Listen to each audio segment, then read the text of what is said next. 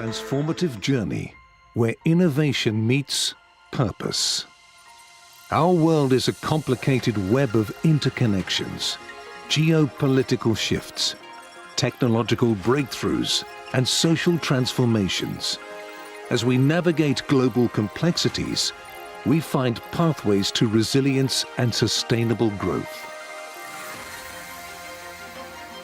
Artificial intelligence is redefining industries and reimagining the future. From robotics to data-driven solutions, AI is not just a tool, it's a revolution in motion.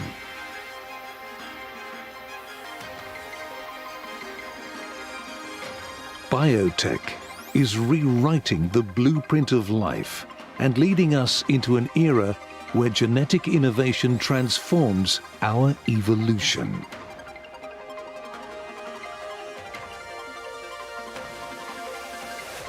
Sport is more than competition. It's a catalyst for vitality, unity, and well-being. The fusion of technology and athletics propels human performance beyond boundaries. From F1 tracks to soccer fields, innovation drives a bold new chapter in sportsmanship. Visionary investors and innovators show us that the power of transformative technology is within our grasp. Innovation is blossoming, and with it comes a surge of investments, planting the seeds of tomorrow's breakthroughs. We must not forget about our planet.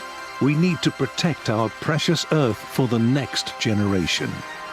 The future is ours to shape if we invest with purpose. Welcome to the third edition of the FII Priority Summit, Miami.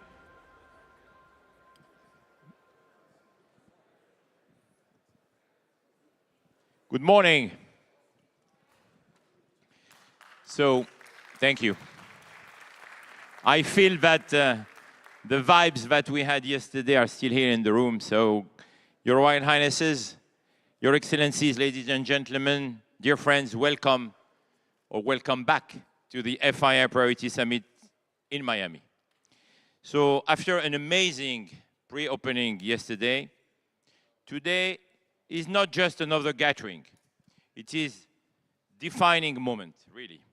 Our team, Invest with Purpose, is more than a vision. It is a call to action. The world around us is shifting faster than ever. And the challenges before us, economic uncertainty, healthcare gaps, and climate urgency, demand bold, immediate solutions. The time for hesitation is over. The time for action is now. We can no longer afford to stay in our comfort zone or rely on outdated models. True leadership means pushing boundaries, taking risks, and thinking beyond the conventional to unlock new opportunities. So it means making courageous decisions that create real impact. Impact not just for profit, but for people, for communities, for the future of our planet. At the FII Institute, we don't just talk. We lead with action. And today we step into an exciting new chapter with our new appointed CEO, Penny Richards. Penny, please stand up.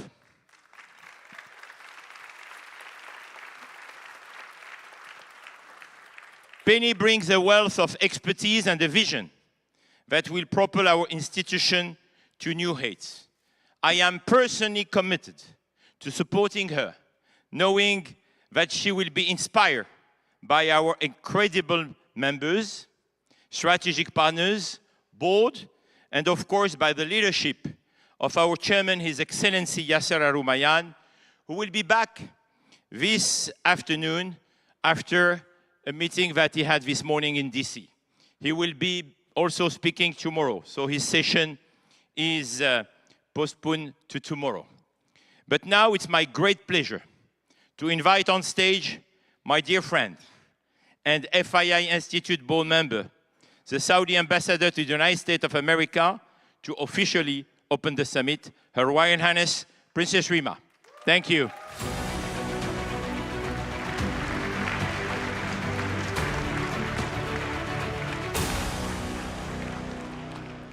Thank you.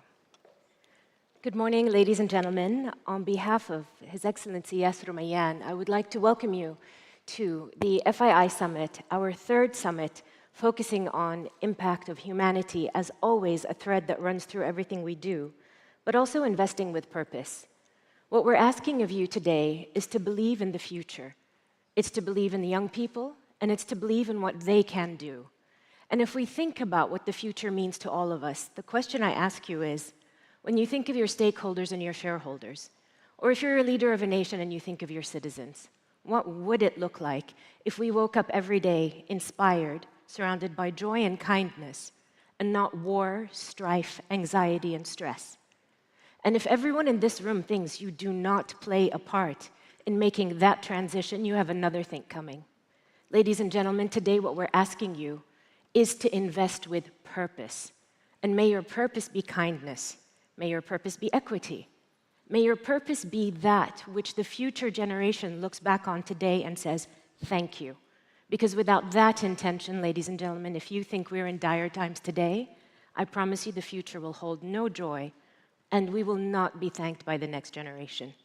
The challenges of today will simply be memories, and the pain of the future will be things that we will be blamed for.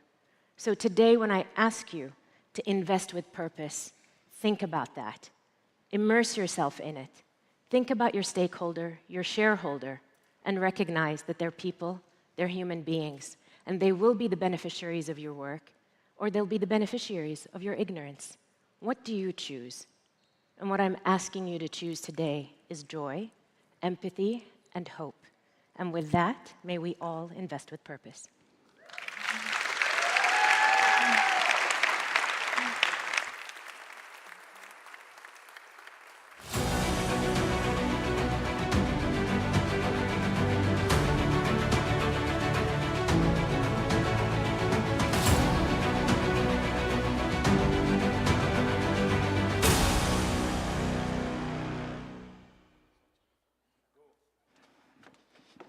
Thank you so much, Your Royal Highness. And thank you, and a big round of applause to our visionary leader, the Executive Chairman of the FII Institute, Mr. Richard Atias, for making this gathering possible. Thank you for a historic kickoff last night, and thank you to FII's partners for having all of you here today. Welcome to the third edition of the FII Priority Summit, Miami. My name is Mariana Atencio. I'm a Peabody Award-winning journalist, author, and I'm going to be your MC for the next 2 days as we have conversations about investing with purpose here in the city of Miami that I call home and that I know embodies the energy and the opportunity of the kingdom and of our conference. And with that, I'd like to welcome our iconic board of changemakers led by moderator Zane Archer from CNN. And I'd like to welcome back Her Royal Highness Ambassador Rima Bandar Al Saud and the board to the stage.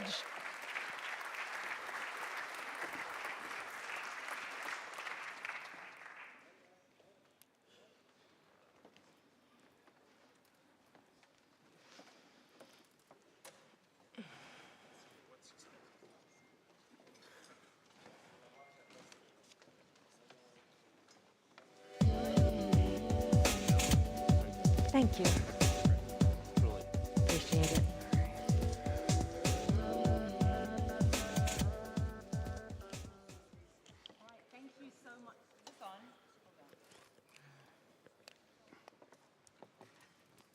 Thank you so much for being with us, and thank you to my esteemed panelists. I think that this discussion is such an important one because there's been so much concern about geofragmentation and what that means in terms of reshaping the business environment in which we operate.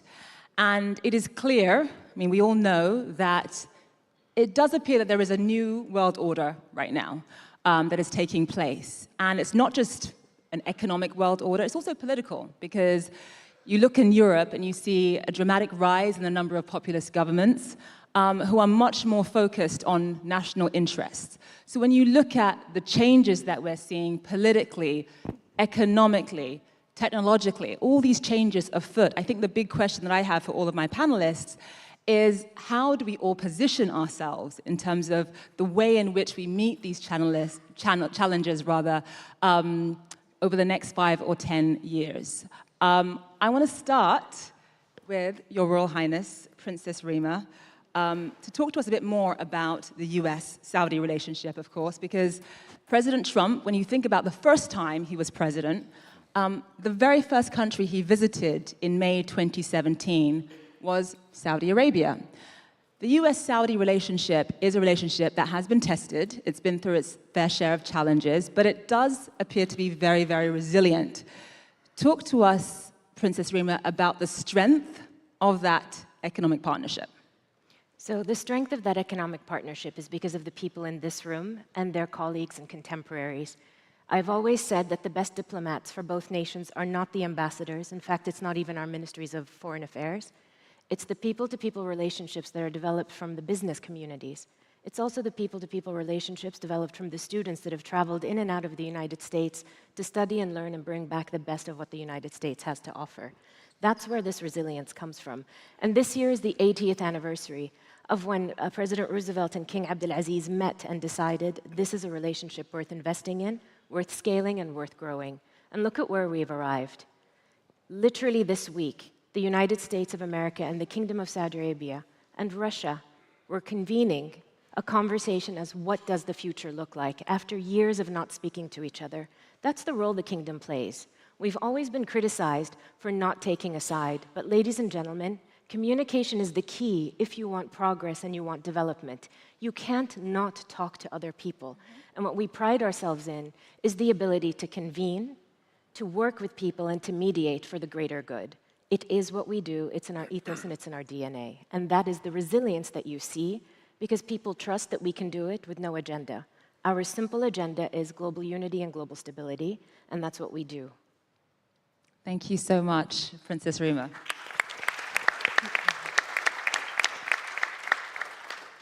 So you've talked to us about the strength of the US-Saudi relationship, but Neera, let me bring you into the conversation because there is still so much concern about volatility, about uncertainty. And if you're thinking about the changes that we're seeing from the perspective of an investor, how do you even begin to make sense of it? How do you even begin to process it?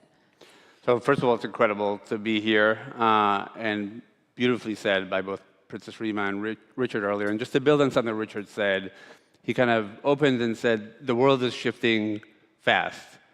We believe that's exceptionally true, meaning the world is changing in very significant ways, very, very fast, and that's going to matter to everybody, and it's especially going to matter to investors. And just to lay that out in kind of 3 big shifts.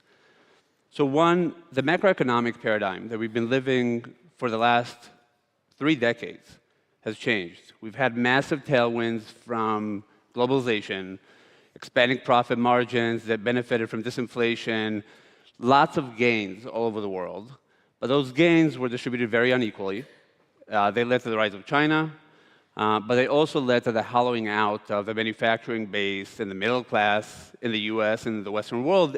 And you let that play out, and you see political changes started to happen. You heard President Trump talk about his desire to fix this yesterday. In addition to that, while we benefited from global supply chains that led to efficiencies, they also led us to be codependent. And you remember in COVID where we were trying to get basic things and we couldn't get them? And then with the Russia-Ukraine war that will hopefully end soon, we've learned that those codependencies can be weaponized also. You take the rise of China, you take the hollowing out of the middle class and the manufacturing base in the US and the political shift that followed. You take the realization of the codependencies, and you have a macroeconomic paradigm that has shifted 180. From globalization, we're now at what Bridgewater calls modern mercantilism, which is a macroeconomic environment where governments are actively trying to avoid the vulnerabilities of globalization. They're trying to avoid trade deficits. This is where protectionism and localization of manufacturing is kind of coming from. So that's one big change that any investor has to realize. We are going into a very different environment than the one that we came in from. The other two quick big shifts that are happening that are important to process is that during this time, the other thing that has already happened is portfolios, while wealth got a lot more distributed, Asia, Middle East, emerging markets, portfolios got a lot more concentrated, actually. So institutional investors have doubled their allocation to illiquids, as an example. And even within the liquid portion of their portfolios, it's never been more concentrated. 70 cents of every dollar went to US equities. And US equities are driven by very few firms. So going into this massive change of macroeconomic paradigm, you have portfolios that are very vulnerable. And the last thing I'll say, as if that's not enough, is we're in the midst of once in multiple generation technological disruption. It's already here. The intelligence is already here. AI models that failed in the Math Olympics, got a score of 0 18 months ago, are going to get a gold medal this year, exceeding any human. And the capex that's been invested last year is going to double. And the question of what's going to happen to productivity, employment, and social implications is right in front of us. You take those three things, and that uncertainty requires investors to really pause and think how they understand this well and position themselves well for this future. You seem freaked out. No, but I really love what you said. Sorry, hold on. Wait, I think I might, hold on. Hello? Okay. Good. I really loved what you said about how governments really worked to sort of protect themselves from the vulnerabilities of globalization. I think that's a really interesting perspective. And Jenny, let me get you to jump in on that, because as he was talking about, as governments work to sort of protect themselves from the vulnerabilities of globalization, and that's led to sort of protectionism, a much more an isolationist perspective, including retaliatory tariffs. Where do you see the opportunities? Yeah, I mean, I think as Zanir said, you know, the challenge with globalization that was identified, well, so first, good news is you probably had 1 billion people taken out of poverty because of the benefits of it. It's cost effective, it stimulated economies, but it left people behind, and that's created this push for nationalism. So I think in a world that's, you know, geo-fragmentation, you're going to have economies where you've got good domestic consumer demand. You're going to have economies that have energy independence, have low export as part of their economy, and have a government with policy that's supportive, right? The US, by the way, has all 4 of those things. Saudi Arabia, right? You have abundance of natural resources. You have policy with a vision of diversifying the economy. And so the government is a tailwind behind businesses and growth. You look at a place like Germany, where 50% of the economy is export-driven, that's going to be a problem. And so, you know, if you're thinking about where the investment opportunity is, you have to look at places where there's I would say it's easier to swim with the current than against the current, where you have those big tailwinds are going to have natural opportunities to find that investment. And then, of course, countries with a great talent pool to be able to, you know, find innovation and develop new companies and things. Jenny, speaking of talent pool, Alexis, let me bring you in. More than half of American unicorn companies were founded by immigrants. Guys, look at the panelists that we have here. We've got Mexico represented. We've got Italia represented. Israel, Saudi Arabia. Ben, I'm going to claim you as British. I'm sorry. Okay? Jenny, American. Alexis, German, and Armenian. Did I get that right? Nailed it. And so, obviously, immigration has a massive role when it comes to innovation. And there's so much concern right now about, you know, the H-1B visa, for example, and the future of that program, and what that means for being able to attract talent to America, the necessary talent that you need to really innovate and take risks. Alexis, give us your perspective. Are you concerned about that? And by the way, I'm Nigerian, British, and American, so I complete this. Important to represent. Look, this panel and these questions embody what has given our country such an unfair advantage for so long. And shout out, my visa story was my mother overstayed an au pair visa for about 4 years. So she was an undocumented immigrant until my dad married her and helped her get a green card. So I'm very, very grateful that no one from ICE deported her in the interim, because otherwise y'all wouldn't have Reddit and you'd be much more productive at work.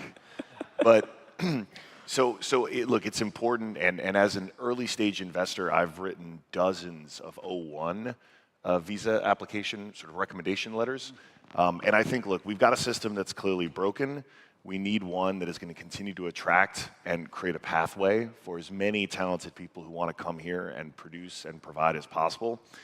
Because that's been the secret of this country. And certainly in the work that we do in the tech industry, you go through that list, it's not hard to find. So many world-changing companies have been started here in America by either immigrants or the children of immigrants. I mean, Jensen Huang is the CEO of the moment, and his story is a tremendous one. And we want to see many more Jensens here in this country starting amazing, very important businesses. Thank you, Alexis. Gianni, is it soccer or football? You tell us. Is it soccer or football? That's a good question. So let me just start by taking out, a magic object. It's this. So this is a football, right? This is a football, huh? For everyone. But it's much more than that. It's a magic object because as soon as I took it out, everyone had a smile in her or his face. So it brings joy, happiness, hope, everything that we need, actually. And this particular ball is actually very special because it is the official ball of the new FIFA Club World Cup, which will open with the opening game on the 14th of June here in Miami. And what I suggest, Richard, is that your new CEO can throw this ball in the public, and the one who gets it will be invited to the opening game here in Miami, 14th of June,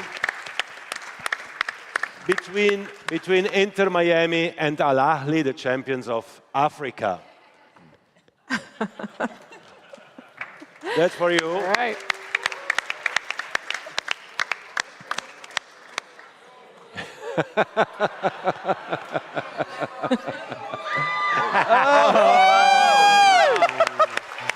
Wow, that's a goal. Amazing. Wow. We have keeper. Somebody wanted to win the game. So we have Gianni, a real you're going to keep goalkeeper your here. word. Johnny's going to keep his word, right? Absolutely. You reach great. out, huh? You will be at the FIFA Club World Cup, where we have also Real Madrid, Atletico Madrid, Manchester City, Chelsea, the South Americans, Bayern Munich, Paris Saint-Germain, the best clubs in the world, the new competition here in America. But let me just say that when it comes to the question whether it's soccer or football, I said it yesterday night, I just repeat it here. We, kind of everyone outside this beautiful country, we call football a game we play with our feet. That's why we call it football, right? You here in this beautiful country, you call football a game you play with your hands. Now, I don't know who's right or who's wrong, but it's fine. We can call it soccer or football. As long as we have fun and we enjoy, I think that's the most important. Thank you. And let me say, as FIFA president, I'm very happy to be here because if we look at the next 10 years, and we speak about future, hope, investment, possibilities, opportunities, well, the next World Cup starts here in Miami on the 14th of June, the Club World Cup. And in 2034, in Riyadh, we will have the final of the FIFA World Cup. So the next 10 years are in very, very good hands. Wow. Excellent, excellent. So, Ben, you're American, but I'm going to claim you as my fellow Brit because you're born in England. And I'm going to guess that you, like me, call it football. Let's just leave it at that. We call it football, right? Just talk to us about what has changed in terms of the types of startups you're willing to invest in, given the volatility, given the uncertainty, and given the geo-fragmentation that we're seeing right now. Yeah, so I think that, when you think about geo-fragmentation, the core problem is what Princess Rima alluded to, which is how do you get to agreement? How do you work together? Because that's where you unlock the human potential when countries can work together, when companies can work together, when people can work together.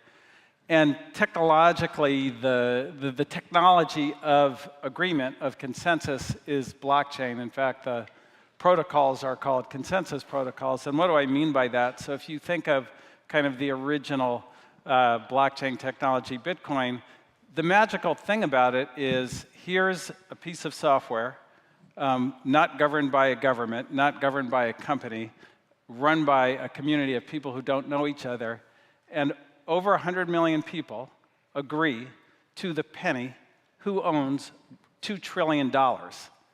So think about that. That's an amazing technological achievement.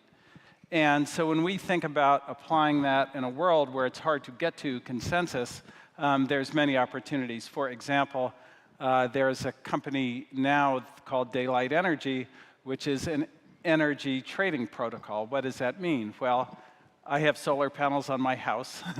I have a Powerwall. I've got enough energy for me. Guess what? I have enough energy for my neighbor. How do we agree what the price of that energy is? You know, when he gets it, when I get more energy, you could scale that to a power plant level, to a country level. That can be done all technologically today on a smart contract where nobody actually has to bring in a lawyer or agree to anything, or we don't need an international court. And if you can think of the number of kinds of agreements that you could extend to this so that people can work together very, very seamlessly in a way that doesn't require a massive amount of trust, is becoming more and more necessary. So we think that's going to be a very interesting field going forward. Thank you. Thank you, Ben. Ricardo, last but not least, I'm sorry it took so long. We've got 7 people on the panel. It took me like half an hour to get to you. I'm so sorry. Yeah. Obviously, you're from Mexico, and you know when you think about what is going on in the world, I mean, the problem with tariffs is that it does end up leading to a tit for tat and retaliation. And so I think the big question going forward for Mexico, but for a whole host of other countries, is how do you balance protecting, you know, a country's national interests with also trying to foster global economic growth as well? Yeah. Well, in my country, we've had a certain regime for the past 30 years, which was this free trade agreement with the US and Canada. And that's been sort of the guiding principles for all the development. So suddenly we see a change of rules, and if they go into effect and we basically get disconnected from this North American market, it'll be a very big shock for our country. So it's going to take a lot of figuring out to see if it happens and how it happens. You know? But, you know, at the end of the day, my country has always had a huge potential.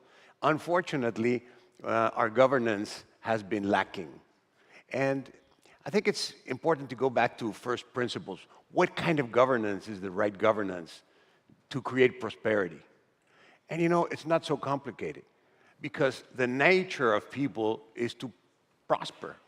People work, they set up new businesses, new ventures. If you have the capacity to act in freedom and liberty without undue interference from government agency of all sorts, then you will have innovation. And if you have innovation, you will have copycats competition.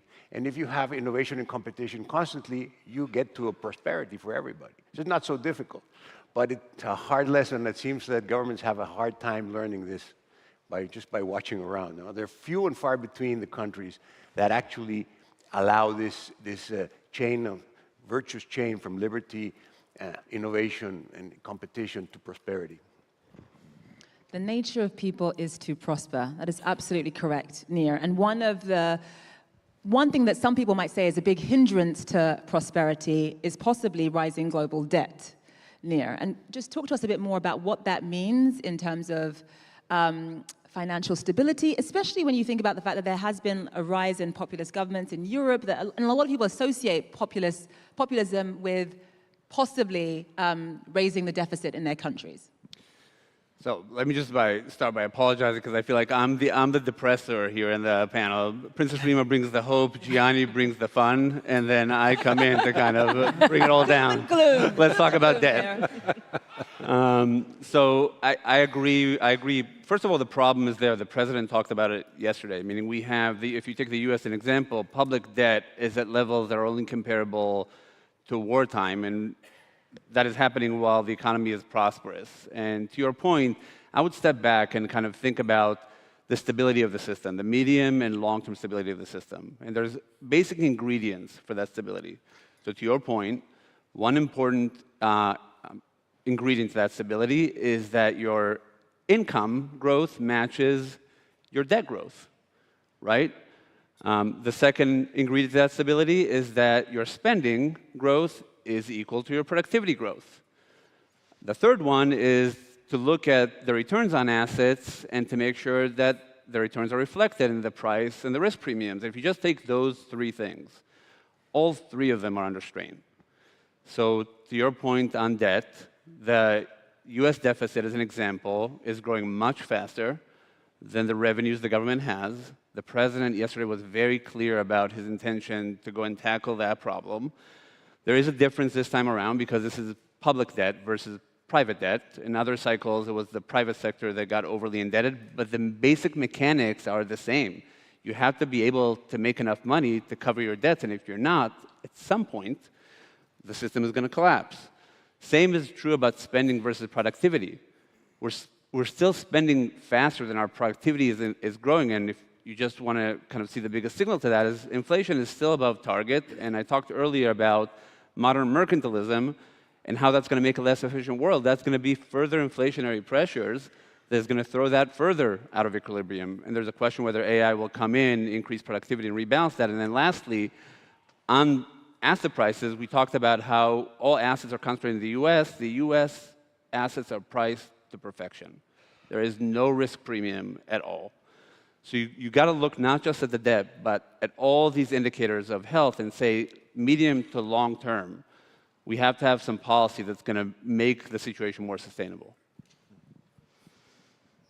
Thank you, Nir. Jenny, let me get you to jump in. So Nir was just talking about the US crumbling under debt, not meeting the revenue that it needs, and actually President Trump talked about that quite a bit yesterday.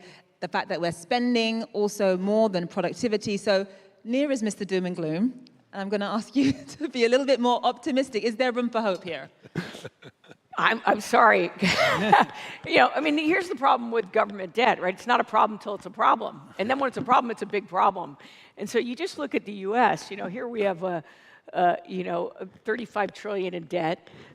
We are adding somewhere between $1.5 to $2 trillion a year. Our largest buyers of US debt is Japan at $1.1 trillion, and I think China's $850 billion, neither of which are adding more. So therefore, you have to find buyers. And since it's considered sort of the best risk-free investment, right, there's always going to be buyers. It's not that it's a risk to the reserve currency or anything, but it starts to crowd out other investments. And then it becomes a vicious cycle. So the moment you start to crowd out other investments because, say, you keep the, I think the 10-year by the end of this year will probably be at 5%. And so, that becomes attractive. And then you pull money from other investments, which then impacts the stimulation of the economy. And then the other part of it is the government's budget has to be allocated to higher interest payments, which means it crowds out investments in things like education and healthcare. And so, again, it works, and nobody has to talk about it as long as it works. But when it doesn't, it really becomes a crisis. And then I have to say, one of the things that any CEO knows about their company, when you go through tough times and you have to make really tough people decisions, it's painful. But usually you come out of it a better company. The problem with governments is there's usually just one answer. We need to raise revenues. And therefore, you don't actually address the inefficiencies that naturally happen. And that's why I'm actually optimistic on DOGE as this concept of going in and saying we need to look at efficiencies in there. But again, I'm sorry I can't be particularly positive on it. Thank you, Jenny. Gianni, let me bring you in because aside from debt, another obvious concern that people have here in the US is, of course, the impact of tariffs. The US is, of course, hosting the 2026 FIFA World Cup between the US, Canada, and Mexico. Some people are concerned that when you have tariffs between these three countries, there's going to be a significant rise in goods and services traded between those two countries, and that's going to have a negative impact. What do you say to those fears? No, there are definitely no fears to be to be had in this respect, nor in any other respect. I mean, the World Cup, the Club World Cup, the World Cup unites the world. We bring the world together. We bring the world to North America this summer here in the US, next summer, United States, Mexico, and Canada. Everything is basically already there. The stadiums are there, the hotels are there, the airports are there. We have, between the two World Cups, 10 million tickets available, 3.5 for the Club World Cup, 6.5 for the World Cup. So 10 million people or more will come to North America to celebrate the World Cup. And the economic impact is quite significant. It's over 40 billion in 2 years. It's 200,000 jobs for the three countries, mainly, of course, in the US. But, you know, everything is there to welcome people, for people to enjoy, to have fun, to celebrate, and to find this positivity that we desperately need in this world, because this is one of these magic things about FIFA and about the World Cup. FIFA is an official happiness provider to humanity since 1904, so quite some time. But it does have an impact in many countries in the world, on really in the mood that the country has. And what we'll celebrate here with these two World Cups will be the unity of the world. Everything is ready, and it will be fantastic. Thank you, Gianni. There he is with the optimism that I was looking for. So, Alexis, the antithesis of tariffs and isolationism is obviously collaboration and a little bit of the unity that Gianni was talking about. What do you think the role of companies is in terms of facilitating cross-border collaboration, especially on issues that affect countries around the world, like AI and climate change? I mean, I think right now we've seen so many breakthrough technologies in the last couple of years. I've been doing this for 20 years now, and I've never been more excited and exhilarated about what is going on. And I think we are at a time of tremendous balkanization. It's interesting, I've been a big investor in women's sports in particular for the last 4 or 5 years, and I think sports broadly is going to thrive in the age of AI, as so many of the experiences we look at on screens are, you know, more and more sort of perfected for our needs. Basically, think how good TikTok is at showing you more of what you want. Every screen is going to get so much better at that over the next 10 years.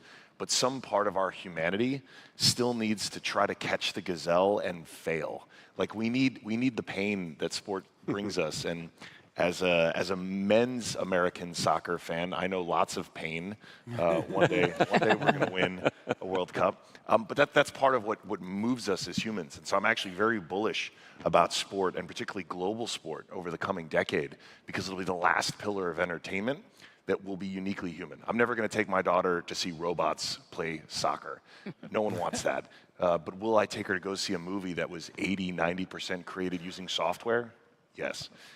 So we look at how that grows, and like I said, I think we're at such a pivotal moment with such profound technology that, you know, there's a set of values that are not explicitly American or even explicitly Western values, but there are certainly values that I'd like to see win in this new AI world. And I think you're going to see collaboration across countries with these shared values, because it is going to be really important.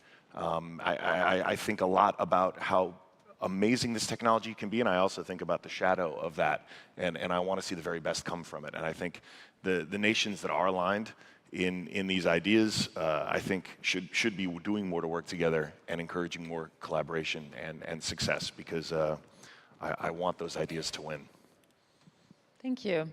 Ben, I want you to jump in on that and just to talk to us a bit more about collaboration when it comes to AI. It was just a few weeks ago that President Trump announced a $500 billion investment in an AI infrastructure fund. Yes. What opportunities does AI bring in terms of facilitating collaboration? And I need someone from FII to keep me honest with times. I don't have, there's a clock. Okay, I'm good.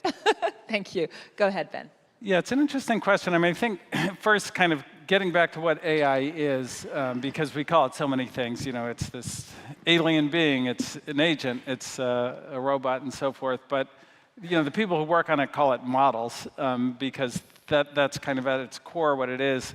It's a much more advanced modeling technique where we can model very, very complex processes and things like human language or biology and things that we could never model with our old tools. But it's not life. It doesn't have a will of its own and these kinds of things. So it's going to impact everything, but we should always think of it as kind of a tool that's very likely to be ruled by us humans. And I think the big kind of economic change and where the opportunity for kind of international collaboration is in the physical world. So increasingly, we're able to model the physical world with AI, and that leads to things like autonomous cars, drones, robots, the whole kind of robot world. And that will mark what is very likely to be a reindustrialization of the world. And if you think about the Industrial Revolution, there was an invention like a car that was very important, but the car companies were kind of a small piece of that. The entire auto supply chain is thousands more companies than the automobile companies themselves. And then all of the things that came off of that were also very high impact. So there was no such thing as, for example, fast food before the automobile, or strip malls, or these kinds of things. So I think that when you think about collaboration, it's how does the whole system fit together, and how does each country play a part in building that kind of new, reindustrialized, hopefully much better world. Thank you, Ben. Ricardo, I want to get you to jump in on that, because a lot of the panelists have talked about clearly some of the technological changes that are afoot in the world today, obviously including AI, where there does need to be a massive amount of collaboration, especially when it comes to regulation. But also, as we've been touching on, geofragmentation and tariffs and what that means economically for Mexico. How do you think Mexico needs to position itself in this new world order going forward? Yeah. Mexico has an enormous labor force. We're 130 million, and half of our population is under 26. Further, in our country, we still have this work ethic, and people believe that if they work hard, they get ahead. So human capital is number one. And we can see how countries that stagnate, like Japan and in some parts of Europe, they're just not having children. The population is getting old. And obviously, that's not good for growth. You get dead pretty soon, right? So the human capital is very important. But the governance issue is much more important, much more important. And unfortunately, all our countries in Latin America suffer from the same mistakes, thinking that if you elect a new leader and he'll make some new promises and things are going to be all right. And it's not really that, Also, this debt situation, it's really the most irresponsible thing, because we're leaving that for the future generations. We're talking about family values yesterday, and you have to act as if you cared, because how is it that we can leave all these trillions of debt for our children and grandchildren to pay what we spent irresponsibly today? And my country is a poster boy for irresponsible spending, unfortunately. Yeah. Thank you, Ricardo. A similar question for you, Her Royal Highness Princess Rima. So Ricardo, I asked him about how Mexico should be positioned itself. Just talk to us a bit more. We talked about the strength of the US-Saudi partnership. How should Saudi Arabia be positioning itself going forward, given all of the changes that we've underscored here? So I don't know if it's a matter of positioning ourselves going forward, because our repositioning is Vision 2030. And the future look is 2040, 2050, 2060, which is just the continuation of what are the demands of the society and community that they will know to ask for, that we don't know to service for today. I think what the kingdom has really been successful in doing is not thinking of today and moving forward, but thinking of tomorrow and leaping forward. In that, we've done investments in technology, we've done investments in human capital, as many of my colleagues here have been speaking about, and we've really been thoughtful about the idea of being in the Middle East. How does that allow us to be the connector and the hub, whether it's politically, diplomatically, financially, economically, socially? We recognize that we have an impact not just on our part of the world, but the reverberations because of the Muslim community that exists all around the world. We have a responsibility to them. And so how do you balance that along with your own economic needs, along with the sustainability of your own economy, because we're all intertwined and it takes you back to the initial concept of what was globalization. I would venture to say, ladies and gentlemen, simply because we are the custodians of the Holy Mosque, and before Islam was in the Kingdom of Saudi Arabia and Mecca and Medina, religion revolved around that part of the world. So people came for pilgrimage. We are globalization by default. Legacy, history, culture, community, civilizations all pass through that land. And I think if you think of the world as interconnected and unified in legacy and heritage, all of these differences we seem to think we have are not true. It does not matter where you were born, where you came from. We all just want to do good. We all want to take care of our children. We all want to make sure there's a future. So the positioning of the kingdom is to behave that way, is to behave as a custodian of the future, to exemplify what goodness looks like for our youth so they can be ambassadors for it. So it's not about what we want to do, it's what we are actually doing, what we've always done, perhaps you haven't seen it. And today with Vision 2030, we have a vision, we have the ability to follow through, and we have the luxury of budgets that allow us to deliver. And I know that's not a luxury many countries have. So what we try to do is lead by example. We love to collaborate, and we love to focus on the development of others with us, so we all rise together. It's not a singular journey of the kingdom. This is a global narrative, and we're all intertwined. Thank you. Thank you, Princess Rima. So we have about 10 minutes left, and so I'm going to ask each of you a variation of the same question. So Princess Rima, you were speaking about Saudi Arabia specifically, and Ricardo, you were speaking about Mexico. It's not just about nations positioning themselves, it's also about companies and leaders navigating these times and ensuring that trust exists between themselves and their employees during this time of volatility and uncertainty. Nir, give us a bit more about how Bridgewater specifically is positioning itself during this time. So, I mean, let me hit that at two levels and also build on the beautiful things Princess Rima just said. So, going into an uncertain environment like the one that I described, Bridgewater and macro investors like Bridgewater must shine. This is when our partners need us more than ever.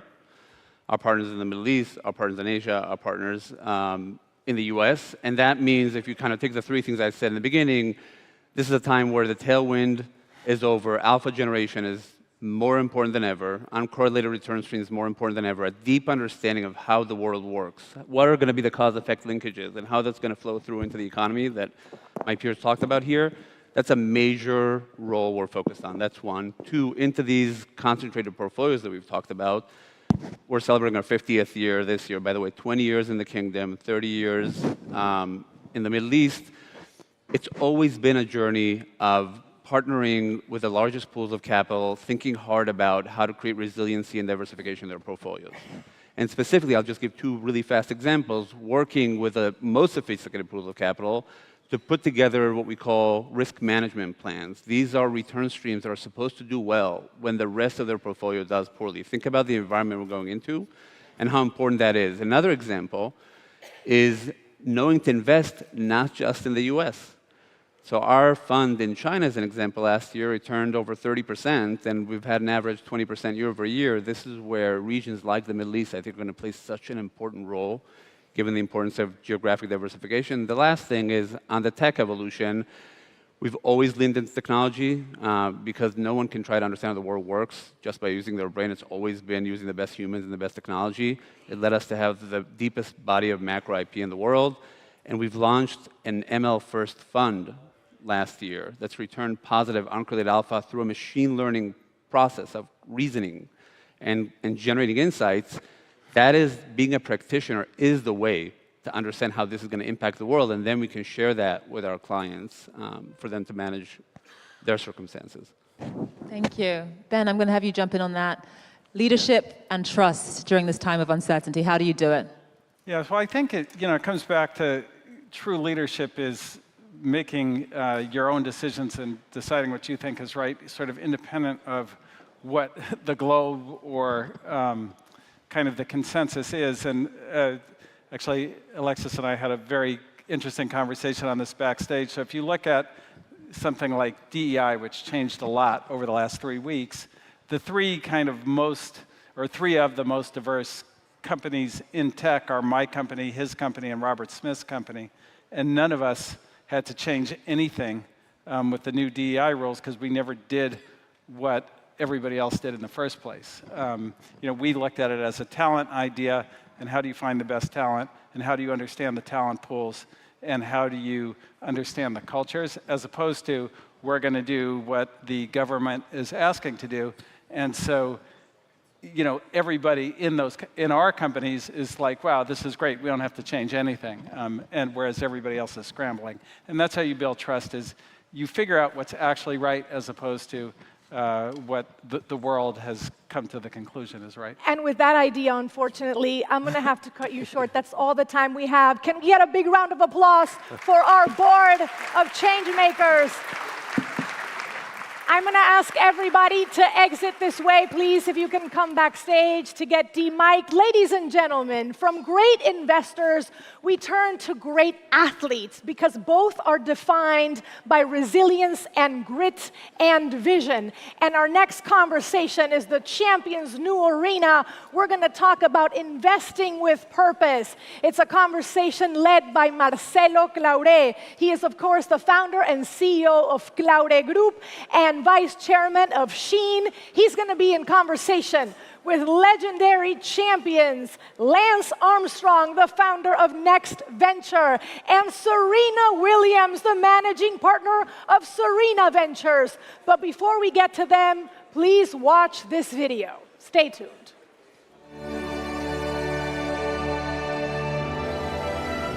When athletes reach icon status, when records are set on the track, when stories are told off the field, when cheers inspire a city, a nation, and the world, when professional sports leagues expand internationally, when fans and followers engage as consumers,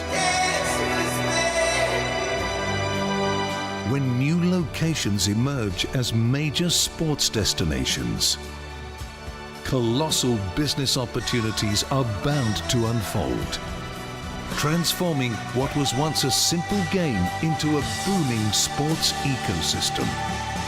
How can athletes harness the power of sports to drive impact and become champions in a new arena? What unique advantages do athletes bring to investing in ventures that push the boundaries of human potential? How can staying disciplined, bouncing back stronger, and thinking like a winner fuel business success? What does it mean to invest with purpose and build a legacy that transcends profit?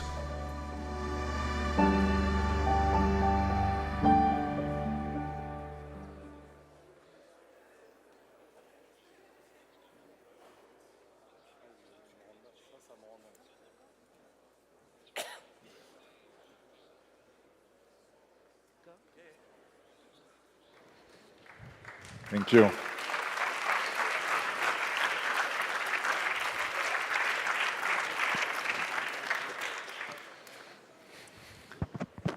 Well, good morning and welcome everybody. I could not be more excited. I don't think everybody gets a chance to listen every day to what I would call probably some of the two most dominant athletes of all time. Serena Williams, who I consider to be, and everybody considers to be, the greatest female tennis player ever, and my good friend, Lance Armstrong, who I consider to be the greatest cyclist ever. Thank you. But today, we're not here to talk about Grand Slam wins or Tour de France titles. We're going to talk about something that I believe is even more competitive, and that's investing. So Serena, Lance, thanks for being here. It's great to have you both here. Yeah. So let's start with what everybody wants to know, the transition. And most athletes, when they retire, they go from sports, they go to endorsements, maybe they do some broadcasting. And you both decided to enter the world of investing. Serena, you chose a difficult one. early stage investing for something you believe in, which is underrepresented founders, something that I have been one of them. And last, you started Next Ventures, you're in your second fund, and early stage health tech. We all want to know, how did this happen? Was this intentional? Was this an accident? Was this an evolution? And why did you choose these specific areas? So why don't we start with you, Serena? You know, on the panel just before us, we heard that so much percentage of companies that are being founded, these new startups, are founded by underrepresented founders. So I fell in love with technology. I've always loved technology. And I fell in love with investing in technology and really deciding how we invest and how the world shapes our future. And so getting to pick those companies, seeing real life, how your life has changed from point A to point B in the matter of 5 to 10 years, how our world has completely changed through how we invest, I wanted to be a part of that. I wanted to be able to pick out those companies, and that's why I leaned into the early stage. First, when I first started, I didn't know that early stage was a thing. I didn't even know that term. I just knew that I loved investing in how we shape the world, and I wanted to figure out a way to be a part of that. And on that journey, somewhere along the way, I realized that if I wanted to start a company and I wanted to be very successful at it, I would have less than a fractional % of a chance to have outside capital and be able to raise money to do it. And so that became my mission, is to just really tell so many stories, like we heard before, of so many great companies that have been founded by so many great people that are diverse. And so for me, that's something that we lean in at Serena Ventures, is just investing in lots of different platforms and lots of different people. Fantastic. I mean, I think at the outset, I think the thing that Serena and I have in common as athletes is, and I think about this a lot, so what do athletes always have, right? Athletes always have some way to measure who's winning and losing, right? Whether it's a scoreboard, a stopwatch, a judger's table. So we're wired that way. Like I'm as an athlete, obviously, I was looking more at a stopwatch than a scoreboard. But even today, I as an investor, I think about things in terms of what's the scoreboard say? Because we were competitors as athletes, and we want to be competitors as investors, which means, and everybody in this room, by the way, wants to be competitors. When I think about what we do at Next Ventures, and I think about, you could broadly say health or healthcare, we define it as whole person health. Sometimes people say, what is that? I think the easiest way to sum it up is, if I think about my life as an athlete, but also as a patient, you think about the continuum of healthcare. On one end, you have the healthiest person in the world, the fittest person in the world, the most optimized person in the world. I've been that person. All the way at the other end of the continuum, you have somebody who's on death's doorstep, right? I've also been that person. And so this is this entire continuum of health, not just in the United States, but around the world, that I've lived both ends of that thing. So this has been our focus. It's the space that I've, my own personal experience supports, but it's also one that we know very well. And so, but all the while, it's this hyper competitiveness that I think athletes are uniquely wired to bring to this game, and it's exciting, and it's an honor to be on stage with this lady right here, who. So she's mad at me right now she's going to get over it. So I'm lucky. We only have 20 minutes. We could tell you how an experience we had a few years ago that drastically changed my life, but they only gave us 20 minutes. Yeah. So I'm lucky to be both of your LPs, and I'm lucky to interact with both of you, both as friends. And when I talk to you privately, you both share something with me, and you both say, we were both born to win. You're both dominant, you're competitive, and you both hate to lose. So now in sports, you pretty much control your outcome. You pretty much won everything you set up your minds to do. In investing, you're not always the best person in the room. How do you win deals? How do you attract founders to choose you? Because the best founders usually have choices of who they partner with. And I'm curious, when you're not the strongest player, this is a new area for you. How do you win deals? What do you do? There's a simple answer, right? look, we've established great relationships with our existing founders. If we're chasing a deal, and we all know that venture is competitive, and that is the name of the game is deal flow, and obviously, and ultimately winning the deal. Once we ask a potential new founder to speak to our existing founders that can speak to our strengths, I think we're in the game, right? And so it's this level of support that we've given to our existing founders that can then come back and help us. And you have to be a little delicate on how that's used, but it seemed to work for us so far. And for us, I approach it the way I approach tennis. When I first started, I wasn't the best at tennis, but I always thought I was, and I considered myself the best. And when I approach how do we win deals, we might not be the biggest, but I guarantee you we're the best. We love what we do. We work very hard. We're not going to necessarily go out there and get a deal that we don't know. Our team is built to have deals in sectors that we know, and we know those as best as we can, and we're going to do our best to get you things. We introduce you to literally, I want a deal because I told them we're going to get you indoors of the biggest retailer, arguably in the world. And so when they couldn't get anyone else to do it, we did. So that's how we win deals. We use examples like that of how we're not, some of these huge firms, but we act like that. And I'm used to being number one, and like for me, it's like I don't want to be second best. So that's the attitude that I have in every single thing that I approach, and especially in ventures, because it's incredibly competitive, and I love to compete, and I love it when there's a competitive deal because I'm gonna figure out a way to get into it. Yeah, and it's also collaborative.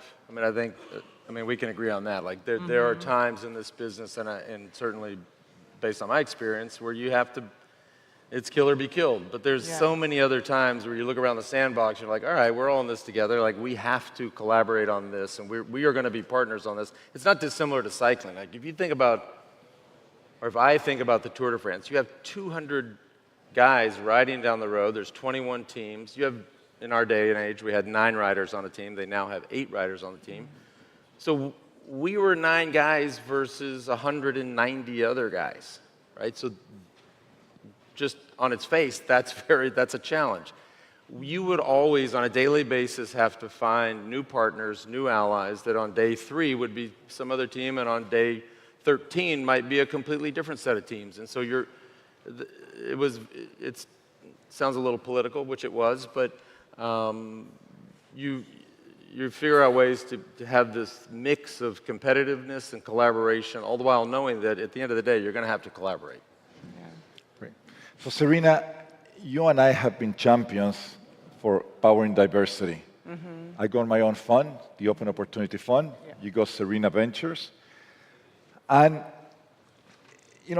before, the whole concept of DEI and helping underrepresented founders was something that there was a tremendous amount of tailwinds.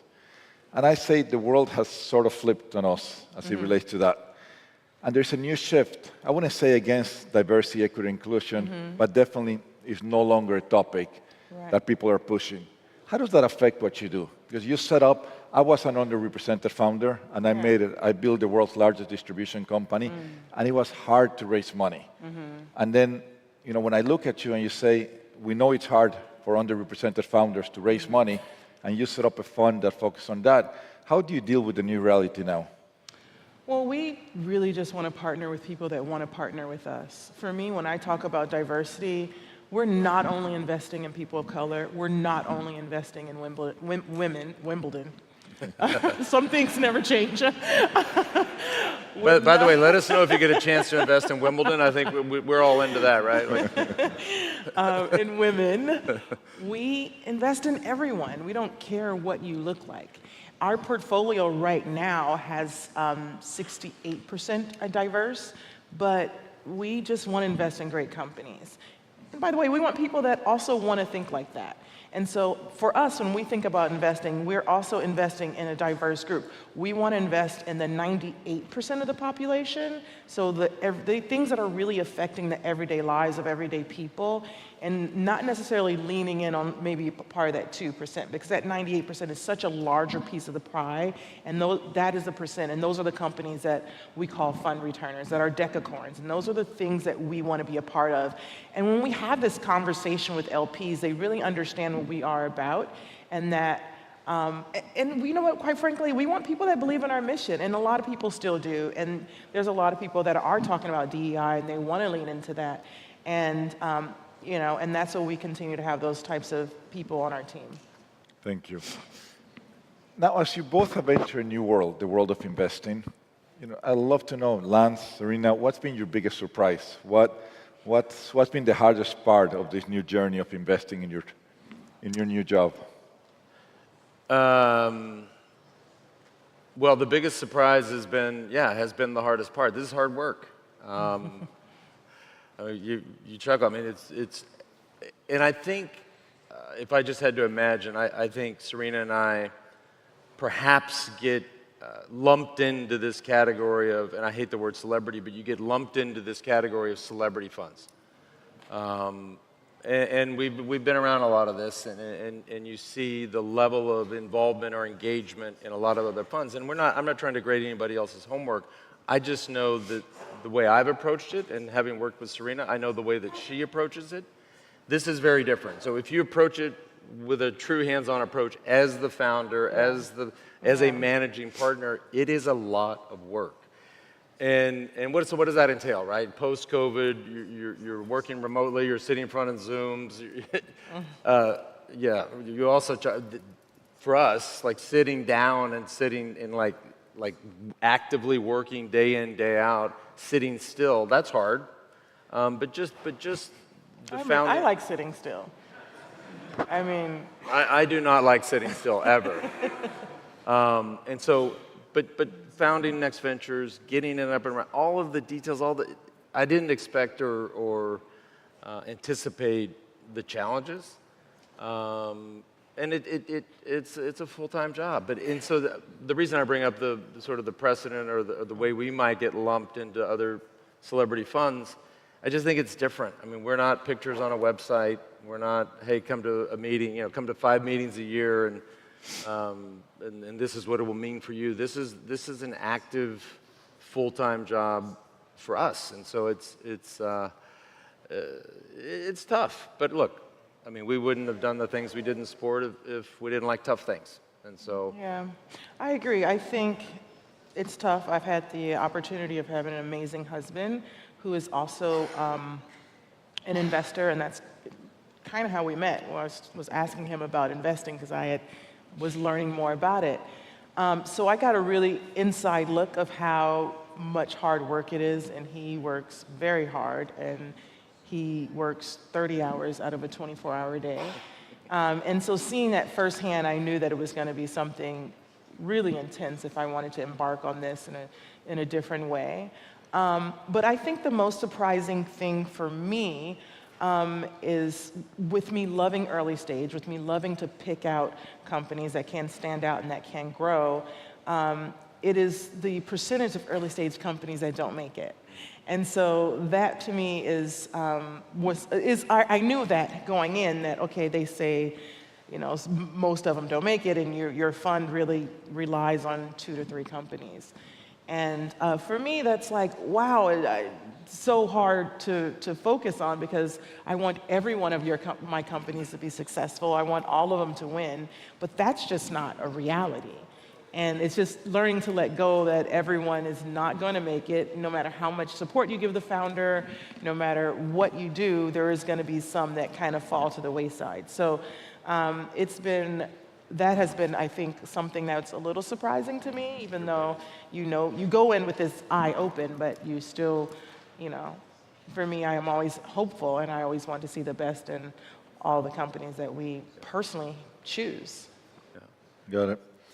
Have you worked on deals together?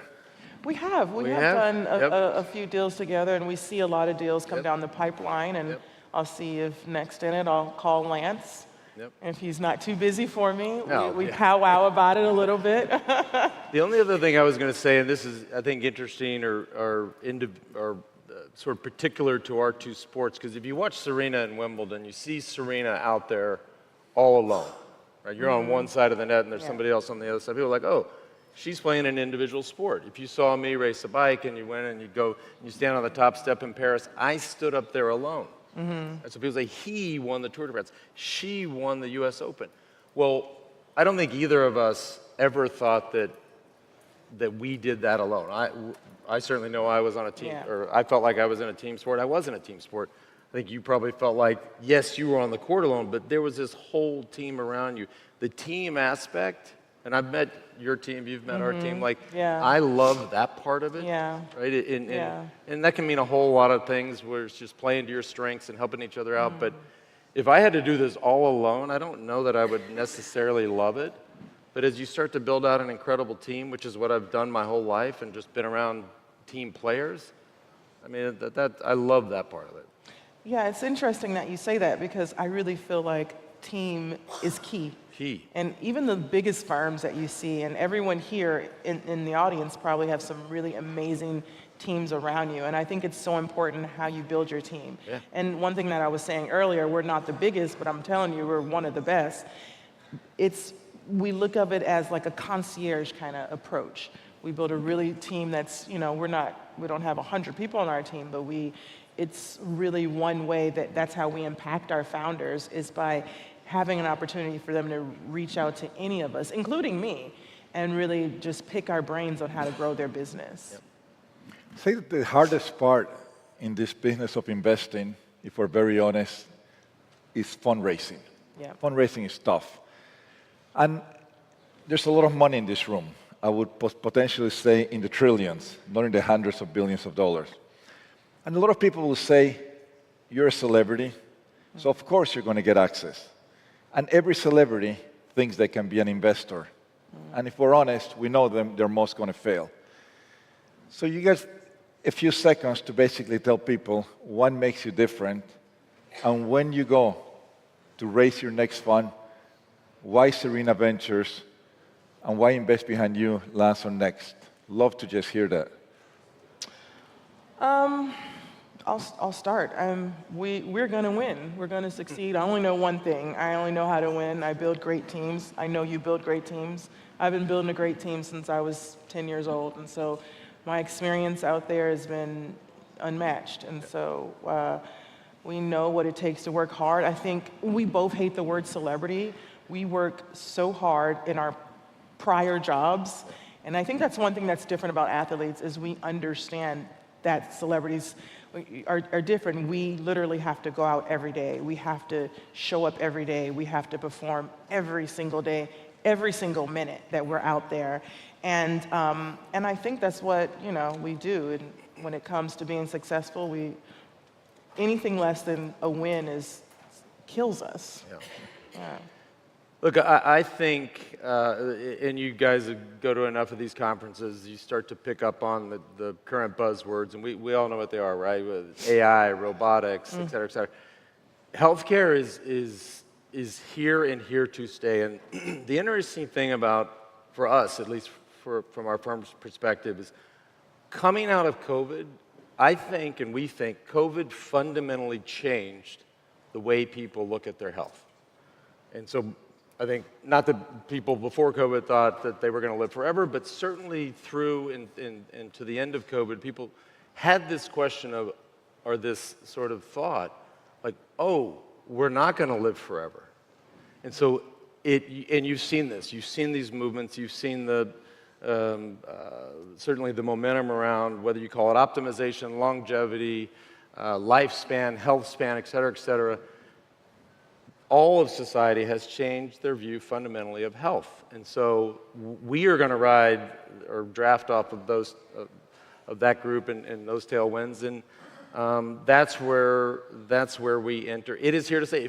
Look, I was at the dinner last night, right? I heard two things stood out to me, right? You had Peter Diamandis say that there are people talking about life expectancy doubling, right? With everything that's happening in the world, whether it's AI or all the smart people that are here now, doubling. Think about that. And then you heard Dr. Oz talk about, well, if we could just raise the age of retirement 3 years, that would mean $1 trillion to the U.S. economy. Well, I mean, these are all very real issues. Let's just say we don't double lifespan, right? Let's just say it increases by 20%. That's a big jump. These has huge implications on everything we do, right? And the other thing that's been interesting for me, just as an athlete, I've been doing this like Serena for many, many years. In early days in our career, we had stuff that just didn't work, right? Oura Ring is a great example. There were ways to track your sleep 20 years ago that, first of all, if you put it on or used it, you couldn't sleep. So now we're getting to this place where we can actually affect change and make great things happen. So that's where we play, and it's a great space to be. It's not going away. Great. Well, unfortunately, all good things must come to an end, as they're notifying me that we're out of time. Thank you so much. Thanks, Marcelo. This has been great, having a chance to interview two people I admire, so thank you.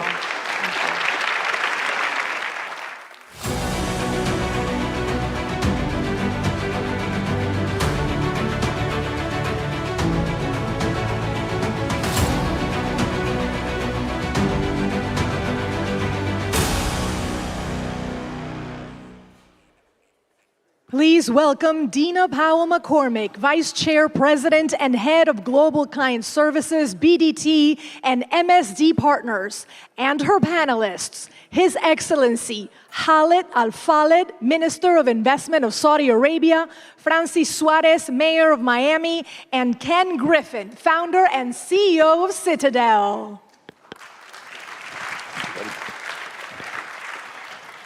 Good morning. Such a delight to be here. It is my 9th FII from Riyadh to Miami. And I do want to say, Richard and Cecilia Atias, you have done such a wonderful job. You have implemented His Excellency Yasser El-Rumayyan's vision and His Royal Highness's as well. I am delighted to have a chance to be part of this conversation with 3 leaders I greatly admire. I've known all 3 of them and had the privilege to work with them on a number of initiatives. I've known His Excellency Khaled Al-Faled for 25 years. I've worked with him when he was the CEO of Aramco, the Energy Minister of the Kingdom of Saudi Arabia, and today as the Minister of Investment. It's great to be with you, and I wanted to start out with you because I think we can all agree, and you heard President Trump talking yesterday about the shift of the kingdom. Extraordinary transformation with Vision 2030 over the last several years. But you in particular now are focused on encouraging partnership and investment within Saudi Arabia. Tell us how you're attracting that kind of capital and those kinds of partnerships. Well, thank you very much, Dina. It's good to be here. Thank you very much, Richard, and congratulations on a great event and bringing the President of the United States to the FII yesterday was truly phenomenal. Investment has been central to Vision 2030 since it was launched. And His Royal Highness, many of the ministers, me included, are ex-business people who have practiced, as you mentioned with my own example, but it really permeates in the government of Saudi Arabia, and that everybody is tuned to the need of the business community and investors in particular. The Vision 2030, when it was launched some 8 years ago, many people thought it was too ambitious and it will not be achieved. And of course, for it to be achieved, we had to draw investment in, as well as create indigenous domestic investments from the key players within the investment community. Large corporates, SMEs, SOEs, PIF, which has been playing a key catalytic role. And I'm glad to say that it's working. Our GDP has gone from about 640 billion to 1.1 trillion, leapfrogging in terms of our ranking within the G20. 2 slots, gross capital formation as a measure of investment has almost doubled, and most of that doubling of investment is coming from the private sector. In fact, the government is scaling back its contribution to investment, and we're letting the private sector lead as it should, because one of the pillars of Vision 2030 is to give a bigger role to the private sector. I think one of the most telling success stories is Vision 2030 was underpinned by diversification, decoupling the economy of Saudi Arabia from overdependence on oil and gas without, of course, abandoning this key resource for the global community. And I'm glad to say that last year, for the first time in our recent history, 53% of our GDP is non-oil. Non-oil has been growing at 4 to 6% year on year since Vision 2030 was launched, irrespective of how the oil markets are doing and how the global market is behaving, of course, with the exception of the brief COVID period. FDI, which I think speaks to the confidence of the global community, has tripled during Vision 2030, where it is versus where it was. I give you some indicators of success. If you look at the number of foreign investors who are licensed, registered, and doing business in Saudi Arabia, it's 40,000. Wow. When we started with Vision 2030, it was less than 8,000, 7,000 to 8,000. We had 5 global multinational companies that called Riyadh their regional headquarters. We just announced that we've crossed the 600 mark, from 5 to 600. Wow. And this is a program that we only launched 3 years ago. So investors are voting with their feet, they're voting with their money. The Kingdom of Saudi Arabia is today in the ranks of the top 10 global magnets to investors, while, of course, continuing to deploy capital abroad, because this is part of the DNA of Saudi Arabia. It's terrific, and you've actually managed to do that in somewhat volatile markets with things going on in the world, and someone that knows something about how to manage that is Ken Griffin. For 35 years, Citadel has been an unbelievable investor, leveraging their expertise in the commodities markets, fixed income, equities, of course, and you really have this breadth of knowledge over many years, many cycles, and within those different products. How are you thinking about today when you're advising your clients in what is a particularly uncertain economic time? So the economic uncertainty is high, but more problematic is the policy uncertainty is even higher. I was at the PIF conference just a few months ago, and I don't know if you remember this moment, but at the luncheon that you hosted for foreign investors, a topic that came up was the sanctity of law in Saudi Arabia. Mm-hmm. And the great pride that you had in the administration of law and the neutrality of your court system in arriving at fair adjudications of commercial debates. Mm-hmm. And as a global investor, that's music to my ears. I want to be involved in deploying capital in countries where I understand both the legal principles and the regulatory principles that will apply to me, and I want to believe that I'll be fairly treated if there's ever a commercial issue that arises. Here in the United States, there is a substantial transformation of our government taking place. Mm-hmm. Much of this is good. Much of this is important. Much of this is long-needed rationalization of a bureaucracy that became too all-encompassing, too intrusionary in our lives. And I have just tremendous respect for the president and for the members of his cabinet who are working on transforming the US government. But it also means it's a very difficult time to invest because of the policy uncertainty that goes with this transformation. Mm-hmm.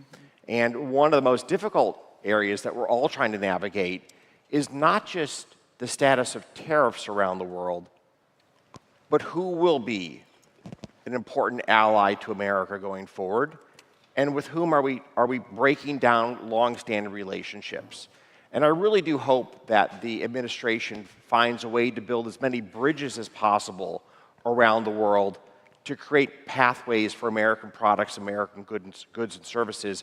That's very important to how we will successfully invest in the markets is we can invest when wealth is created. That's the greatest opportunity set for us, is when the amount of wealth in the world increases, that maximizes our opportunity set. And so right here, right now, I'm a bit anxious about this sort of sense of a zero-sum game. More for me, less for you, rather than how do we make the pie bigger for everybody around the world. And frankly, America in a world with a growing pie is a country that wins. American innovation is unparalleled around the world. American entrepreneurship is unparalleled around the world. We do best as a country, and we do best for our investors in a growing global economy. And Ken, do you see it? You said you have a lot of respect for some of the new initiatives, the deregulation, the transformation. Do you also think that, given the debt crisis, that some of the efficiency measures may also have an impact? Well, I mean, first of all, there's the foundation of the future of our country comes down to our education system. Yeah. And that's an area that both, for example, Saudi Arabia, the United States, a number of countries really embrace the importance of education. And this administration's pushback on higher education to focus more on, are we teaching the values of Western culture? Are we ensuring that we are encouraging more STEM graduates? And are we backing away from the woke morass that has engulfed our top institutions? Are we walking away from that? There's a really important transformation here in the United States. And I know there's a lot of skepticism about what will happen to the Department of Education, but if we don't fight for our children to have a better K through 12 educational experience, we're going to fall behind in the world in a very profound way. You know that I left the state of Illinois. When I left the state of Illinois, there were 53 schools without a single student at grade level. You cannot compete at the highest ranks in the global economy unless you educate your children. So the Trump administration is going to put a big focus on education over the next 4 years on getting us back to the basics of reading, writing, math, science, and I really hope they're successful with that. Well, you left the state of Illinois for the state of Florida, and specifically the city of Miami. And by the way, as you are maybe the largest donor to school choice and education initiatives in the country, and I know the mayor is thrilled with how much you're investing here. Mr. Mayor, you've attracted people like Ken, who've really had an impact in Miami. And how is that going for the citizens of the city? Phenomenally well. No, listen, we try to keep it simple. In my conversations with Ken over the years, I made a promise to him that I make up to all my residents, which is I said, look, we're gonna keep it simple. We're gonna keep taxes low. We're gonna keep people safe, and we're gonna lean into innovation. We're gonna create the most innovative economy in the world. And we're gonna lean into the American experience, American exceptionalism, and American capitalism. And we've done that. I mean, we started recording homicides in 1947. And from 1947 to today, the lowest ever year on record was 24. Last year, we had 27, and we have a lot more people than we did in 1947. I said we would keep taxes low, and we lowered taxes to the lowest level ever. And even though we did that, we have the highest surpluses, we have the highest bond rating ever in the history of the city. So the city's never been more fiscally sound. And then I said we lean into innovation, and we've brought many people like Ken and others. We've moved companies that manage over $12 trillion in assets to our ecosystem. We've increased our venture capital pipeline by over 500%, which means that early stage tech companies are getting the capital they need to grow and scale. And then finally, the last piece is we said we don't want to just be the capital of capital. We want to be the capital of ROT. And ROT means for us return on time. What I've realized is that at some level, when you get to a certain level, the marginal dollar may not be as meaningful. What's really meaningful is how you invest your most precious and finite asset, which is your time.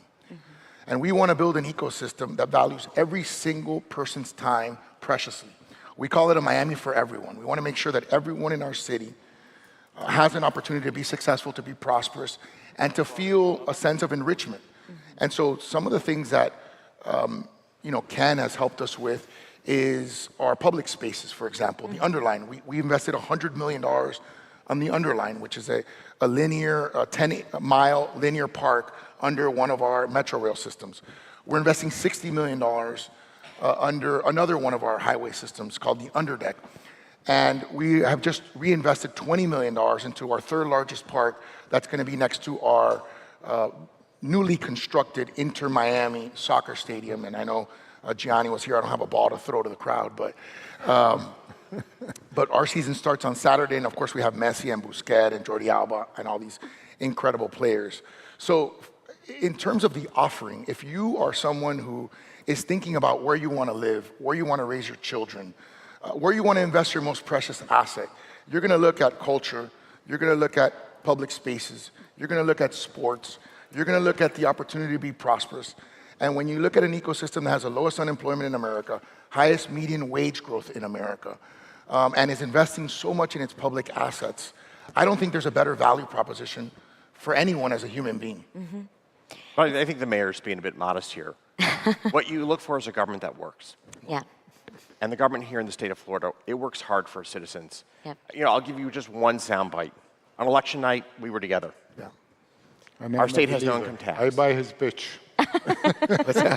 You're buying the pitch. Yours is good too. Yours is very good too. In the state with no income tax, we counted all the votes in 2 hours and 45 minutes. Yeah. It took California another 4 to 5 weeks. Yeah. Wow. That makes a difference. I know something about that. Yes, actually, you do know something about this. But makes it's a testament to difference. a It really government is. whose entire ethos is we are working for the citizens of this state. It's so wonderful. And when you feel that your government has your back, you're much more willing to take steps in building your business to create jobs, to create opportunity, to make investments in factories and people. And it's just a completely different mindset than you find in so many other states. Well, and at BDT and MSD Partners, we see that with so many founders and families. They are looking for places, frankly, to invest for the future that is just good government. And it's interesting because venues really matter now. I mean, you think about it. President Trump was here yesterday in Miami for the 3rd edition of FIA Miami, and he makes those decisions very strategically. He wanted to say to Princess Rima, Her Highness, to His Excellency Yasser Al-Yaman, to Your Excellency, that this partnership matters. And as you know well, because we had the privilege of working on his first summit in Riyadh 8 years ago, he's looking forward to the second. You at that time, inshallah, you at that time were able, with him and a number of investors in this audience who came to Riyadh, to announce major new bilateral economic partnerships. Are you hopeful that that may happen again? And if so, maybe in what areas, which of the global trends would you be interested in more of those partnerships? Well, first of all, we have to remember that the relationship goes back 90 years. I mean, Her Royal Highness talked about founding King Abdulaziz and President Roosevelt meeting 80 years ago. But 12 years before that, there was a concession agreement for the world's biggest natural resource endowment, with this, with SoCal at that time, which is the Chevron of today. And the benefits to both countries from that kind of partnership that has lasted so long is quite obvious. That, of course, continued with banks coming into the kingdom, with petrochemical companies like Exxon, Dow, and many others.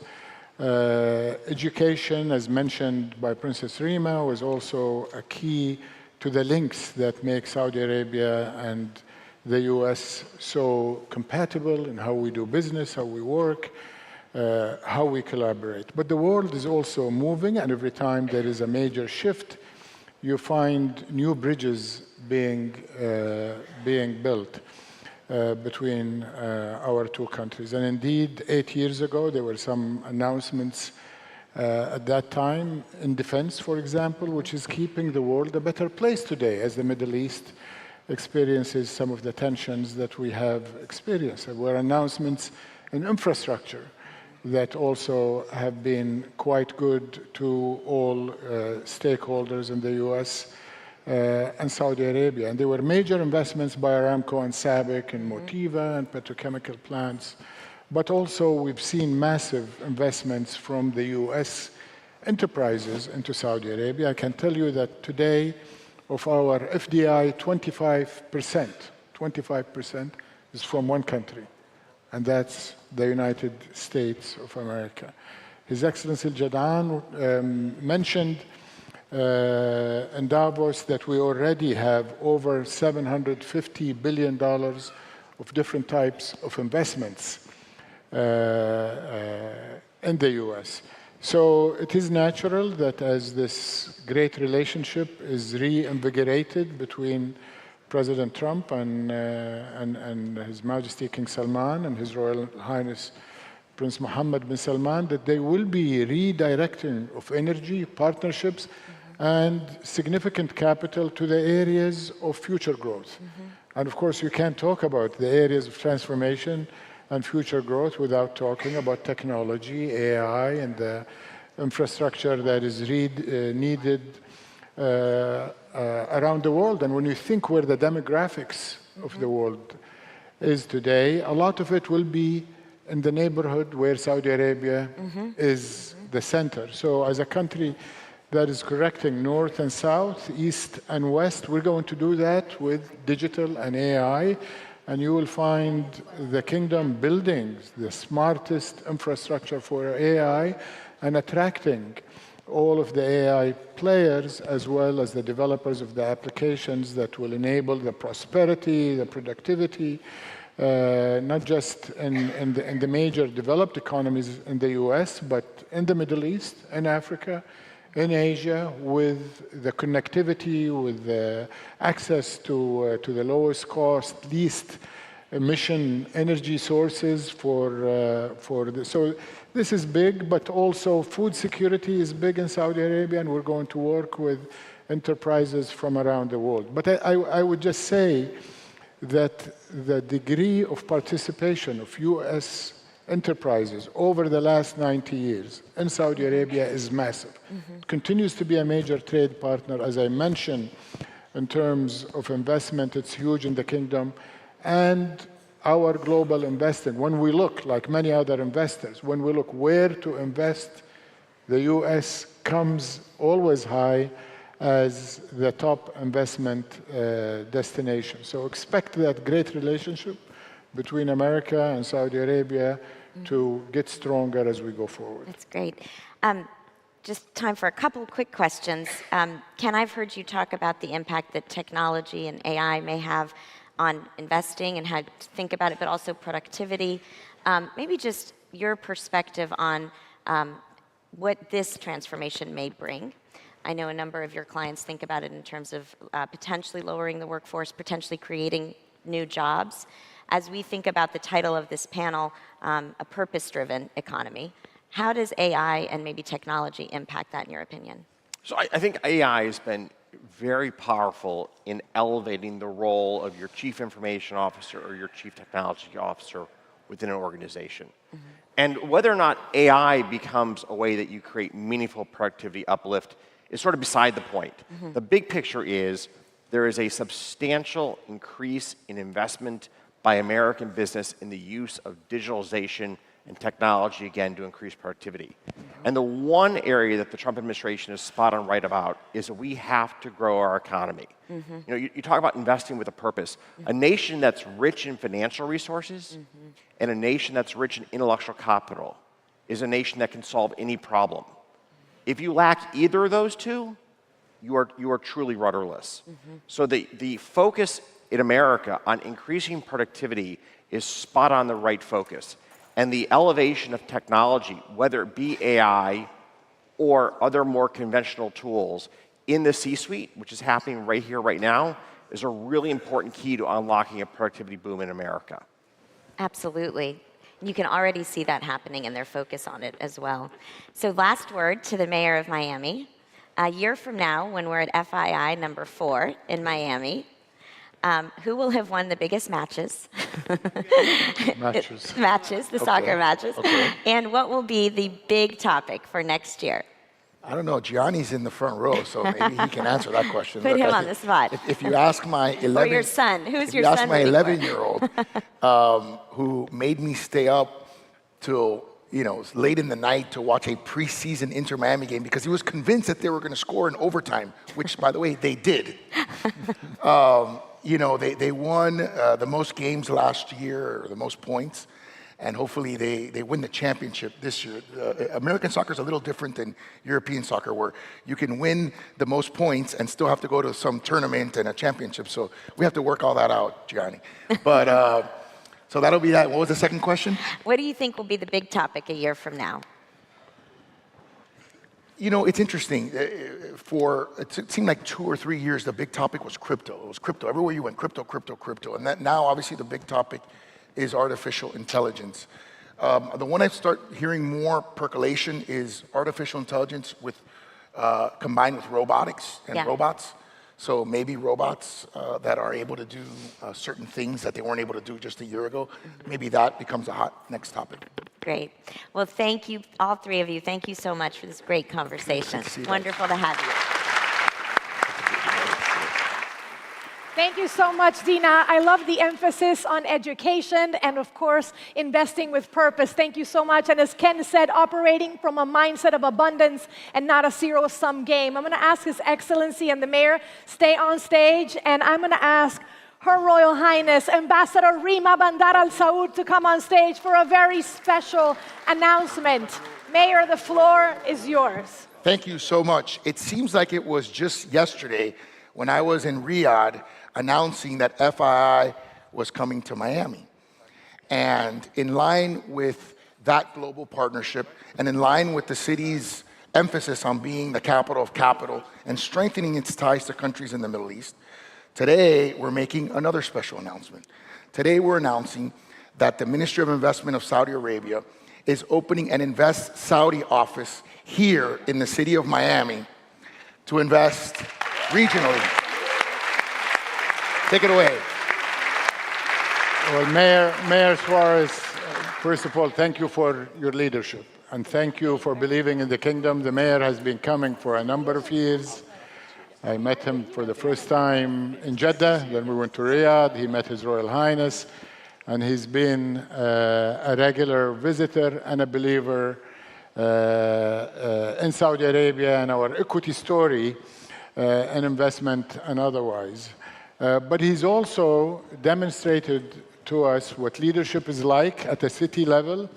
And he talked, I think, very eloquently and very passionately during the panel about what he believes in and what drives him every day to make Miami the great city it has become under his leadership. So I'd like to give him a round of applause.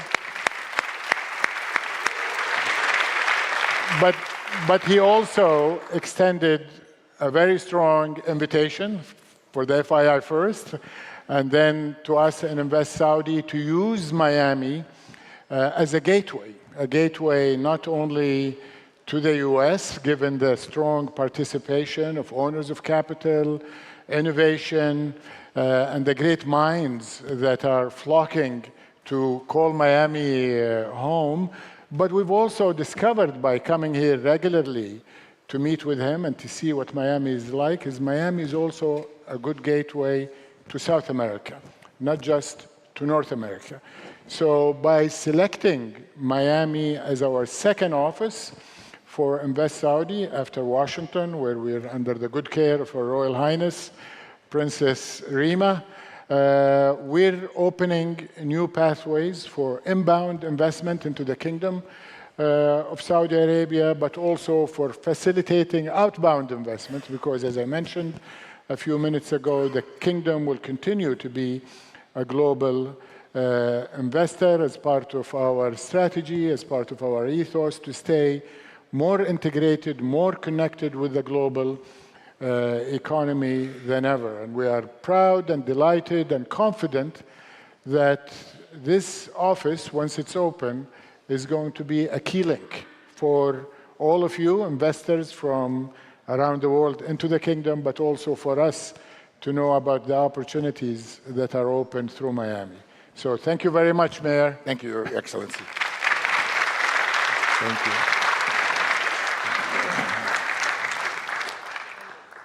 On I behalf think there is. of the FII and being the board member, it always gives us great pleasure to be the place where announcements like this are made. It is truly an organization that connects the world to the world. And as an ambassador, sir, I'm so honored to have Miami be our second city. And it's a real pleasure to be here with you. Congratulations. Thank you. Thank you. Thank you.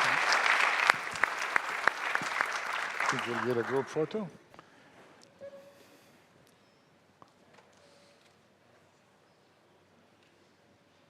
Let's keep the clapping going for this collaboration. Thank you so much, Your Royal Highness. Thank you, Your Excellency. If you can please exit this way. We look forward to seeing this collaboration thrive. And I believe we have a video that will toss up our next panel. Let's watch. So we don't have the video, but I can tell you that as a native to Miami and as someone who hosted FII in the Kingdom last year, I can see the synergy between the two cities. And Ken Griffin before talked about building bridges. That is exactly what we're doing here at the FII. Now, there is no doubt that technology is transforming not only Miami, but industries at lightning speed, driving innovation and faster results, with 90% of organizations undergoing some form of digital transformation. The question for this next panel is, how can leaders stay ahead and leverage the right tech for success? It'll be moderated by David Fabier from CNBC, joined by the iconic Safra Catz, CFO of Oracle, the CEO of Oracle.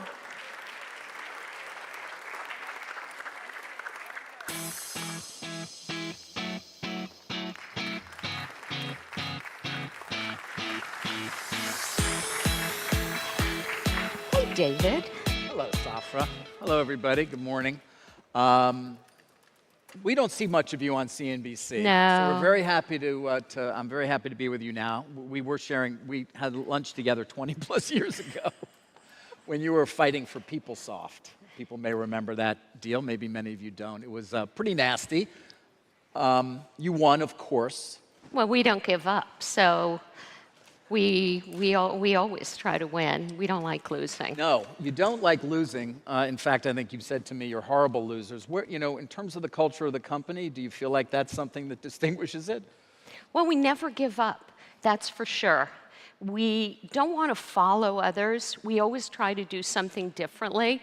If we are number 2 in a market, we make sure, even number 3, God forbid, we make sure that we do it very differently and we don't just follow number 1. So being number 1 is very, very important. It also means you're the best and you're solving your customers' needs the best, and we basically don't give up until we do it. Yeah, well, so an example of doing something differently in the nearer experience, not going back for us 20 years, would be what?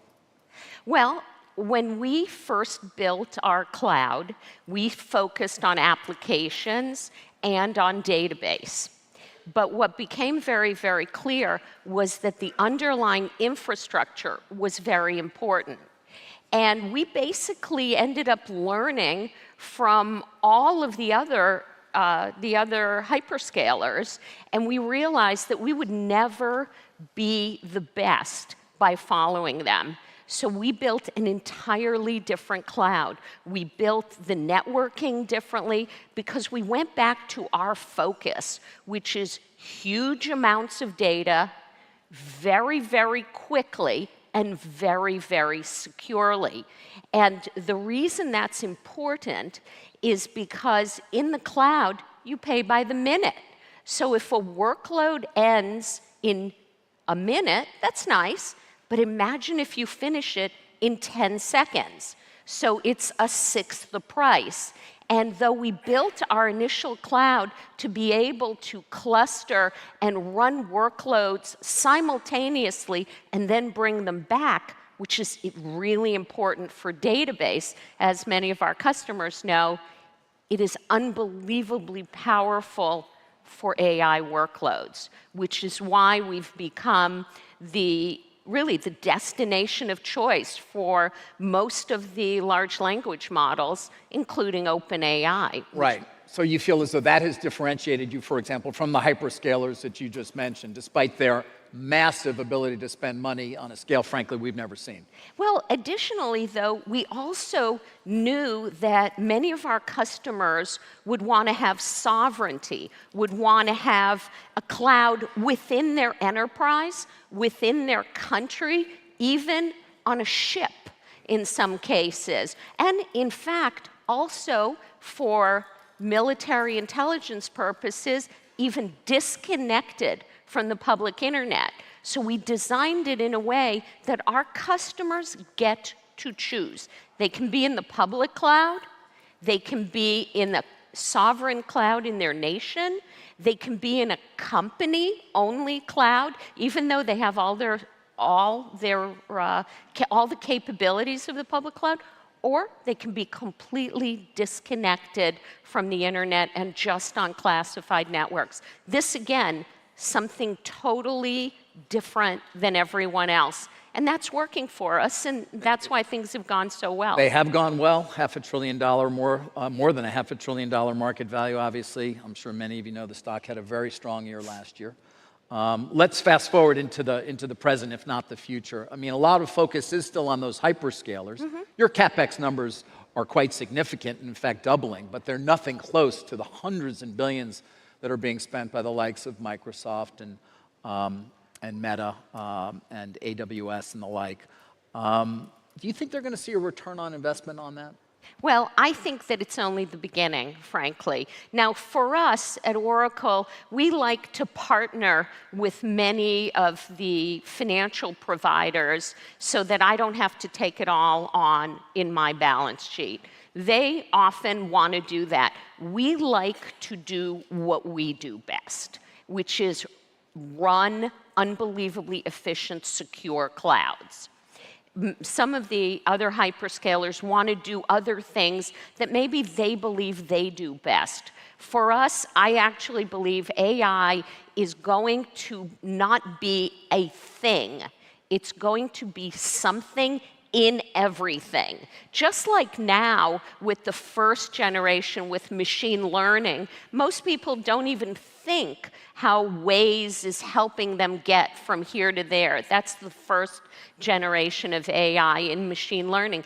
These large language models, this capability, those agents are going to be part of everything you do, things you never even thought of. And of course, they're going to help us do really important things like save lives and cure cancer. We're not going to give up until we do that. Yeah, you have any concerns about humanity as well, though, in terms of AGI?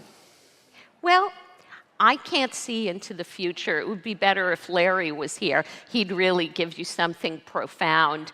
I find that every single time there's a new capability or new technology, people get afraid. And the truth is, change, all change, is extremely scary. So I understand that. I think we should just make sure we keep going forward and US allies, what I like to call the good guys, that we always have the best capabilities, and that's probably the way to protect ourselves most. I just did an interview on air with Sarah Friar, the CFO of OpenAI, one of your partners. We talked a bit about Stargate, of course, and your other partners there as well, MGX, SoftBank. Do you think you'll actually end up spending the $500 billion, the number that was mentioned, on data centers over time? Well, the group overall, in my opinion, will spend it, absolutely. And each one of us will do what we do best. And OpenAI will do the technical parts of for their models, both training and inferencing. We will run the underlying infrastructure, and many of the other partners, with many to come, and of course our other technology partners, which include NVIDIA, AMD, ARM, will do their part. So I think it's going to be amazing. And if we we're very excited about it. We had scouted out the initial location, and we've got, in the next few months, the first smallest piece of it going live. It is so enormous. Small but enormous, right? This is the facility in Abilene, Yes, Texas. but the first 2 pieces are going live, and then the capacity there is really Is this amazing. the thing I showed on TV that was basically the size of a lot of Manhattan when it gets fully built? Yeah. Is that like Yeah. you guys overlaid, or I think Altman overlaid it on a He map? did. Yeah. You know us. We don't talk much. know. So Well, we. It took like over Central Park. I wish they could have left that out. How do you balance, though, all of those customers? For example, Sam Altman and Elon Musk, not getting along particularly well right now. You have relationships with both. I think, in fact, you were starting down the road in Abilene, you thought at least with Musk as well. Yes. How do you navigate that? Well, we love them both. And by the way, it's not that unusual for us to serve multiple customers that are direct competitors. I would say most banks, most telecommunications companies, most industrials actually are our customers, even though often they're bitter rivals.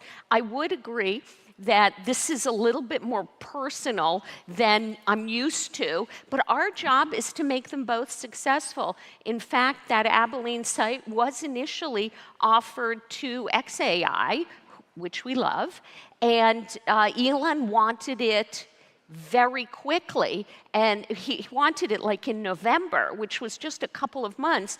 Now, it wasn't, the physical buildings weren't finished yet, so there was no way. So Elon did, I would say the next best thing is he bought or he rented an empty building already, I think from Electrolux, and brought in temporary generators and things, and he, don't count against him. No. He did it, and with time to spare, by the way, but as a long-term direction, I don't expect that he's going to keep doing it that way. You don't? No. Why? I think because you really ultimately want to have your power supplies more redundant and all of those things. But he did a lot of very clever things, including using their batteries to avoid spikes. And so, again, all very well thought out and met his needs, and we're thrilled. We work with them extensively still. So obviously we know what Oracle's role conceivably will be, but I'm curious as to how you view the landscape, given the competition between all of the different generative AI platforms. I mean, can they all be winners, or is there a commoditization that will take place in some way that will eviscerate value? Well, first of all, our goal in our cloud is to give our customers choice. We're not a competitor ourselves. Right. We don't have our own large language model. We train others. What we bring is both the infrastructure and massive amounts of data. We hold the world's most important data on behalf of our customers. So our customers basically will get to choose which model they want to use, which public model or open source model or closed model, and which they want to really educate with their own data, often without letting it go back in the wild. And so for large enterprises and governments, they often want to train their models, and they get to pick which one, because some will be better than others depending on the data and the industry. And so our goal is to make it available for them, whether, as I told you, in the public cloud, in their own company, in a sovereign cloud run by their own citizens. All of those, our job is to make it available and make it run fast and securely. You've had some experience as well navigating government policies, for lack of a better term, I think. You certainly, you were involved in, I think, the transition for the first Trump administration. How important is the government going to be in everything that's taking place right now? Obviously, the Stargate announcement, even though it had been worked on for some time prior, took place at the White House. Well, I will tell you that reducing regulations and making power available more quickly will be very, very helpful. Things like that matter a lot because, you know, I'm from the technology world. As a general matter, we don't interface too much with the government, other than mergers every once in a while.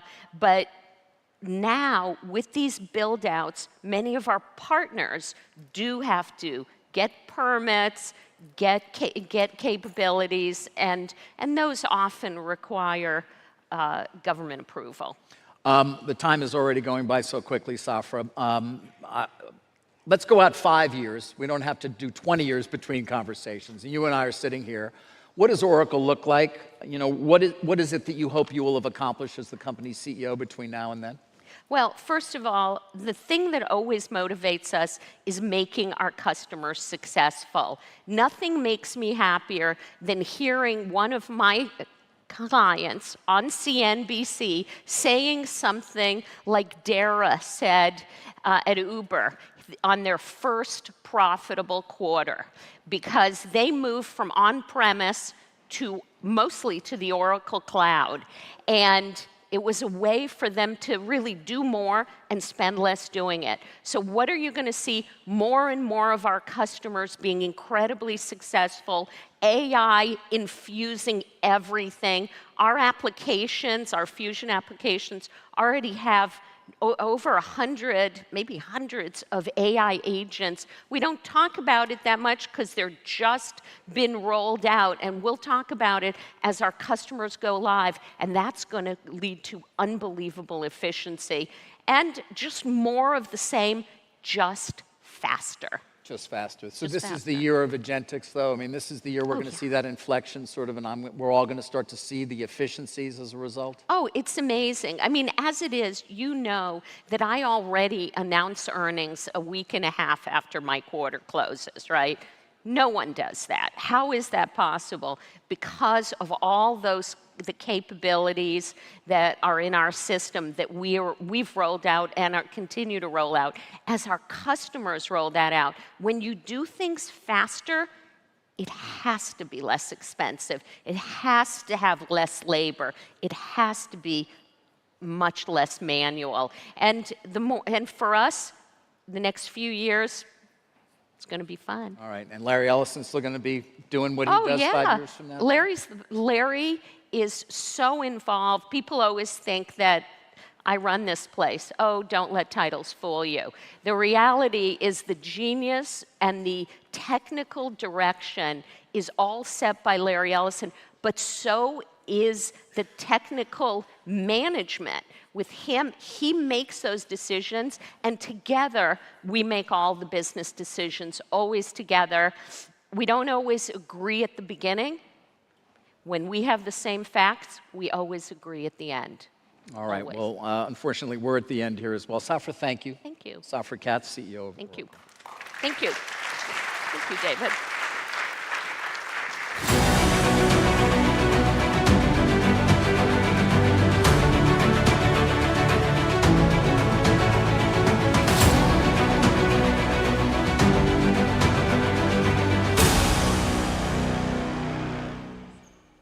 Please welcome His Excellency Abdullah Al-Swaha, Minister of Communications and Information Technology of the Kingdom of Saudi Arabia.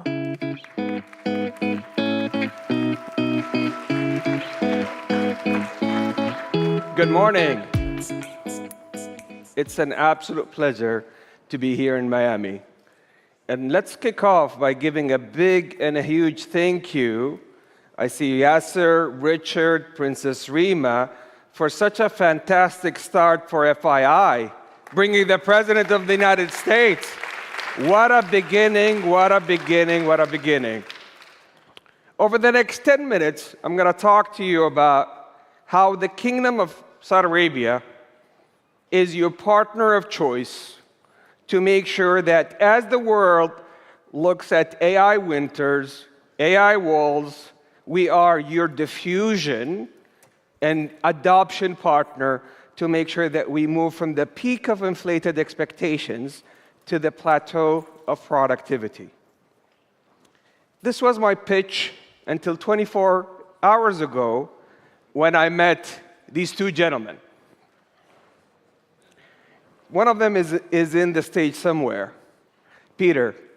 And they said to me, Abdullah, that's quite nice, but really what investors want to hear are answers for three key questions. What is Saudi's position with the US on AI? What's your position with others? And how much money you're going to allocate against it? And this is when I decided to change my whole presentation, and I apologize for team for giving them a one-nighter to transition to the following three key questions. And as I try to answer these questions, let's appreciate the context.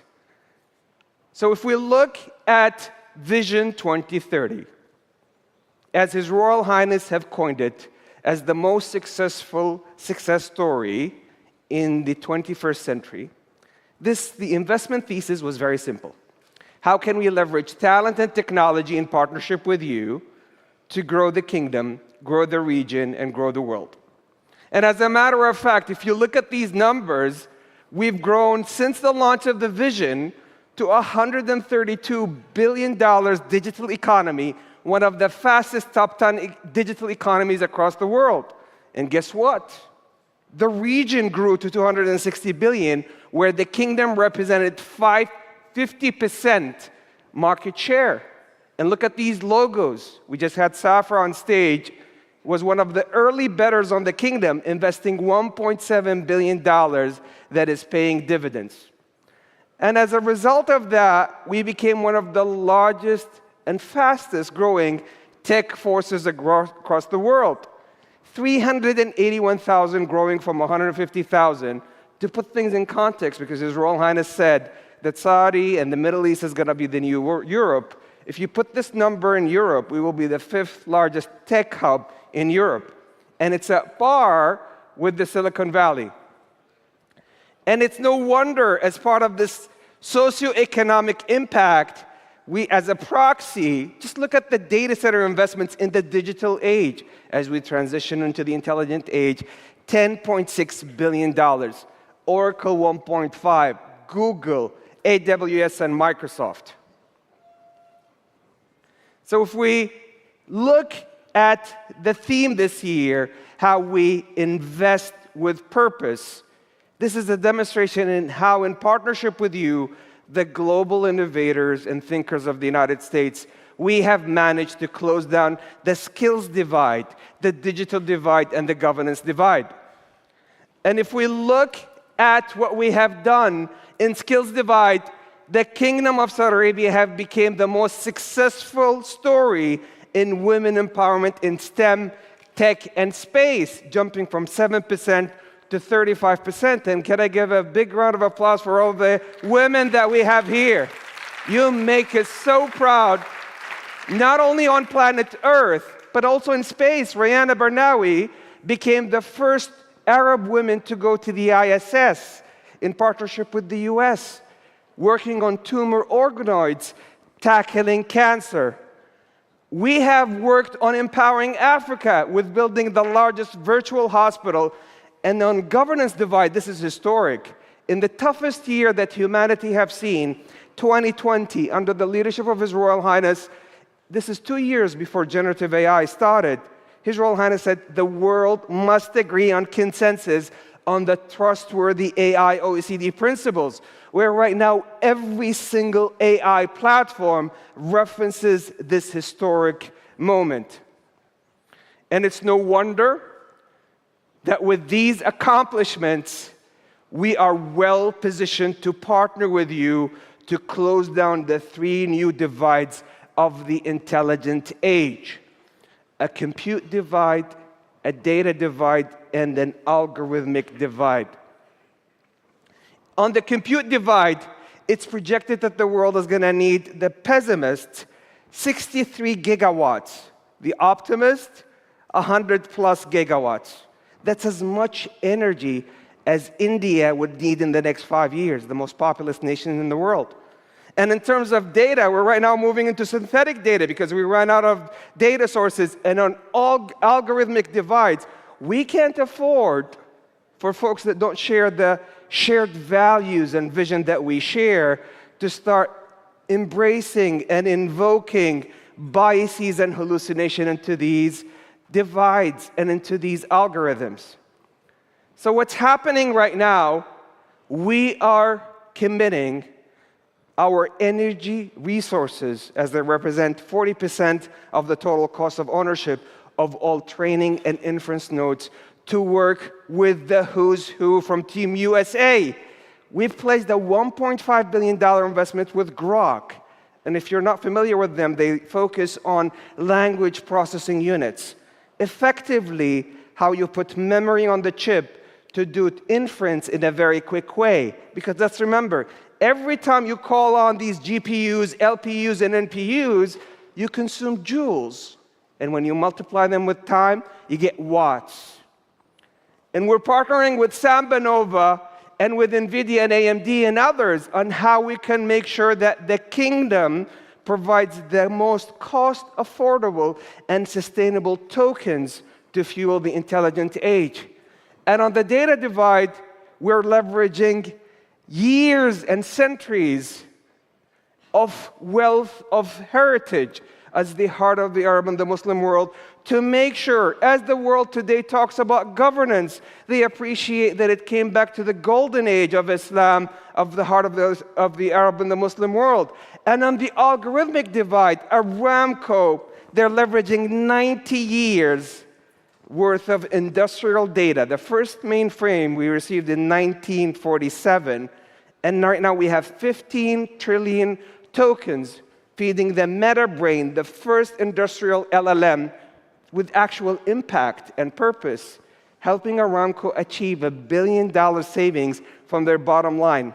And Victara by Amr Awadallah, a Saudi entrepreneur building engines that are immune to biases and hallucination. And as the world today in the intelligent age leverages this training and inference nodes, we became the largest use case in terms of generative AI, agentic AI, and autonomous AI. On generative AI, Dr. Ali Al-Hassan and Ihsan Haq, who received the US Presidential Award for his work in AI, are leveraging generative AI for drug formulation to tackle sickle cell disease, a disease that impacts 20 million folks around the world, with gene editing technologies. On agentic AI, we have Ghaid Al-Qasan, who has partnered with Aramco, building the fully automated agentic AI to help Aramco manage their pipeline operation. And this one is very close to all of our hearts. We have physical AI, autonomous AI, by Dr. Firas Khalil, delivering the first fully robotics heart transplant, making sure that we close down the divide when it comes to heart surgeons. Second question, what's our position with others? You tell me. 90% of our digital and AI investments is with Team USA. All of your major hyperscalers and tech companies have chosen, hey Peter, thank you, I showed you a pretty picture earlier. And all of them are choosing the Kingdom of Saudi Arabia to bet on the kingdom. And it's no wonder that just in the past 2 years alone, as a proxy for our investment, in the next couple of years, we've racked up $13 billion in partnership with you because we invest with purpose. And once we partner for a lifetime to close down the compute, data, and algorithmic divide. And before I close, because my team spent so much time, Peter, on pulling up the Gartner Hype Cycle, put it back again. If you're looking for a key partner, next slide, if you're looking for a key partner to help humanity move from the peak of inflated expectations, weather through the storms of AI winters, and the disillusionment to the slope of enlightenment to the plateau of productivity, the kingdom stands tall as your partner of choice for both AI acceleration and adoption. Thank you so much.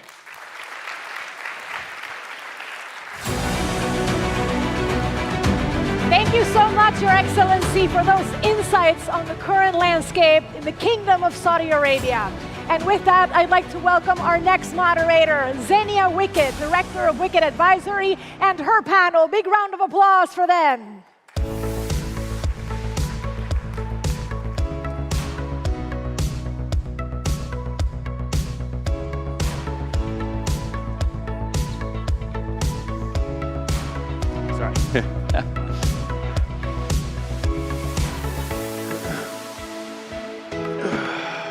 Good morning, everybody. It looks very different from here. I've been sitting down there for most of the morning. So we're talking about private credit and alt investments. According to KKR, the alternatives industry is expected to grow to more than 24 trillion in 2028. That's from 15 trillion in 2022. The global private credit market is at 3 trillion assets under management. So the question that we're going to be asking on the panel today is, where's the growth going to come from? What sector, what industry, what geography, perhaps? And how's it going to fare in the changing context in which we all are living at the moment? So with that introduction, Josh, I'm going to start with you.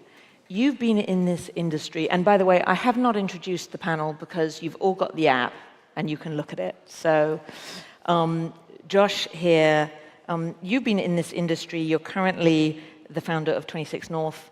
You were the co-founder of Apollo. You've been in the industry for 3 decades. Say a word about its evolution over time, and in particular, if you will, what that means for how you see the industry moving forward.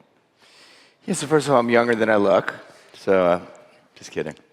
I've been around a long time, and look, I think that when you go back to the industry, when I started, right, which was 1990, there was no private assets. There were no alternative assets. There were, there was fixed income, there was equities, and then there was a group of people down the hall in an office. No one knew what they were doing. They were investing in commodities. They were buying companies, and all of a sudden, you fast forward to today, and you have this institutionalized. You have an industry that's 11% of all assets, and there's a convergence of the private and the public markets in terms of liquidity.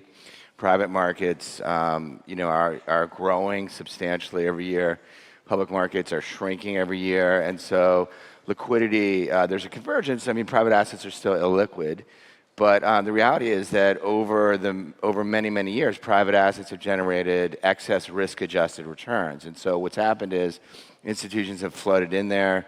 And you've seen, we've seen an incredible sea change in the industry. The big firms, the top 6 firms in the industry take in now 60% of the capital. So when you get to today, you have a maturing industry. So you have this big industry. It's allocated across institutional, and it hasn't necessarily done the best job. I mean, I hate to be critical of our industry. We haven't done the best job of returning capital to our investors. And so the institutions are now saying, wait, we want to really prove it. We want to see the capital. We want to see returns in cash, not just markups. And so there's a bit of a shakeup in the industry right now, and that sets the stage, for, and the big firms have done a great job at getting bigger and better, but they've gotten so big, right, that a lot of the space below them is left for others. Right? It no longer moves the needle when you're a $1 trillion asset manager to invest in a $3 or $5 billion kind of pocket of capital. And so that creates a lot of space for new players like us, like 26 North and others, to come in below the big firms and to go back to alpha. Because if you're a public company, right, you're there to gather assets, right? Not for the alpha, which is where the industry started. So I think as an industry, we all need to refocus on generating alpha, generating excess return. If investors give us capital, we need to make sure that we give them back better returns than they could get in the public markets. And we do it in cash, and that, before we go out and raise the next fund, that we deliver for the institutional community. And so that's, I think, a summary of where I would say the alts industry is. So, thanks for that, Josh. And I'm going to come back to you in a moment, because I want to pick up something that the Princess mentioned earlier, which is how do we invest for humanity, and how do you mix that idea with greater alpha, right? Which I have to say to the audience, I didn't tell him I was going to ask him. I wasn't going to ask him, but I think it's a really interesting point given what you said. But Devin, I want to come to you. Talk to us a little bit about, again, it's a similar question that I asked Josh. What are the factors if you had to pick the top 3 or 4 factors that are changing the market over the next 2 to 5 years, what would they be? So I'll answer it. So Insight's, this is our 30th anniversary investing in technology. And I'll put it through a technology lens, but I think it's broadly applicable across multiple asset classes. When we started in technology 30 years ago, if you think about where most of the capital was, it was early stage venture. Why? Well, there was no late stage. I mean, most companies are very small, and they were raising $5, $10, $15 million. Funds were very small. But as the industry's matured over the 30 years, our first fund was 30 million. Our current fund's 13 billion. And why is that? It's not just because we want to amass more capital. It's the type of opportunity has changed, right? So if you think about our market in particular, you have an early stage market, you have a growth market. Those companies then go public, then they go private. So you have a go private market. But the one thing that I think is really interesting, and Josh alluded to this, is that we and others have not been great at providing liquidity. And so the market that's really taken off, including in technology in the last few years, is the secondary market. And I think that market you're going to see continued growth in. And the other thing I'd say is everybody in this room, and certainly PIF, can get access to great GPs like the people on this stage. But most people can't. So just to use an example, we just co-led a round in a company called Databricks at a $60 billion valuation. Their Series A was probably done at a $150 million valuation. That was a lot of value that was captured in the private markets that most public investors, individual investors, don't get access to that gain. And so I think there's going to be more and more distribution of these types of assets through private wealth, because if you look at $50 trillion of total global assets, wealth, half of it is held by individual investors, and less than 5% of that is in alternatives. That percentage, I think, is going to go up, not only in technology, but across other sectors as well. So as I was prepping for this, somebody used the word the democratization. So one of the trends that's happening potentially is the democratization of this industry. Yeah, well, which sounds kind of... My dad can get access to Insight because I work there, but most people can't. But I think that's changing. So if you look in our last fund, we had distribution through kind of traditional wealth managers, Morgan Stanley, Goldman Sachs, and we're accessing that allows people to invest more capital. And if you think about it, private equity has compounded at double the rate. This is not an Insight comment, just a broad comment, than public markets. And to leave that compounding effect on the table for a vast swath of society doesn't really make sense. And so I think you'll also probably see, and there's been talk with the new administration as to whether or not you kind of redefine how accredited investments work, you redefine whether or not these assets can go into retirement accounts. And these types of products are not, it's forced savings. It's not, you can't day trade these products. And done right, with the right managers, can create a lot of wealth, I think, for individual investors. So I want to, thank you. I want to bring you in, George. George is the chairman and CEO of Neuberger Berman. George, say a word. I mean, we've talked a lot, even over the last 24 hours, about the changing context in which we're operating today. Can you say a word about how you think that changing context is actually going to impact this industry? What are the opportunities from that changing context? What are the challenges? Yeah, I very much agree with the prior comments about the nature of the investor base changing. I think we've all had conversations with leaders of large pension funds who would note that their DB plan returns just dwarf their DC plan returns over time. And so as they think in the spirit of how do they deliver for their workers, accessing private equity, private credit, private real estate, things that have been available historically to institutional investors will 5 years from now be available to individuals as well. So I think that trend is going to continue. There will be a series of bumps along the way. There will be regulatory changes and the like, but I think the broad trend is continuing. And if you went to a Morgan Stanley today and said, I've got $1 million to invest, they might advise you to put 20% of your capital in alternatives but if you look at their book of business overall, it's closer to 2%. So that gap, everyone is anticipating will close as people approach a more optimal portfolio.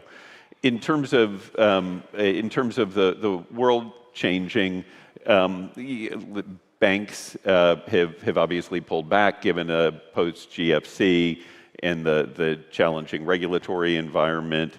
Frankly, governments, particularly developed market countries, have real debt challenges, and so we're going to need private capital in ways that they haven't historically. And public markets have been challenged. And the last investment that Insight led, the Databricks discussion, for example, historically that would have been done through public markets. Today it's only being done through private markets. And so the private markets, the private credit markets, need to grow or have the opportunity, frankly, to fill some of those spaces. And I think bring a lot of positive things, particularly on the governance front, where I think governance in public companies is challenged, but there will be bumps along the way. So I'm going to come to you in 1 second, Matthew, but I just want to pick up something you said because I think it's important, which is the regulatory environment. The regulatory environment is changing for the public markets. What's happening on the private side, and what do you anticipate for any of you in the US over the next? The democratization of private capital, right, which is basically individual investors, that's a good thing. On the other hand, individual investors many times don't understand the illiquidity. Like when you sign up for a private equity fund, right, it's a 5 or 6 year fund, then it takes 5 or 6 years to sell the companies. Some of the companies might not be for sale. And so, educating the retail customer that, hey, you're giving your money away for 10 to 15 years, certainly you'll probably get, if you pick the right manager, you'll get 2.5x, right? You'll get a great return on that money, but it's locked up for many, many years. That would be an example of disclosure that we need. If you were asking me like what I think we could all do better, it's all about handling the retail customer with a lot more disclosure about illiquidity, about valuation. And valuation is somewhat subjective. That can be good and that can be bad. So I think to me that would be the sort of the next regulatory hurdle we all have to clear and get right. I mean, the banks are getting smaller, right? They're being legislated smaller. They're being legislated out of risk businesses. And so private capital is a better way to play risk assets. So I think those would be the two things I would talk about. I just point that you don't often hear people talk about more regulation on panels. So, I think it's great that, the right regulation, we need the right regulation. But I want to come to you, Matthew. Self-regulation. So, self-regulation. Interesting concept. Matthew, the founder of TKO Capital, you're based in New York, but you invest a lot in Europe and more internationally. We've been mostly talking about the US market. Can you say a word about the European market and perhaps, and I put this to all of you, the market in the Middle East, the market in LATAM? Can you just say a word about how it's different? Sure. I don't know if it's different, but certainly, with the transition about regulation, I still operate in maybe a more regulated market. But thanks to the new president, and last night, he made the point. I hope that my jurisdiction will catch up quickly in deregulating. But what Josh was saying, right now about retail, what Princess Rima was saying earlier on about investing with purpose.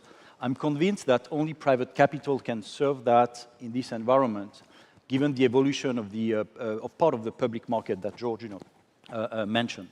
I think that if we all go passive, when you're a saver, and you have $1 million, $10,000, to invest, and if effectively you're only getting into some index tracking, passive, highly concentrated into few stocks, as some of the other panelists were saying today, you're not serving the objective of investing with purpose. Investing with purpose is, to go into some verticals. What Lance was saying, earlier on about healthcare, what we are doing in terms of energy transition, in terms of cybersecurity, regenerative agriculture, that's where the private market managers, like we are here, we can capture part of the savings and direct them into, what will be a purposeful investment. So as far as Europe is concerned, post-GFC, as you know, the regulation in the US lasted for 3 hours or maybe 2 days. And in Europe, we're still, following up with that. And banks, as a consequence of that, have been less reactive to adapt to this new environment that we've been discussing, which is, in my opinion, a great opportunity for private capital, which is still lagging in Europe. And it's lagging because institutional investors would have maybe 5% of their allocation, to our strategies, because retail investors, it's just starting. I'd like to tell a small anecdote, if I can. My father is a retired doctor in Provence, okay? And so he reached out a mail the other day, and he said, have you ever heard of Blackstone? And I said, yes, Dad.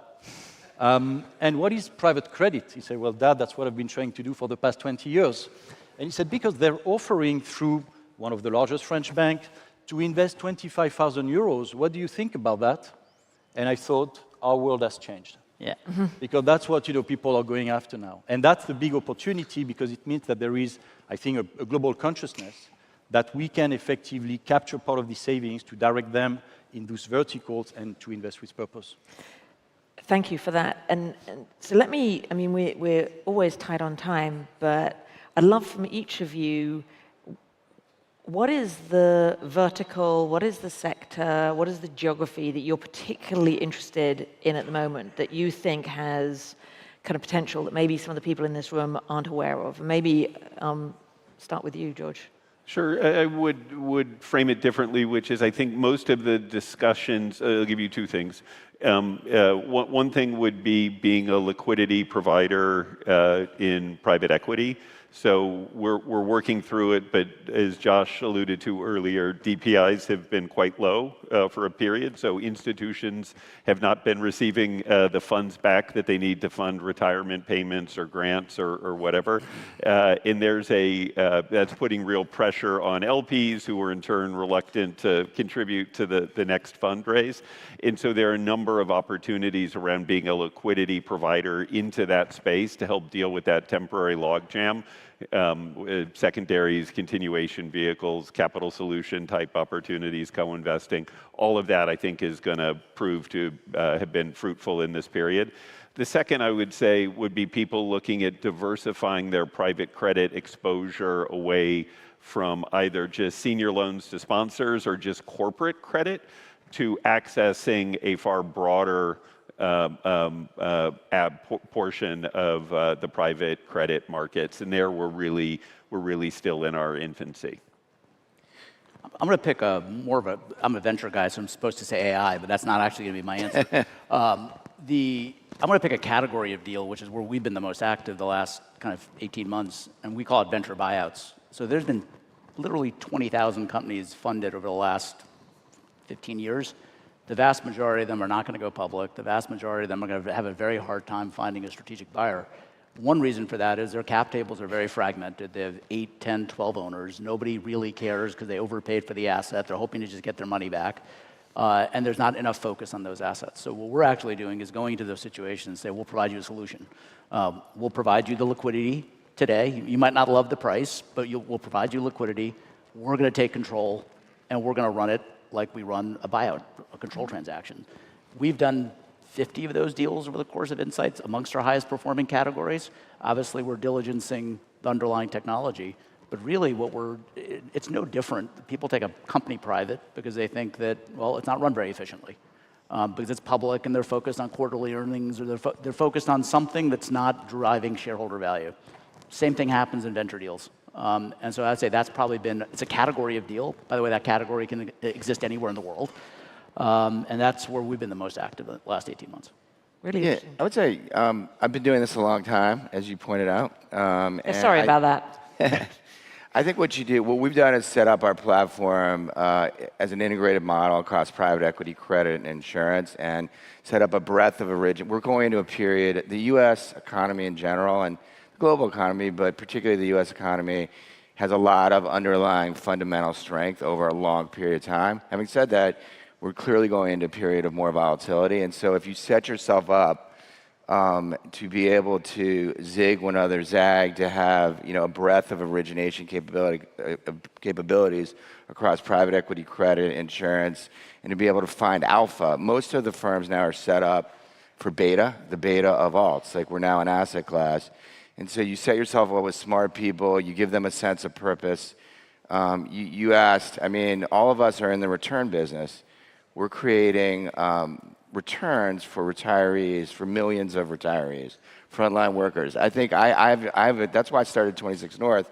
So if you set yourself up, you hire really smart people, you give them a sense of purpose, you align their compensation so they only get paid if the investors get paid, you're going to do well in a period of volatility where you're going to unearth opportunities that other people won't, particularly as some of the big firms get bigger. I love it. This is leadership. Yeah, no, I think it's about providing liquidity to an illiquid market. And since you started with these gigantic numbers, by way of introduction around private credit, which has been certainly the fastest growing or biggest growing asset class over the past decade, I really believe the opportunity today in this environment where people are not sure about the level of debt, the cost of debt, who's going to be buying the next debt, is to provide liquidity to these investors. Debt is simple, right? You've got a nominal, you've got a maturity, you've got a coupon. But how can you effectively sell on the secondary market? And that's where we are right now seeing the biggest opportunity. For those of you who are familiar with the secondary private equity, the way it has developed for the past 20 years, secondary private credit will be a multiple of that as a consequence of the primary market being so big as you mentioned. So certainly that's where we're seeing this the biggest cyclical opportunity, particularly if we start hitting some credit concern. As some other panelists earlier on said, there is a lot of debt in the system, and debt has to be paid back at some point. So I'm kind of interested that that's the first time on this stage in this conversation, the word cyclical has come out. So can I we've got a minute and a half. So from each of you, one sentence, where are we in the cycle right now here in the US? We're obviously there hasn't been a recession in the U.S. There was COVID, right, in and out, but there hasn't been a recession, since the great financial crisis. And so I think clearly the monetary authorities and the fiscal authorities are getting better at managing cycles, right? So everyone has learned that, the Fed has learned in particular, hey, when things go bad, just pour a lot of liquidity in and that'll stabilize things. So I think the data would say we're late cycle, but the reality is the fundamentals would say that the U.S. economy is still pretty strong. So I would bet, even though that we'll avoid a cycle for a while personally, but that's no one has a crystal ball, and you set yourself up to take advantage or to help your investors benefit and create alpha from either side of that coin. So for you, we're mid-cycle. Yeah, I think it's going to go on for a while. I think sorry. I'd agree with everything Josh said, with the caveat that we are at a point of, and Ken alluded to this earlier, at a maximum geopolitical uncertainty and maximum political uncertainty. I think we were all here last night, and obviously we have a new administration, which is going to be, from a regulatory standpoint, more constructive than the last one. But there's a lot of uncertainty with respect to policies, whether they be tariffs or a lot of other areas. And so while I agree, it's hard to probability weight the outcomes. So you're avoiding the question. Excellent. George. I would avoid the answer as well. Our expectation is we actually think the market, we think growth will be stronger than the market implies. We think inflation will be sticky, but continue to moderate. Animal spirits, as everyone consensus in this room, amongst CEOs, and we get 2,000 of them who come through our offices a year, are very high. And so I think there's a real desire to invest. But we're operating in this period of extraordinary policy uncertainty. And so we're quite optimistic, but things could change. One sentence, where are we? I'm not a public equity trader. We're not here to time the market, but to invest across cycles. Invest across cycles. There you go. You have the answer. Unfortunately, we have run out of time. We didn't get to talk about resilience. We didn't get to talk about a lot of things. But will you all join me in thanking our panel? Thank you. Thank you.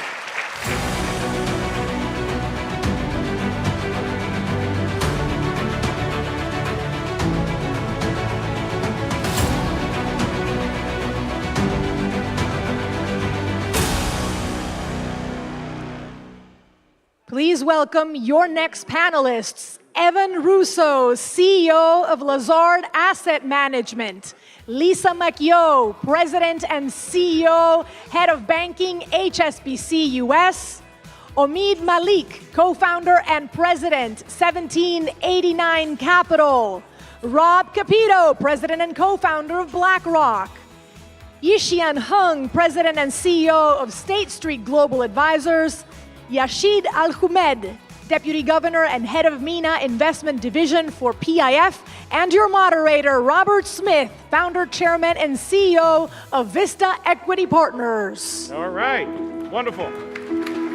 Welcome everyone.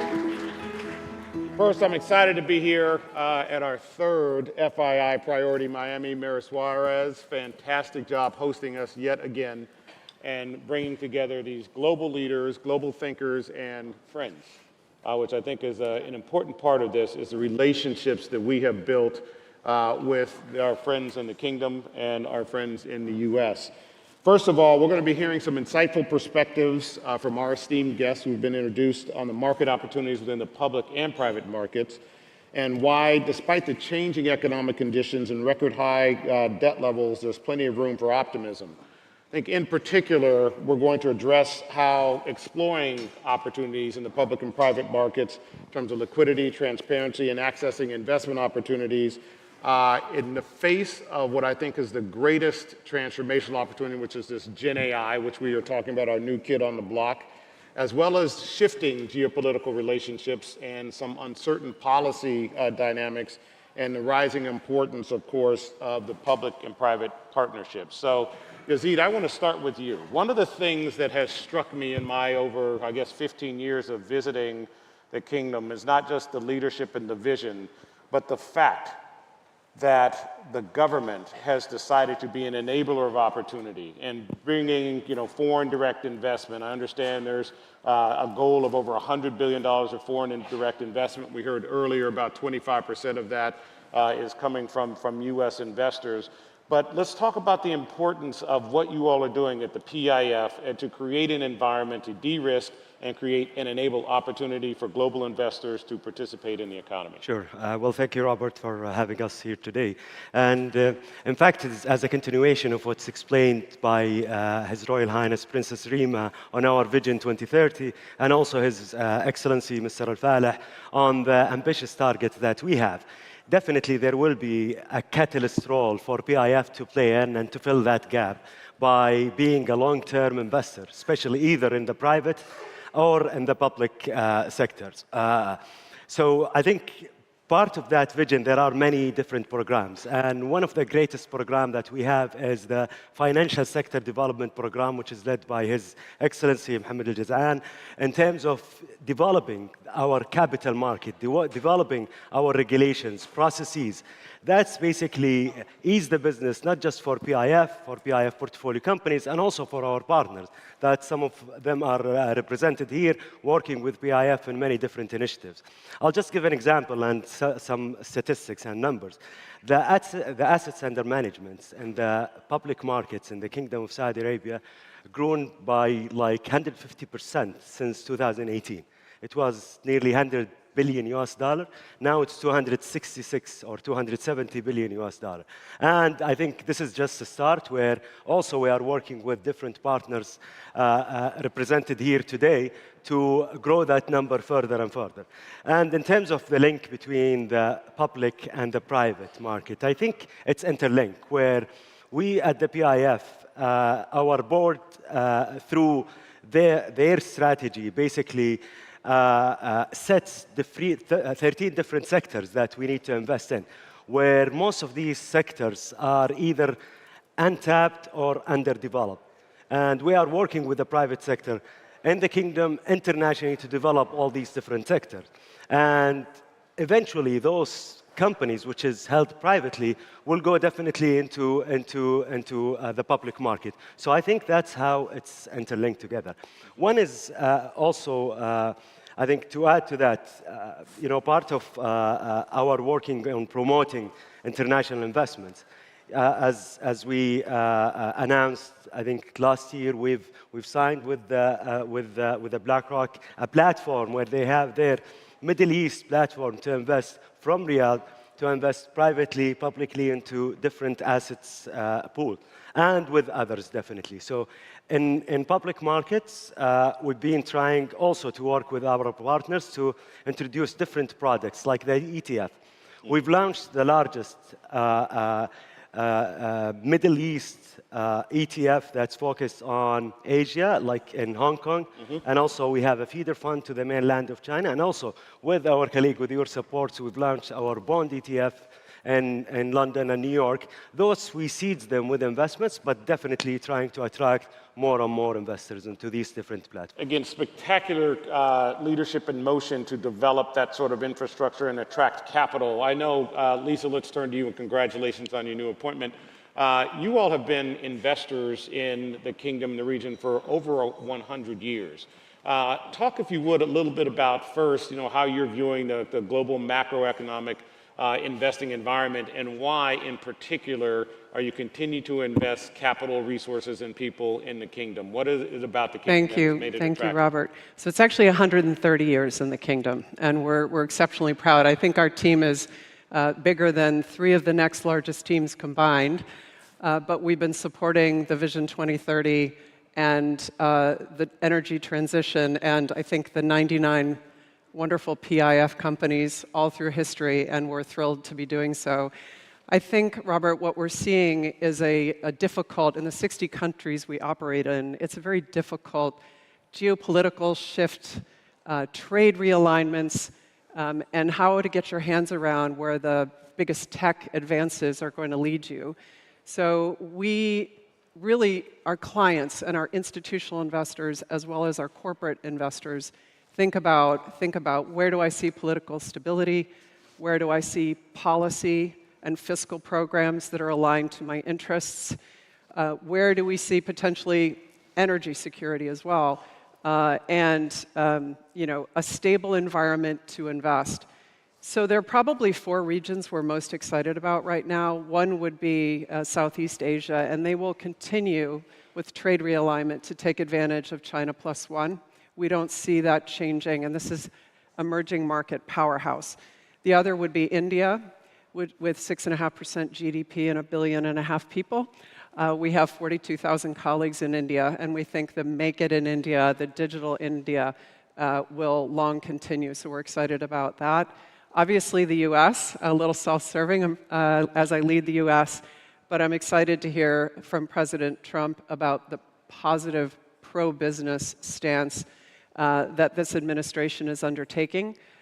We are 30 trillion of GDP. We're a quarter of the world's GDP, which is great, but at plus 2%, we'd like to see that strengthen further.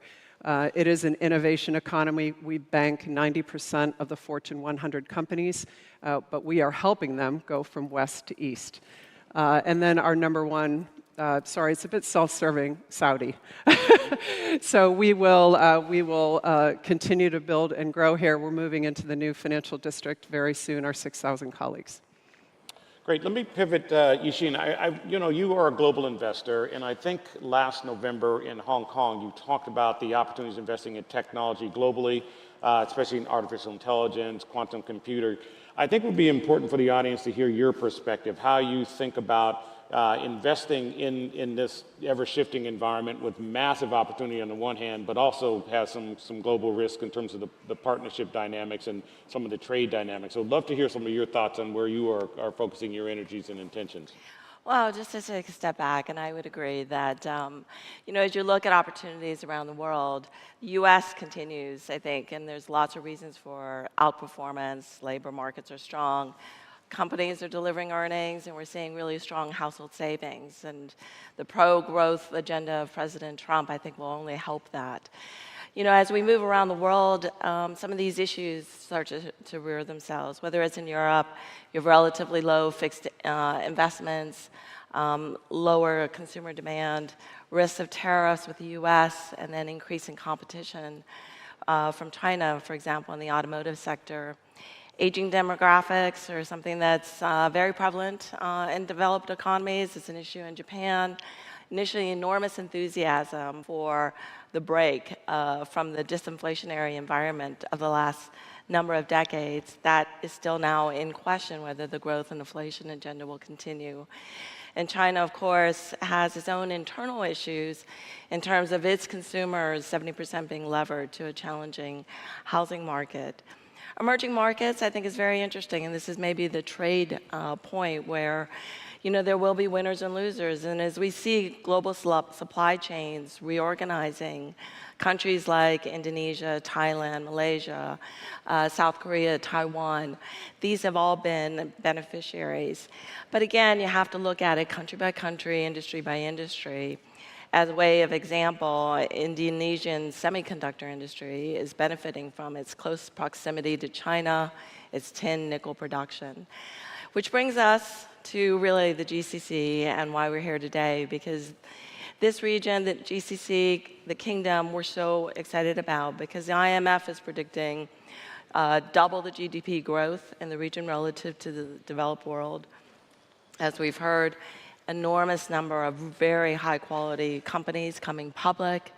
We're seeing tremendous debt issuances, both hard currency, local currency, and it's one of the reasons why we were so excited and delighted to be supported by the Public Investment Fund in launching a fixed income ETF focused around Saudi Arabia, because the story is tremendous. You have great growth prospects, relatively low debt to GDP, a young, vibrant talent pool, and a really strong intent and track record of the government diversifying the economy. If I'm not mistaken, I think non-energy industry represents at least half, if not more, of the overall economy of Saudi Arabia.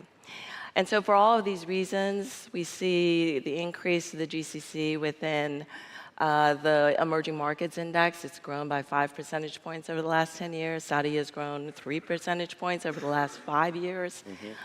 That's yet to be recognized by the global indices. So there are so many reasons for investors to want to invest in this region. And one of the reasons why we're so excited to really be focusing our efforts, building on our 30 years in the region. So sticking with this theme of global competition, and Evan, let me turn to you. You represent Lazard, who's a storied institutional global investor, global asset manager. As this national AI competition continues to heat up, how should public market investors evaluate what the opportunity sets are? How do you navigate national interest versus business profit? And then what are you advising your clients to think about and how to participate in what will be a transformative investment landscape? Yeah, so look, I think you start by saying that investors have to participate. The question is, how can they also discriminate? And I think that's the next sort of evolution of how we have to think about what's happening across AI. As active investors, we spend our times thinking about not only what's happening today, but also about how the industries that they're going to impact are going to change over time. So the breadth of what we heard Safra talk about earlier, how AI is going to impact everything in every landscape. That just means that every industry is going to have some sort of disruption. That could be market leadership. It could be market share disruption. It could be margin disruption and effectively profit margin changes across industries. That's a very exciting time for an active asset management firm to be thinking about where to put capital.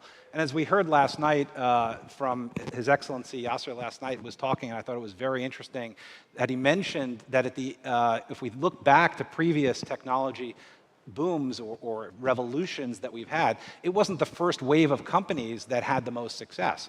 It actually was sometimes the second wave and the third wave. And I think that that's actually very applicable here in the way which we're thinking about this. It's not only what we see today and what's winning today, but also about how it's going to transform for tomorrow. And that for us is sort of second derivative, third derivative, how we think about the world. From a business, sort of business profit versus national interest, it's very interesting. As active investors, as investors generally, we think primarily about business interest, right? We think about national interest as how it changes the economic outcomes that relate, therefore, to business profit, right? So when you think about a change in the way in which regulation may work, when you think about the way in which an ecosystem may develop, that could have an impact on economics that therefore has an impact on business profit. But when you think about it, as active investors, we think primarily about making sure we're making the maximum for risk-adjusted returns on capital. That therefore leads to the most vibrancy in markets, and that therefore leads into a innovation society, which is really where we want to go. And why that's exciting here today, and why we're excited about the GCC, we actively manage money across the GCC and of course in Saudi as well, partnering with the PIF to continue to bring the institutional quality, bringing the valuation discipline, bringing the enormous research capabilities to create the marketplace that will have that segmentation, that will have that sophistication. Because when we think about what's going to be needed by listening for just the last couple of panels, the amount of capital that's going to be coming into the region is going to be enormous. And the greatest gateway for capital to come in is going to be in the public markets. That's going to be the greatest gateway for foreign direct investment. And therefore, we need to make sure we have the greatest functioning markets, and that's what the PIF is doing an incredible job at, bringing companies from private to public, offering the opportunity to participate. When you look back at as Ishan just mentioned, right, what's happening is the GCC is playing a much larger role in the emerging markets. In 2012, they were 2%. Today, they sit about 8.5%, expected to grow to 11%. Saudi, 10 years ago, was 4%, and was zero, and today it's sitting at around 4%. But still, yet less than a third of the companies, or around a third of the companies, don't really have even research coverage. So it's a great opportunity for active investors to come in, to participate in the market, to help develop a greatly functioning market, an institutional quality market, and that's going to help develop the entire region. Good point. I would turn to Omid here. Omid, you work in an interesting confluence of technology, political, and social change. You know, 1789 Capital, Bill of Rights Capital, we'll call it, is in an interesting place. You have a great set of partners, including Donald Trump Jr. How did you all think about taking advantage of investing in technology, investing in AI, giving what is now a new direction of where America is going, and how do you view your position in that uniquely, and how can you take advantage of that as an investor? We can't separate those two things at all. As I take a step back and I think about the AI revolution, if you compare it to the Industrial Revolution, it's an entirely different cohort that's going to be affected. It's not people who work with their hands who are having their jobs automated. It's a lot of people in this room. We're going to make many lawyers obsolete, which is probably a good thing. I can say that because I used to be a lawyer, by the way, so respect. But that said, it's something that comes with a lot of consequences, and there are going to be a lot of benefits to it. You know, just talking, we are invested in AI, but it's going to have an impact on asset management, as we were talking about, particularly in the public markets. Right now, in public markets, about 30% of all AUM traded is for quant funds, and that number is going to double. So again, respect to my hedge fund managers out there, but you're going to probably have to lower fees pretty soon, too. So I think this is going to be very disruptive. I think in the private markets, it's going to have less of an impact because of the informational asymmetry you have there. But what it will do is allow diligence to be conducted at a cheaper manner with less people, which is probably a good thing when it comes to efficiency. So that's, I think, at a high level, who's going to be hit by it and some of the benefits. As I said, we're invested in XAI. We think that this is certainly the future. But the caveat and the warning I'd give the room is I think what we all collectively missed and led to some of the cultural disconnect is we have to know that the outputs are influenced by the inputs. And what I mean by that is when we ceded search in this world to one company, we realize now that if they control what you see, they can control culture and therefore politics. And the fund, 1789 Capital, was inspired by what we saw to be a collusion amongst very big monopolistic companies that were depriving us of many of our rights, including the First Amendment during COVID in particular. And so as I think about AI going forward, we have to be very careful about the inputs and who's controlling these agents. Because ultimately, not only does it have those detrimental effects that I just mentioned, in addition to that, it's going to potentially cause harm even in your portfolio. So for example, if an agent is taught a certain way, they may think that inexplicably ESG investing is a good thing. Now, we all know that's destroyed shareholder value over the last 15 years, but if it's investing with that mindset, because that's the input that's put in, then you're going to lose money. And even furthermore, it could lead to danger. So we really have to emphasize merit and being objective when we're training these agents, and I think you're going to have a much better result, and hopefully have more cohesion. So, Rob, I want to go up 50,000 feet. I want to zoom out a bit, if it's okay.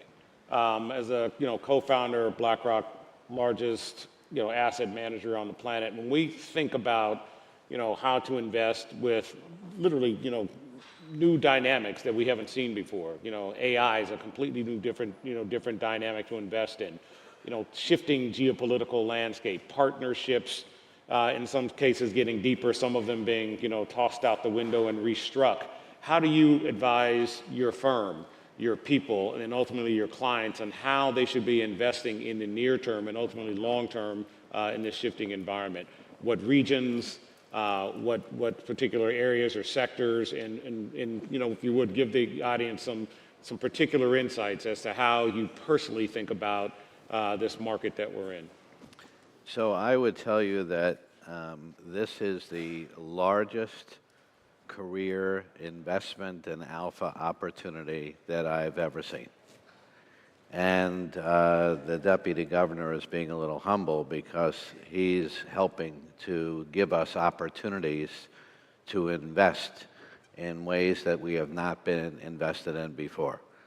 So I sat here all morning, and if this was a company meeting, if the KSA was a company and I was looking to invest, I would be all in on this. I agree. This is sort of the culmination of a lot of the history of the financial markets, the building of the financial markets. So what do you look for? Well, first of all, you scour the world to try to find great opportunities, but sometimes the best opportunity can be right in front of you. 40 years ago was my first visit to Riyadh. I stayed in the Intercontinental Hotel. I think it was the only hotel on the Strip. Mm-hmm. And they told me, we export two things here, oil and money. And now, after putting all of that in place, the KSA is investing money back into the country because of all of the opportunities. And they're doing it in a way that really is just so important to every investor in this room. What do you look for? You have to invest in a company or an area of growth. Maybe sounds obvious to you, but people all want to go public. Well, the day you go public, that's just the beginning, because if you can't grow, your stock is going to go down. This is a growth company that we're talking about. You have to invest in scale. You cannot tell me that you don't see and envision the scale that is here. Resiliency. This has been a long time coming to be able to do this right. Youth. You have to be in an area where people there's a young population that wants to grow, that wants to make a social impact, and Princess Rima told us this today. Timing is very important. And if you think of the timing, today there's $18 trillion sitting in cash, in money market funds. That money needs to be invested. Why?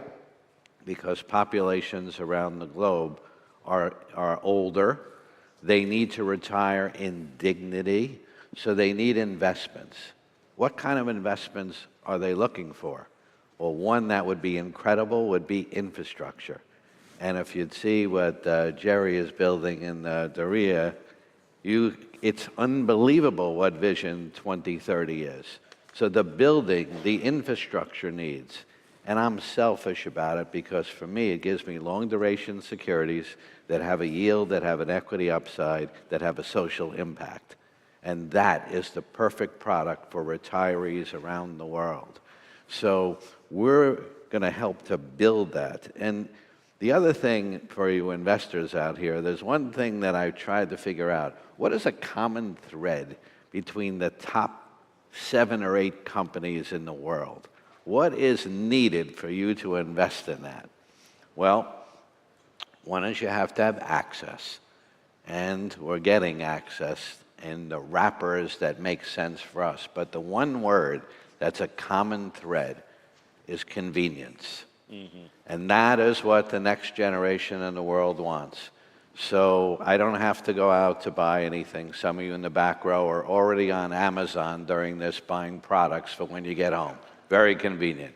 When you get out of here, you're not going to flag a taxi, you're going to get an Uber, and our friends from Uber are here today. If I ask you a tough question, you're going to Google it. So whatever you're investing in has to have that thread of convenience, because that's what the future is. And when we talk about AI and data centers, timing is very important. What does all of this need? It needs energy. All of this is coming full circle in one area of the world, and that is in Saudi. So the opportunity, the growth, the scale, check, check, check, check, the population, more women in the population, participating in the workforce, all of the things that we've done. And the most important thing to me is thinking about history of the financial world. Railroads. Let's compare railroads to oil. Railroad business. Why did the railroads go out of business or didn't do so well? Because they thought they were in the railroad business. They're actually in the transportation business. Yep. When I invested in cosmetics, I asked somebody about a makeup and how the margin is and all that, and they said to me, we're not in the makeup business, we're in the beauty business. So His Excellency said something here, which is so important. He said 53% of the GDP is non-oil. So the KSA has understood they're not in the oil business. They're in the energy business, and they're in the technology business. And so they're looking at that, and now what we have to do is figure out all of the different companies, all the different areas that we can invest in. But I assure you, the one thing that'll make you an investor is visiting. How many people here have gone to Saudi Arabia? Raise your hand. So what the hell are you other guys doing? I mean, how are you going to invest there if you haven't seen it? But I guarantee you, if you go, the excitement, the can-do attitude of those people like the deputy governor and others who are running things is so incredible that you'll get that feeling. And then once you go around and see those opportunities, I guarantee you, you will be a big investor. For those who are competitors of mine, we're building a big office, and we're going to be in there first. For those of you who are retirees that invest with us, this is where a lot of your investment is going to go, because we believe in the long-term return potential. So, great, Rob. Hope Thank that you. answers. I absolutely said. I'm going to pick up on that word convenience. You know, one of the greatest opportunities we're seeing in alpha really is in areas that we're focused on. You know, generative AI, agentic. 95% of those companies are private still. Okay, so how do you make it convenient for the general public to participate in this wealth generation opportunity? One of the most important things, of course, is managing policy. I was very encouraged about what I heard last night about becoming a partner with government and enabling, you know, private businesses to be more successful. The thing that I have noticed in the last 15 years in the kingdom is they do that well. They have figured out ways to make it easy to invest, easy for companies to come in and to bring talent, capabilities, and capital. And Majid, I'll leave you with this last question. If you were to give some lessons to the folks, or some messages to the folks who did not raise their hand, what would you tell them about why they should come there, why they should invest in the kingdom, and what are the advantages of investing in the kingdom? Sure. Maybe I'll just encourage them to attend Dr. Iman Al-Mtairi presentation. She's the Deputy Minister of Commerce. She will present maybe at 2:30 today. She will explain exactly what can the kingdom offers.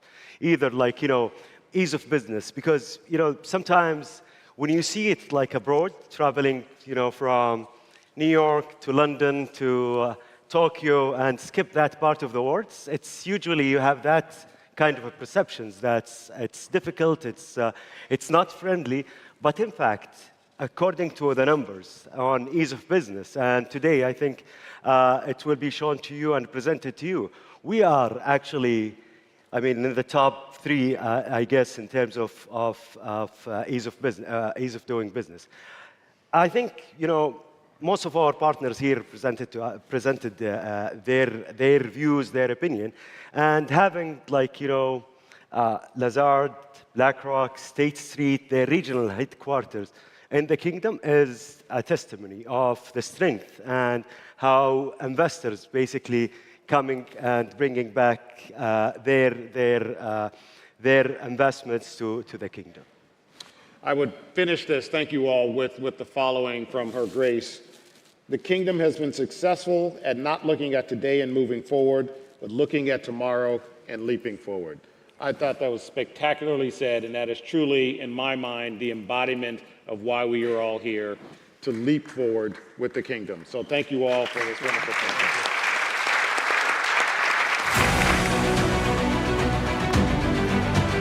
Thank you so much. I'm going to ask you to exit backstage, please.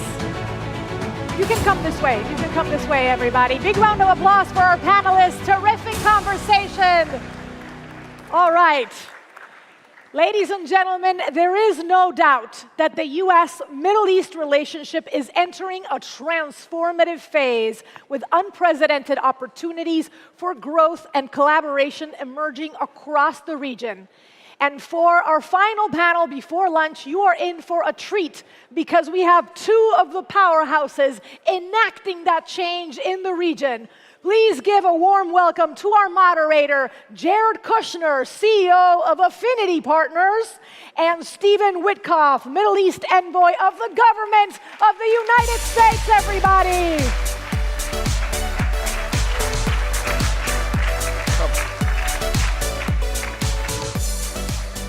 Welcome, everybody. Thank you for joining us. And it's a great honor for me to do this today with my friend Steve, who's really needs no introduction. But I will just give a little bit of a personal anecdote to start, which is when I started in a couple careers ago in New York, I really learned a lot in New York real estate, which is probably one of the toughest businesses and one of the toughest environments in the world.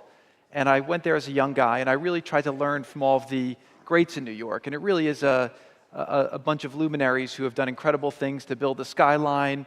It's a very competitive sport, and Steve was one of the people I looked up to. And I would always see, whenever there would be these great deals done, it was always Steve. He figured out how to pull together the One High Line, which was an incredible deal, and 150 Charles Street, which always broke records. And then he came down to Miami and did the Shore Club, which was incredible, and Shell Bay. So I always knew Steve as an incredible deal maker, an incredible visionary. And then he decided to go for this next term for President Trump into really the next level of deal making. So President Trump could not have gotten a better person, a better friend, and a more incredible deal maker. So really an honor to be with Steve and have him doing this job and be with him today. So let's welcome him. Thank you. So Steve just got back from Russia, and he was we're very thankful that you were able to bring back Mark Fogel, an American who was held there. Maybe start by telling everyone how you were able to make that happen. Well, first of all, it all begins, as you know, Jared, because you work for him, it all begins with your father-in-law. He sets the table. I'm not just saying it, but peace through strength, that's what dictates releases like Mark Fogel. We got to reach out from someone in Russia who you know, Kirill, and that was in part engineered, or in large part engineered by His Highness MBS in Saudi Arabia, and also Dr. Masood, and also Princess Reema, who I see right over here. And they were terrific, and they felt that there could be a compelling meeting in Russia that might lead to the release of Mark Fogel. And it actually happened. We got off the plane. I think we were not sure it was going to happen, and it did. And I think it had a lot of knock-on effect. I would think that it was a show of good faith on the part of President Putin. The president, our president, Trump, had a conversation with President Putin after this release, and it's led to a lot of positivity. So hopefully it will have a large impact on a peace deal between Ukraine and Russia. Yeah, so I'll have two questions on that, but the first one is, coming from the business world, which is, I think, a very natural way to go into politics, but It's not the ordinary course, but knowing to get on a plane, go to Russia, who to trust, who not to trust, how do you feel like you're able to navigate that and to have instincts on whether to pursue? Because these things do come with risks, right? You could have gone there and you could have come back with nothing, and it could have been embarrassing. And there's a lot of people who are very quick to criticize in politics. What made you feel confident to do that, and how were you able to pull it off when you were there? Well, first, I had the support of President Trump, which is a really big deal. Secondly, we have a really good relationship with the Saudis. And Princess Rima is an amazing ambassador. Dr. Mossad is incredible. His Highness is incredible. They assured us that this was real, that there was real validity to Kirill and what he was saying could happen here. And so to me, it became worth the trip. And so we went, and it was a great trip. I spent a lot of time with President Putin, talking, developing a friendship, a relationship with him. And that led to Mark getting on the plane. And Mark getting on the plane was momentous. We got to the airport, he was jumping, and he was so happy, couldn't even believe it. And we touched down at Andrews, big snowstorm. And I said, Mark, you're on U.S. soil now. There's no turning back. And he spoke to his 97-year-old mother on the plane, his wife, his 2 children. It felt like I was doing something really consequential, and you did this. And so you know how it can make you feel. It makes you feel like you're doing something larger than yourself. So you've now met in Russia, and then you just came back from Saudi Arabia, where you had also high-level meetings. Obviously, I saw that the press is always, you have a lot of critics, you have a lot of people with ideas.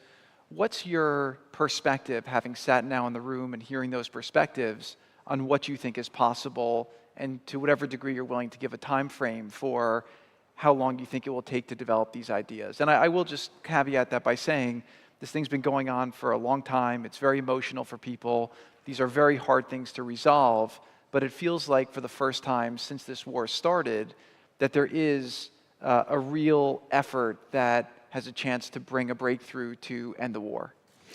Well, first of all, it's what you talk about. You set the you began this whole thing in the first Trump administration, and you were so successful. And I think the secret sauce is correcting miscommunication and creating good communication. And you did it so well, and that's how you began that's how you and President Trump created the Abraham Peace Accords. And so I think with regard to what it was like in Saudi, I think the beginning of that meeting felt a little bit.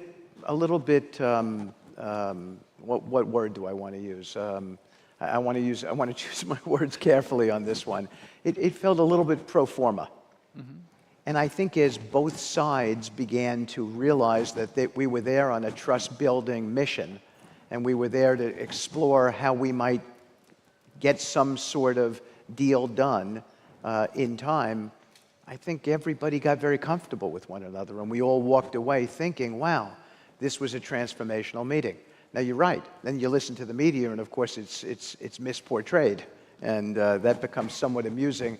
And then I have to take the advice from you, which is always, don't care about the media. So that's liberating, because I have you, the Rebbe, telling me that. It's true. So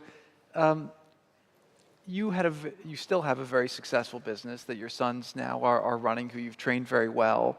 Again, I know this because, again, I be at the country club that you built, which is spectacular. By the way, my sons would ask Steve, how do you make money there with all the free ice cream you give out? And so he had to explain to them the business model over dinner. It was a very interesting conversation. But you had a great life, living in Florida. We've been fishing together. We've done a lot of things here. But you've chosen to put that on hold and to step away and forego that opportunity with your amazing business in order to go and try to serve the country, work with President Trump to tackle some of these impossible and intractable problems. Why did you decide to do it? Because you convinced me. And he did, by the way. I think it was sort of clever on your part, insidiously clever. But it's something that's so worthy and so consequential, and you realize that with good communication skills, you can actually have a positive impact on some of these situations. I get calls and emails and texts every single day from hostage families on both sides.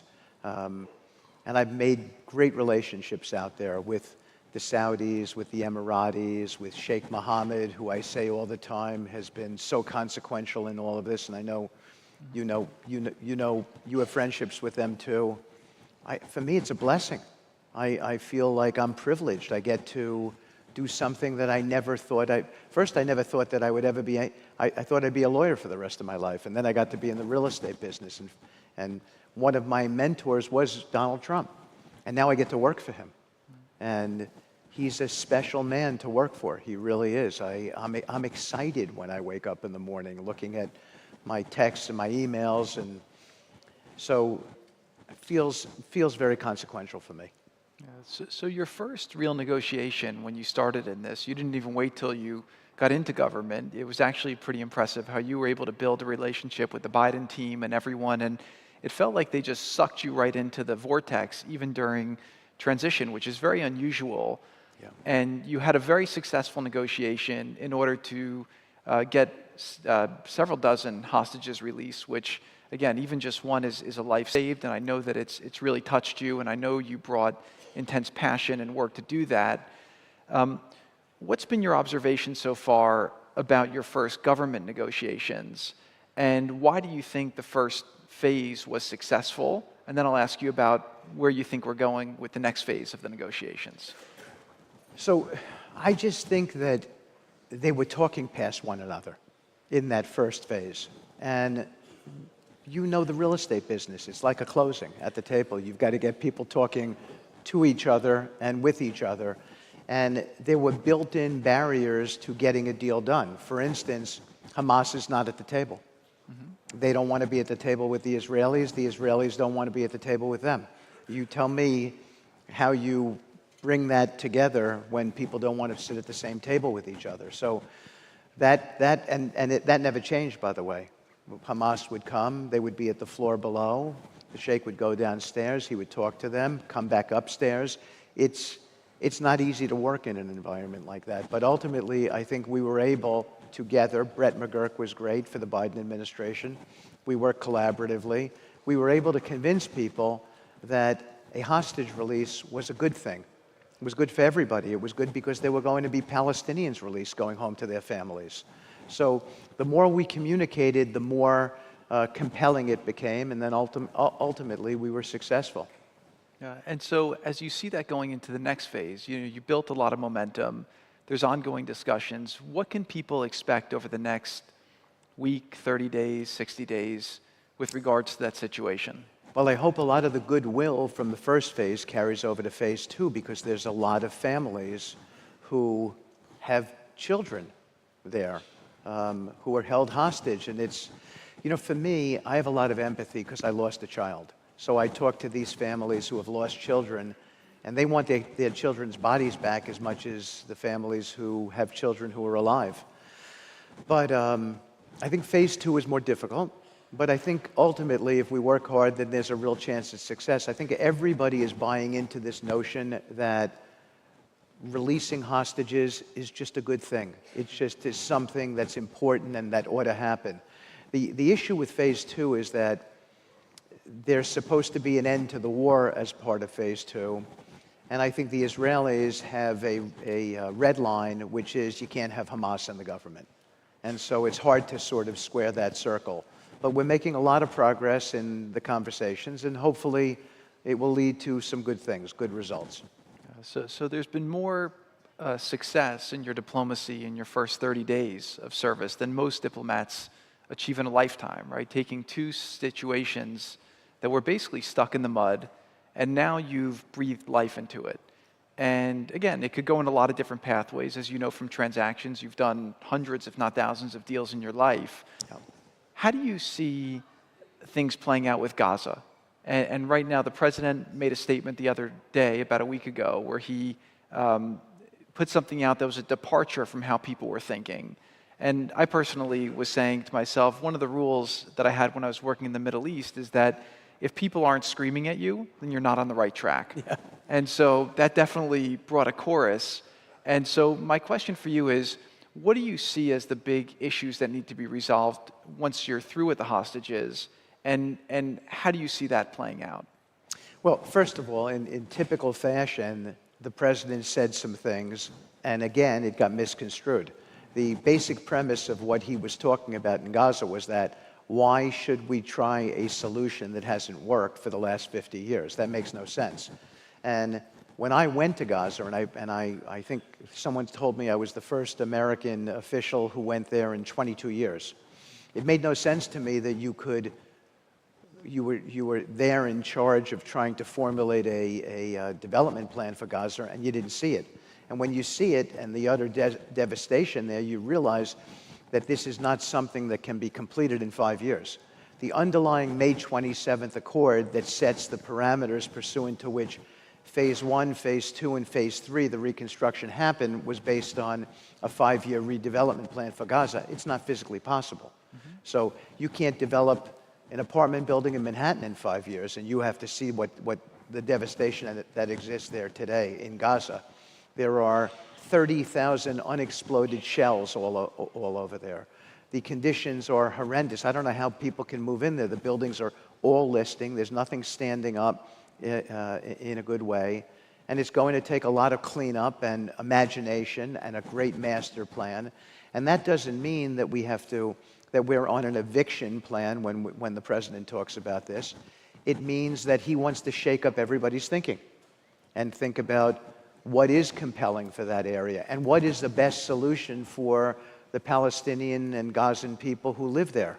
For instance, do they want to live there? Do they want to live in a home there, or would they rather have an opportunity to resettle in some sort of better place, have jobs, upside financial prospects?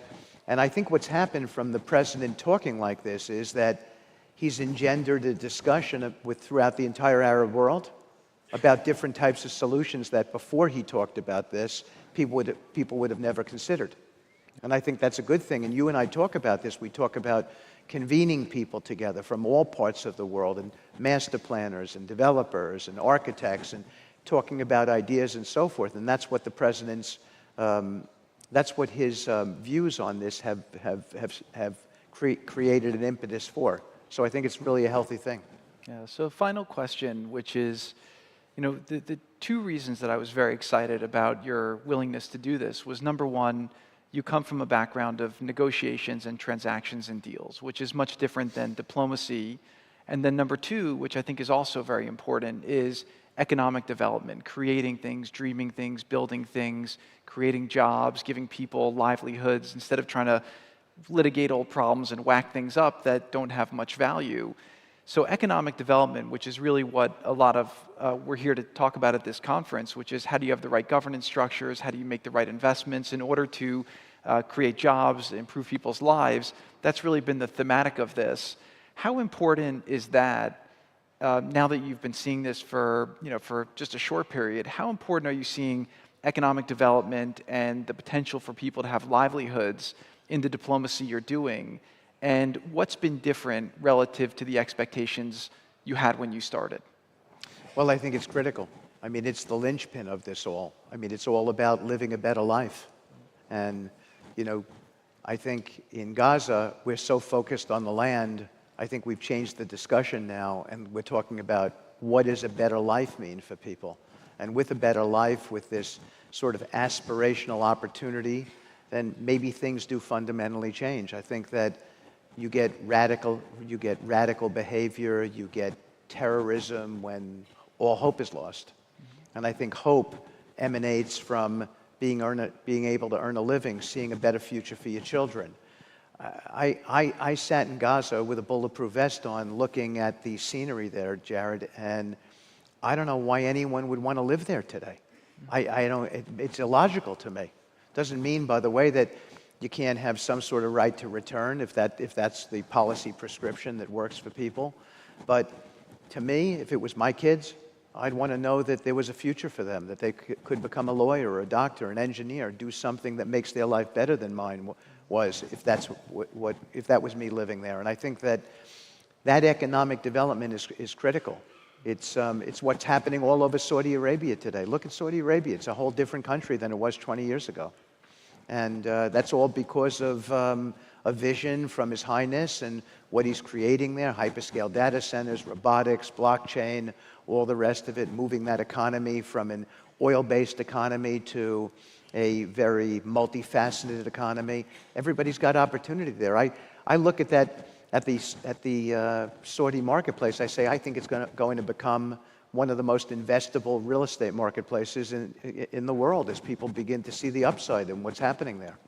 So I just want to thank, on behalf of myself, my family, a lot of people here, I want to thank you and President Trump for the amazing work you guys have done already. It's been very frustrating the last couple of years to watch all of these terrible things happen in the world and know that, you know, people were not solving them or at least putting in the efforts. One observation I have about government is that when you're in the private sector, all the speakers you've heard here, they're aiming for impossible things. You have entrepreneurs, they say, I want to go to Mars. We celebrate that in the business community. In the government community, people set small goals, and then they're criticized when they don't achieve those goals. I really appreciate that you guys are trying to solve the big problems. You're risking your time, your effort, your reputations to do it. And so far, I just couldn't be more thrilled and grateful for all the great progress you guys have made. So really our gratitude and appreciation and respect, and just thank you so much. Thank you.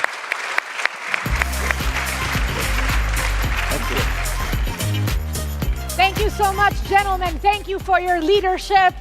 What a morning, ladies and gentlemen. We touched on foreign policy, AI, sports, investing with purpose, of course. And now I will send you off to lunch. It is happening at the networking level, level 2. Stay in the building, though, because programming will resume promptly at 12:50. I will see you back here at 12:45. Bon appetit, everyone.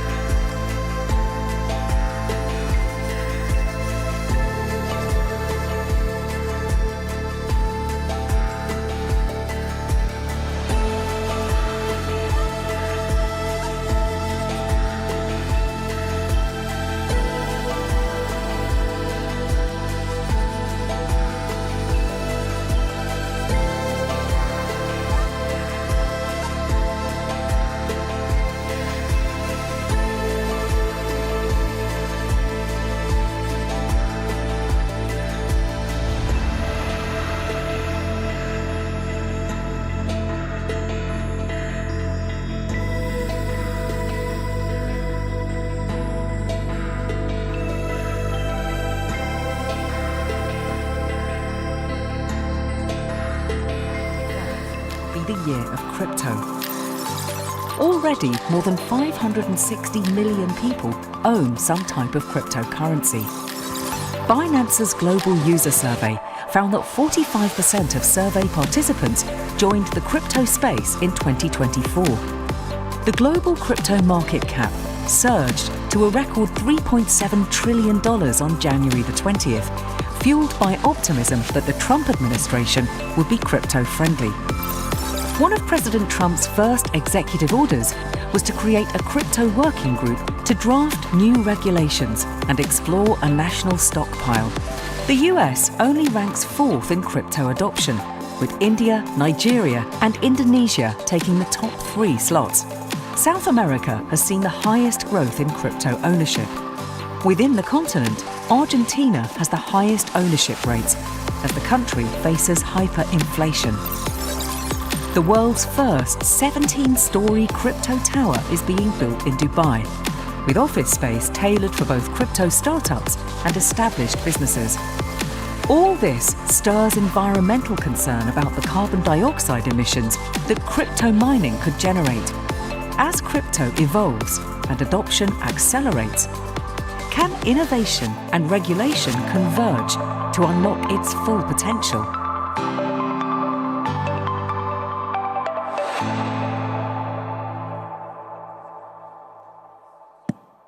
Please welcome to the stage our next moderator, David Faber, anchor at CNBC, and his panelists, Zoe Cruz, founder and CEO of Menai Financial Group, Yvonne Soto Wright, CEO and co-founder of MoonPay, and Kathy Wood, founder and CEO of ARK Invest. Packed A lot audience. of empty seats here. Packed audience we got. All right, well, guess we're not going to wait till it fills up. I don't know. I don't know that it will. It's post-lunch. Yeah. Makes sense. It is post-lunch. People are digesting. Welcome, everybody. The name of our session is this the Crypto Resurrection? I don't come up with them. But Zoe, let me start with you, if I might, because we're well acquainted from many years ago.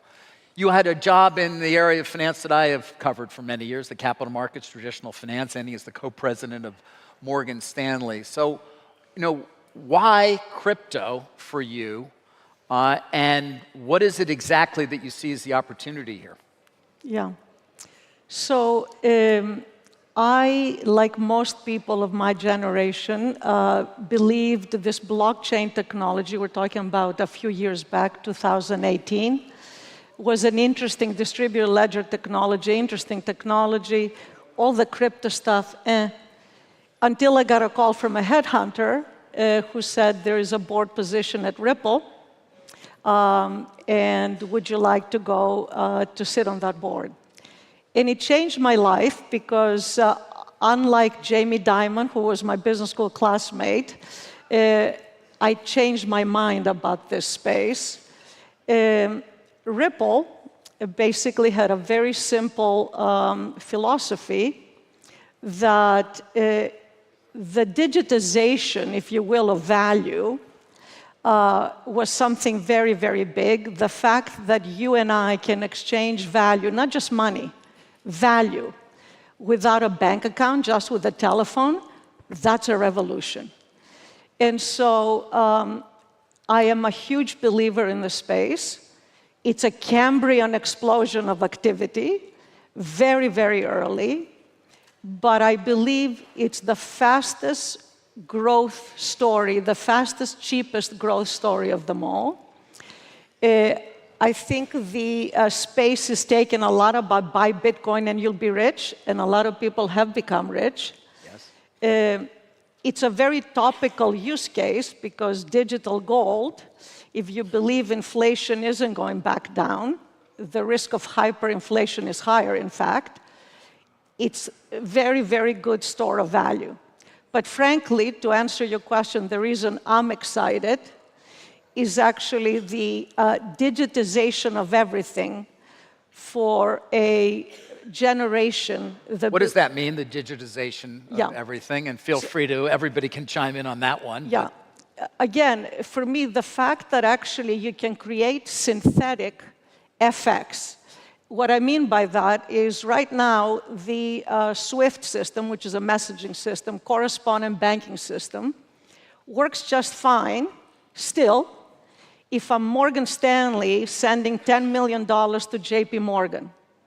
If you're an SME in Nigeria, not so good. So you can actually access the global system. You can get digitized money to Kenya, to Brazil, to Mexico, pick your country, instantaneously, cheaper, and it's accessible to you. That's a revolution. The most recent one, and then I'll let my co-panelists talk, but as you can see, I'm passionate about the space. The question I get asked more often, why are you in it? It's the most fascinating revolution since the one that made my career, which is finance globalizing. You and I met when I was running fixed income at Morgan Stanley. It was the beginning of globalization. This is as big a revolution, if not bigger. And the stablecoin revolution, because the question we get asked, I'm sure all of us, there is no use case. Yes, Well, that is a question yeah. that is asked a lot. And So- certainly of those who are critical or at least are not believers. Right. So it's a massive use case, the one I just described. Basically, the fact that you're fractionalizing ownership and having the one that adds value and the one that buys value meet instantaneously, that's a use case. Stable coins, which are now $250 billion of value, coursing through the veins of the world, backed by US treasuries, which is basically, so the stablecoin market, we're the top 15 buyers of US treasuries. You can imagine where the US government actually likes stablecoins all of a sudden. So anyway. Point. Okay. Yeah. Let's get to some of our other panel. I know both of you actually have specifically want to discuss stable coins as well. Why, I mean, I assume you agree to a certain extent with Zoe, why are they of such importance in terms of the growth of, let's call it the crypto ecosystem? Yeah, well, first off, I think crypto is the technology of the future. It has the potential to replace the existing financial system. It'll be a complement at first, but ultimately, I think crypto wallets will replace your bank account. When it comes to stablecoins, I think it's one of the most innovative and real-world use cases that we're seeing incredible adoption already. Like, the story's already here. $27 trillion of value moved in stablecoins over the last year. That's more than Visa and MasterCard combined. So just let that set in. There are many parts of the world where it's difficult to get access to US dollars. It's difficult to get access to banking. Essentially, anyone with an internet connection can participate, spin up a cryptocurrency wallet anywhere in the world, and receive value in the form of a stablecoin. And so I actually think the biggest demand from stablecoins won't just be in the United States, it will be outside the United States, where access to banking, access to dollars is challenging. Right. Although it is, I mean, dollars become and treasuries become a very important part of this world, don't they? Yeah. Well, first off, stablecoins, we want US-backed stablecoins to be here in America. We want them to be having attestations in America that they're here.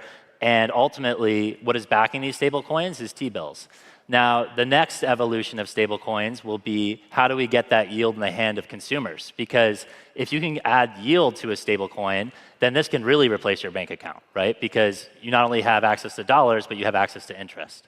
Yeah. Kathy, I mean, and particularly I'm interested in your perspective as an investor in terms of why and what parts of this overall ecosystem you find particularly attractive. Well, we've been saying we're interested in all three of the revolutions that we think are taking place around the crypto asset ecosystem. The money revolution really is around Bitcoin from a monetary system point of view, and I think people understand that pretty well. The DeFi revolution, and I know we were talking about semantics earlier. Maybe we should stop calling it DeFi because it sounds defiant, but it's really just the internet financial system. Or in India, they would call it the Finternet. So that it's a little more accessible, understandable, less threatening. That's really all this is. And in terms of stablecoins specifically, we look at the numbers, and Ivan's right. In terms of the transaction value on stable coins, last year it was bigger than either on Visa or MasterCard. Now, the difference is the number of transactions that Visa and MasterCard process is much higher. The value associated with each transaction here is much higher with stablecoins. And the stablecoin value locked out there, that's $250 billion. The stablecoin networks, their revenue annualized at, I think, $7 billion in the second half of last year. So this is already a big business. So that's the second revolution. So monetary system, financial revolution. And then the third is really digital, and this applies to all of them, but because of NFTs, we carve out another category here, digital property rights that are immutable. That's a very big idea too, especially because young people spend more than half of their discretionary time online, and that is where they are accruing social status, almost more than in the physical world these days. Yeah, I'm not sure that's a particularly good thing, but it may be a fact. Ivan, crypto wallets will replace bank accounts. Why do you fully believe that will be the case? Well, obviously there's self-interest here because I build the backwards compatibility to the existing financial system and bring it to crypto wallets. So what MoonPay does is it makes it easy to use any payment method that is popular, your debit card, your credit card, your bank accounts, your Venmo, your PayPal. We're localizing it for every single part of the world. And so we're connecting to the legacy financial system to make it easier for people to participate. So first you got to get the distribution and make it easy for people to put money in their cryptocurrency wallet. When we started, the only way to do that is you had to go to a centralized exchange, then move it into a cryptocurrency wallet. I actually think the cryptocurrency wallet will be the primary interface. The other big trend that we're starting to see is within DeFi. It's even more recently, if you look at overall exchange activity inside of retail, DeFi is becoming a bigger and bigger part. So essentially leveraging smart contracts, automated market makers, there's all this technology that people can use to actually trade without having to use a centralized intermediary. And so if you look at just over the past couple of weeks, there was a point where DeFi was actually over about 40% of the overall market. I think that trend will continue to move up and to the right. And so people can skip going to centralized exchanges, go directly inside a wallet, and be able to trade anything that's on chain. And that's a trend I'm very excited about. And so the next big piece is we need to put productive assets on chain. We need to put real world assets on chain. Not just meme coins. Not just meme coins. And I think meme coins, to be honest, I'll give a defense of meme coins to some extent. I think that essentially you're tokenizing goodwill. That's what a meme coin is. Eventually, we need to put productive assets on chain. And so it looks like a toy to begin with. People joke about it and, okay, people are betting on attention of particular assets. But this is the training ground. These are the training wheels for something that's going to become much bigger. Imagine when you start to get tokenized treasuries, tokenized bonds, tokenized stocks. And we didn't have a regulatory environment in the United States that was conducive for that to happen. I think we're now starting to see that shift. You do. How important is the government's involvement here, Zoe, in terms of setting the rules of the road, or just in terms of exactly what Ivan just said there, sort of making it possible for what he's discussing? I think it's critical, especially the way the new government in the US, because without the US, you don't have a global, frictionless movement of capital, so that's a very good thing. My understanding of this new movement in the US government is principle-based rulemaking. We all know what the principles are. The Sam Bankman-Fried problem of commingling client account with you. This is pretty simple principles. Yeah. And so what I like is they're building frameworks that will save us from ourselves, because let's say the industry has a bad name. We deserve a lot of it, frankly. Lots of shysters in this business. Buy it because it'll go higher. Right. So I gave actually, I was at a Wall Street Journal Live function in 2017-18, with Brian Armstrong. And yeah. we talked about, he talked correctly that the current regime is stifling innovation. And my feeling about that is when you talk about not just US, but regulators around the world, when you talk to them, what they say is Bitcoin to Bitcoin, knock your socks off with your wallets. The fiat on and off ramps, we're going to regulate you the way we regulate Citigroup.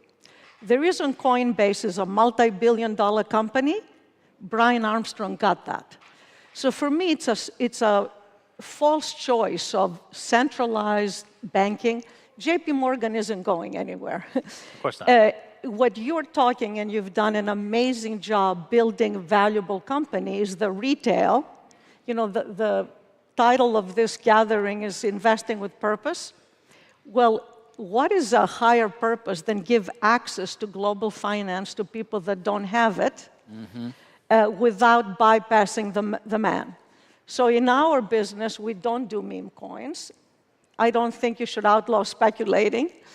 We don't do ID coins, because ID coins try to bypass AML KYC. So we all know, if we actually understand that there are two levers governments around the world will never give up, fiscal and monetary policy, they're not going to allow you to bypass the man. I think this business will continue to thrive. Kathy, do we need a Bitcoin reserve? Do you think we'll get one, and what will it mean if we do?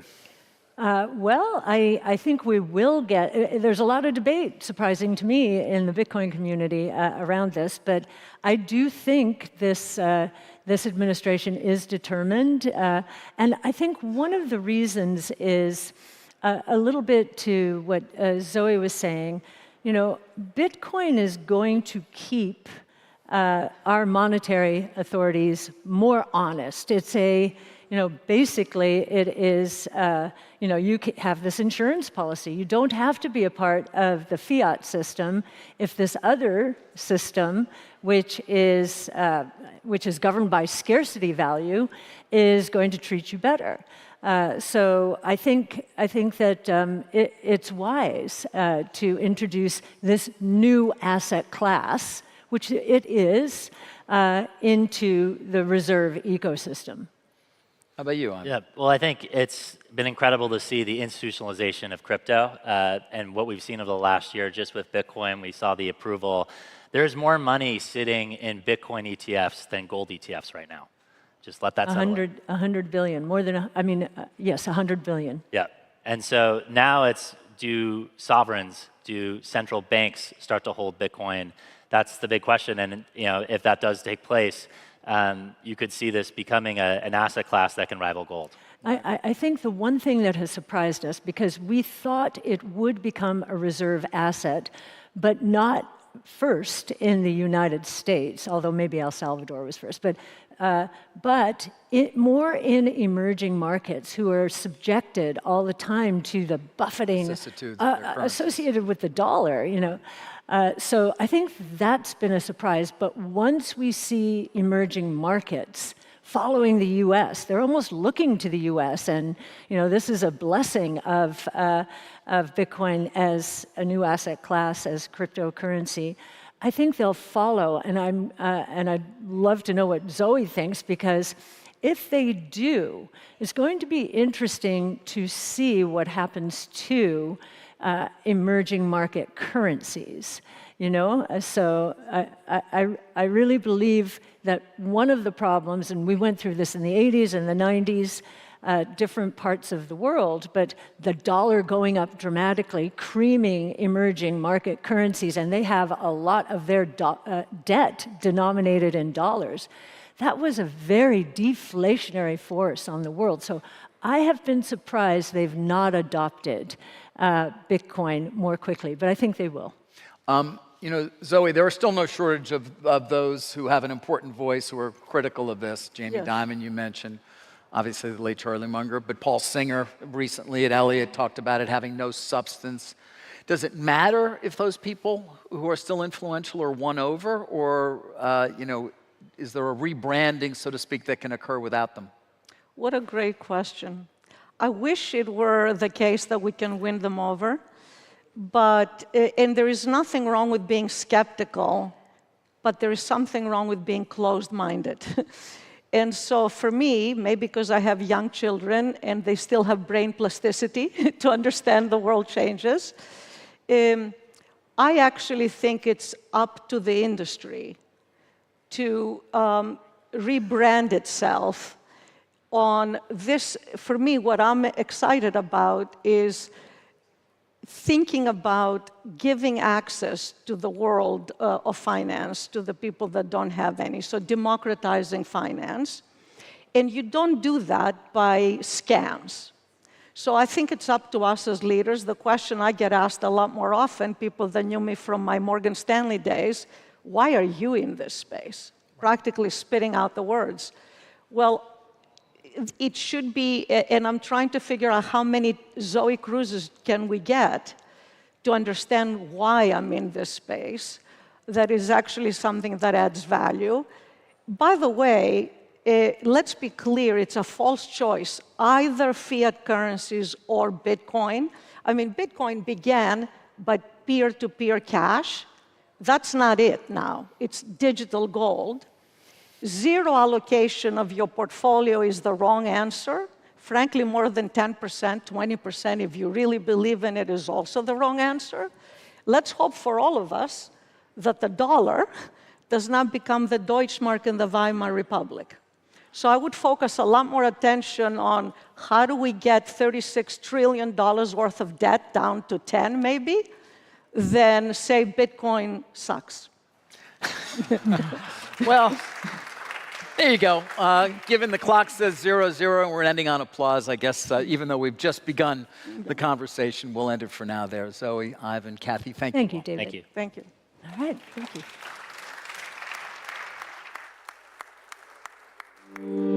Artificial intelligence is transforming business as we know it. But is it driving opportunity or adding overload? Opinions are split around the globe as to whether AI will positively or negatively impact job creation. Businesses are adopting more AI applications than ever before, but the sheer volume of tools and platforms could be more of a hindrance than a help. Yet it's clear that artificial intelligence has become a staple in everyday business use. The global market for AI products and services could reach up to $990 billion by 2027. Artificial intelligence is already using more energy than ever before. Given the rapid pace of innovation, can current infrastructure sustainably keep up with the growing demands of next-generation AI technologies? As software companies increasingly integrate AI into their core offerings, transforming into AI-driven organizations is no longer optional, but essential for survival. And ethical quandaries abound too. As digital transformation accelerates, the rise in cybercrime is hardly surprising. And yet, the FII Priority Compass found that citizens trust technology companies to handle their personal data responsibly. As the stakes rise, how can businesses harness AI's full potential while ensuring security, sustainability, and ethical responsibility?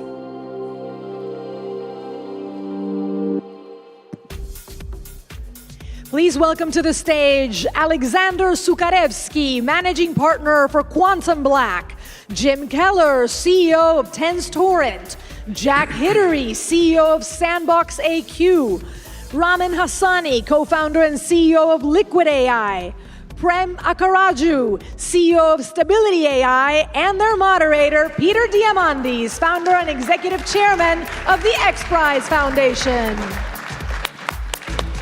You have to give me yours. Welcome, everybody. What's that? Welcome, welcome. We're about to have a conversation, and I want you to listen up. This is the technology that's going to reshape your families, your lives, your businesses, your industries, your nation states. And the question I'm going to be asking at the end here is, are you ready? So let's dive in. I'm going to be going through 2 rounds of questions. I'm embarrassed that we should, in fact, have a 3-hour session for our panel, but we got 30 minutes, so you'll excuse me as we run through this. Prem, I love what your company has done, and you're an example of a CEO who takes a company and doesn't 10x it, you 100x it. Stability, AI, what are you doing, and how are you going to impact the world? Thank you for that. So Stability is the creator of Stable Diffusion, which launched August 22, which changed everything in image-based AI generation. It was the ChatGPT moment for image. There's been over 270 million downloads of Stable Diffusion to date. Give you a sense of scale, the number 2 most popular model has been downloaded 9 million times. So it is by far the market leader. What we're using it now for is, my background is in professional film and television, and we're now fine-tuning what I call ultra-narrow AI, fine-tuning our model to work in professional content creation. So film, TV, gaming, and marketing and advertising. So you brought Jim Cameron onto your board. You have investors. I'm an investor, full disclosure. You brought in Eric Schmidt, an incredible group of individuals. How far are we from creating reality, given the technology that exists right now? We're already there with certain workflows. Now, what we're doing to make this a full reality, we're doing exactly as the artist creates a film. So what we've seen in other text-to-video models are one text and one video. That's not how professional content's created. Professional content is created in shot elements, and then they're composited together to make the shot. So what we're doing is going step by step in each one of those processes, whether that be rig removal or paint and rotoscope or camera match, plate reconstruction, and doing hyper-narrow AI models around each and every step. We're probably about 24 models in, and about 50 to 60 models. So how far are we from me starring in my favorite episode, Star Trek? You should be in that now. I know. If it was up to me. But in all seriousness, in terms of video generation on the fly, where I have a request to create something extraordinary that looks real. I would say that's going to happen this year. I think within 6 to 12 months. Yeah. All right, so how does your reality change when you're not sure if you've created it or if someone else has created it? What's possible for you in your businesses, in your lives? All right, we'll come back to you in a moment. Ramin, again, an investor in your company, so full disclosures over here. Liquid AI. You came out of the gate, $0 to $2 billion valuation in just about 2 years. At the end of the day, you're enabling private AI capability with your liquid models. So I know a number of companies that are fearful. They don't allow their employees to use ChatGPT because they're concerned that OpenAI has access to all the data. So what's possible using liquid AI? Absolutely. So yeah, we are a foundation model company. We are building AI system, generative AI systems for enterprises. And we're providing these systems, we're powering these systems by a new technology, not the transformer architecture that enabled the new wave of AI. We have created something on top of something that we invented at MIT, liquid neural networks at Daniela Russo's lab. Yeah. These are worm-inspired AI that transferred into something. We evolved these kind of systems into something that is more tangible, and now we can create value off of this new type of AI. The very special thing about this technology is that the amount of compute that is needed for packing a lot of intelligence into a device is very, very minimal. So as opposed to other type of AI, you can get ChatGPT experience on a phone, locally on a phone, on a laptop, and in places where privacy matters. From a product perspective, what we did today with enterprises, wherever there is sensitivity on data or security issues that you cannot actually use a cloud kind of solution, or you don't have access to GPU-based infrastructures, this is the places where Liquid can immediately come in and expand at large, putting our type of enabling enterprises to use generative AI. I mean, you just raised a killer round with G42 as one of the leads, $250 million. Congratulations on that. Thank you very much. You're tracking on revenues this year, which are spiking, which is fantastic. I remember you used your liquid neural networks to fly fighter jets. Can you take 1 second about that? Yeah, well, I mean, this was one of the only neural network architectures that enabled safe applications of AI on device. So they trusted, United States Air Force trusted our technology to be the first version of a neural network that can navigate autonomously a flyer jet. And you can imagine, like, private AI is not just having a ChatGPT experience on a phone. It can power cars. You know, it can go on a satellite. It can go on a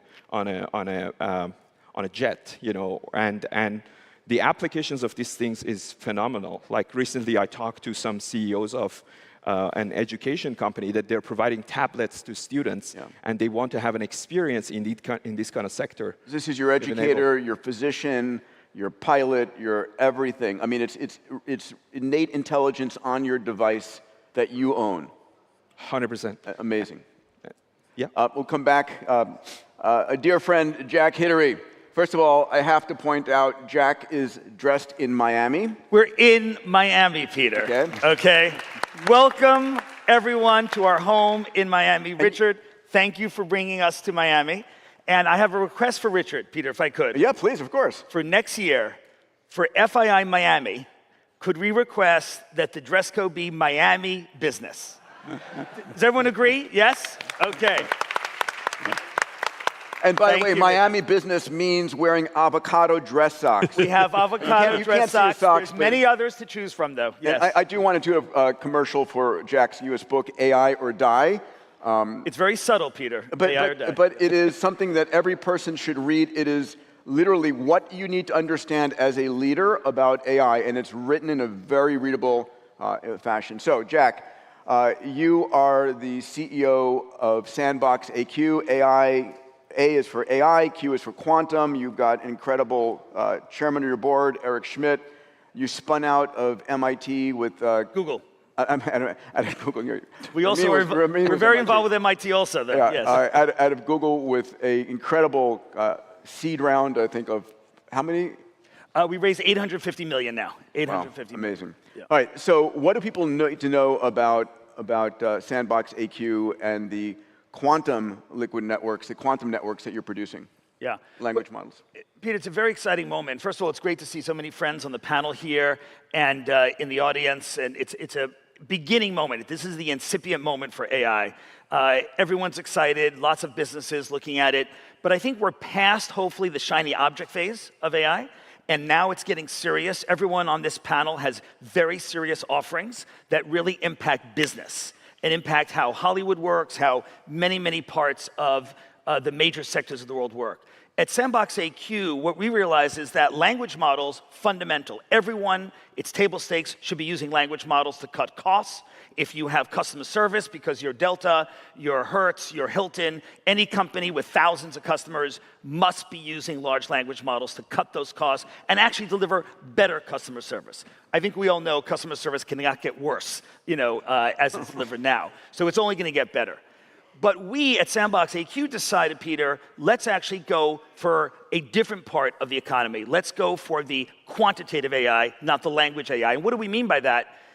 If you're Sanofi, if you're a drug company, if you want to create a new medicine for cancer, for Alzheimer's, for dementia, each of our families here in this room, unfortunately, will all be impacted at some point in our lives by these diseases. Language models can help. Initially, when they scour and look at all the summaries of scientific literature, very, very helpful to give you some ideas about what's been done before. But ultimately, Peter, if we're talking about building a molecule, we need an AI that is not trained on social media and cat pictures, but is trained on molecules and atoms. Yes. Right? That's fundamental, right? And that is the AI that Sandbox AQ is the global pace setter in. So very importantly, you're not talking about using quantum computers to run these quantitative networks. That's correct. You're using, quantum equations on the GPUs. Yes. So what kind of quantum equations are you using on the GPUs? Right. So this is something that everyone, of course, we all know from elementary school, Schrodinger's equation, all the equations that everyone is familiar with. But what we realized, the breakthrough that we had is that GPUs were getting so much better. We have a hardware person on the panel representing Token, hardware person, thank you, on the panel. Fundamental to GPUs is the ability to run in parallel matrix algebra. Imagine a spreadsheet like Excel times another big spreadsheet, 1,000,000 rows by 1,000,000 columns, and 1,000,000 rows here by 1,000,000 columns. That magnitude of matrix algebra, we can actually convert the quantum equations, the equations of drugs, of treatments, of new energy, of battery storage, all that we can convert to the language of that GPU, and that's the breakthrough that we had. Now, when quantum computers come and scale, we just had a great announcement from Microsoft. People may have seen that yesterday. Another announcement from Google just a few weeks ago. These announcements you're going to see come in a great cadence, culminating in a crescendo, Peter, in about 5 to 7 years of having great quantum computers. We'll add those to the arsenal. We'll have GPU, QPU, quantum processing unit, in one mesh cloud hybrid. But today, Peter, we use the GPUs to get the work done with drug companies, with Aramco. Aramco, I see, is a sponsor. Our newest announced customer is Aramco in Saudi. Why Aramco? Because they want to take the hydrocarbons coming out of the ground and convert them to higher order chemicals using carbon and hydrogen, not low-grade fuels, but carbon composites, as an example, that could be used to make a car lighter. They could be used to make a space rocket lighter. They could be used to make an airplane lighter for Airbus or Boeing. This is the kind of transformation that we focus on with LQMs, large quantitative models, versus the very necessary large language models. Amazing, amazing. Yeah, Jack is a nuclear power plant behind that man. All right, Jim Keller, Tenstorrent. You're a hardware manufacturer. You're our sole hardware manufacturer against all of these software geeks. Congratulations on your recent round. Thank you. You know, pretty good, $700 million of a Series D round. So you've got a lot of capital to build hardware. Yep. I'll take that. So what kind of hardware are you building? And when someone says, no, I only do software, how important is hardware versus software today? Yeah, so GPU's got a real solid head start on building AI because they had parallel computing. But they're still relatively complicated to program, and the way they do, like, handle tensors and stuff actually wasn't native to GPUs. Now, GPUs have evolved to add tensor processors. Tenstorrent builds a native tensor processor that's simpler and easier to program. Also, we build it so that the tensor processors natively talk to each other really nicely. And then last year, we open sourced our software stack. And it's really interesting. The fundamental math of AI is simple. A equals B times C plus D. Like, it couldn't be simpler at some level. But the scale of it is amazing. When I started building computers 40 years ago, we were doing millions of instructions a second. Now we're doing trillions of instructions a second. And to scale that takes like a special collaboration between the hardware and the software. So when your machines are up and operating, I guess the question is, what are they enabling for people in the room here? Well, right now there's a really large family of models. So our mission is to run all the models with really simple, transparent code. So big LLM, people say, oh, the software is huge. Actually, it's 600 lines of code. It's not very complicated at the program level, but when you go down in the software stack, it can really explode. And that's where, by building a native software stack that is tensor-based, it's communication-based, and it's open source, people can see exactly how that works and how it runs. And I think that's going to unlock a lot of AI applications that are currently hard to program with GPUs. So there's been a lot of debate on open source versus closed source AI models. And we just saw the R1 model being open source. We're seeing a lot of conversation where the leaders are saying, you know, open source will win. I think there's been an extraordinary velocity in open sourcing. How important is open source as far as you see? Yeah, so I have personal experience working with GPUs where we're trying to solve a hard software problem. We couldn't because the math library was encrypted or part of the software stack was proprietary. And because we couldn't look all the way down the stack, we couldn't figure out the problem and solve it. Now, open source AI is really wild because most of the high-end research is published. Many of the models are open source. Some of the weights, not that much of the infrastructure, not that much of the foundation library. So it turns out to be kind of a mixed bag. Like one thing we're going to do is we're going to open source a whole software stack. And it's for our hardware, but I encourage people, if you have your own hardware and you want a software stack that works, steal our software. It's a beautiful thing. And then I want to make it so many of the foundation models, the environment, the framework to build and train your own models are also open source and available. And I think it's really important to democratize the hardware stack and the software stack so it's not just a few very large players that control the AI world. So we have a lot of people from around the world here. Are the machines that you're building likely to be used in the global south more than in North America? No, we're going to sell to everybody. We licensed a small AI configuration to go in a television chip, and we're building machines that can train large language models and everything in between. And the other part of our business model, and again, I think innovation comes from lots and lots of input. So the software's open. It's been our best hiring strategy, by the way. This is great. Our programmers look at our software stack, they like it, they send a resume, or worse, or funnier, they don't like it, and they send me a resume because they want to come fix it. And I think that's really great. And then we've licensed our AI and our RISC-V CPU technology to people, and they like it, and they use it, and they send us feedback. So we're going to license our AI technology, but also build and sell systems. Fantastic. How many folks here have heard of McKinsey? Everybody, right? How many folks here have heard of Quantum Black? Could you raise your hand? You need some publicity, Alexander. So Alexander runs Quantum Black, which is a 5,000-person software and engineering team inside of McKinsey on their AI-focused area. Your story has been incredible. Tell us about Quantum Black, please. Thanks, Peter. I think there are basically two worlds. There is a beautiful and shiny world that is on this stage, and we all enjoy the age of AI, enjoy the evaluations, right, and having a great life. And I think we have quite a confused audience that kind of hears it, but doesn't see any impact in their lives, be it of bottom lines, but be it also as human beings, right? And so the question is, how do you reconcile these two? And if you look at the numbers, and we take the technology companies aside, the said number in the last 5 years is 11%, meaning only 1 out of 10 use cases ever saw the light of production. Everything else is kind of entertainment. We play with it, but it's irrelevant.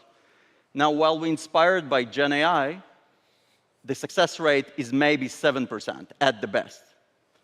So what we're trying to do in Quantum Black is basically bring these two worlds together, where we're trying to move from 11% into 100%.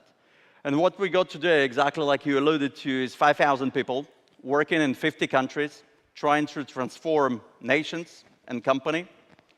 We have 5 R&D centers that working on the most precious products for humanity, and we roughly 43 products that we deploy globally.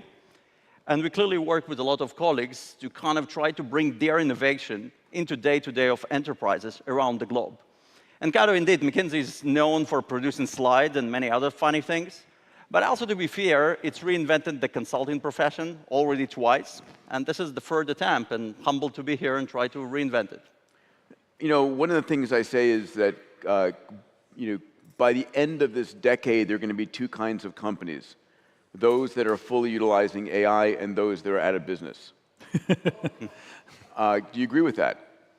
I agree with it, but I think the problem is slightly different. That today, most of this transformation, and I think everybody here tried to do a digital transformation, right? Or at least declared it to their boards and shareholders. Now, the success rate is not high because what we're trying to do is to infuse technology into, by definition, broken process, into the old process.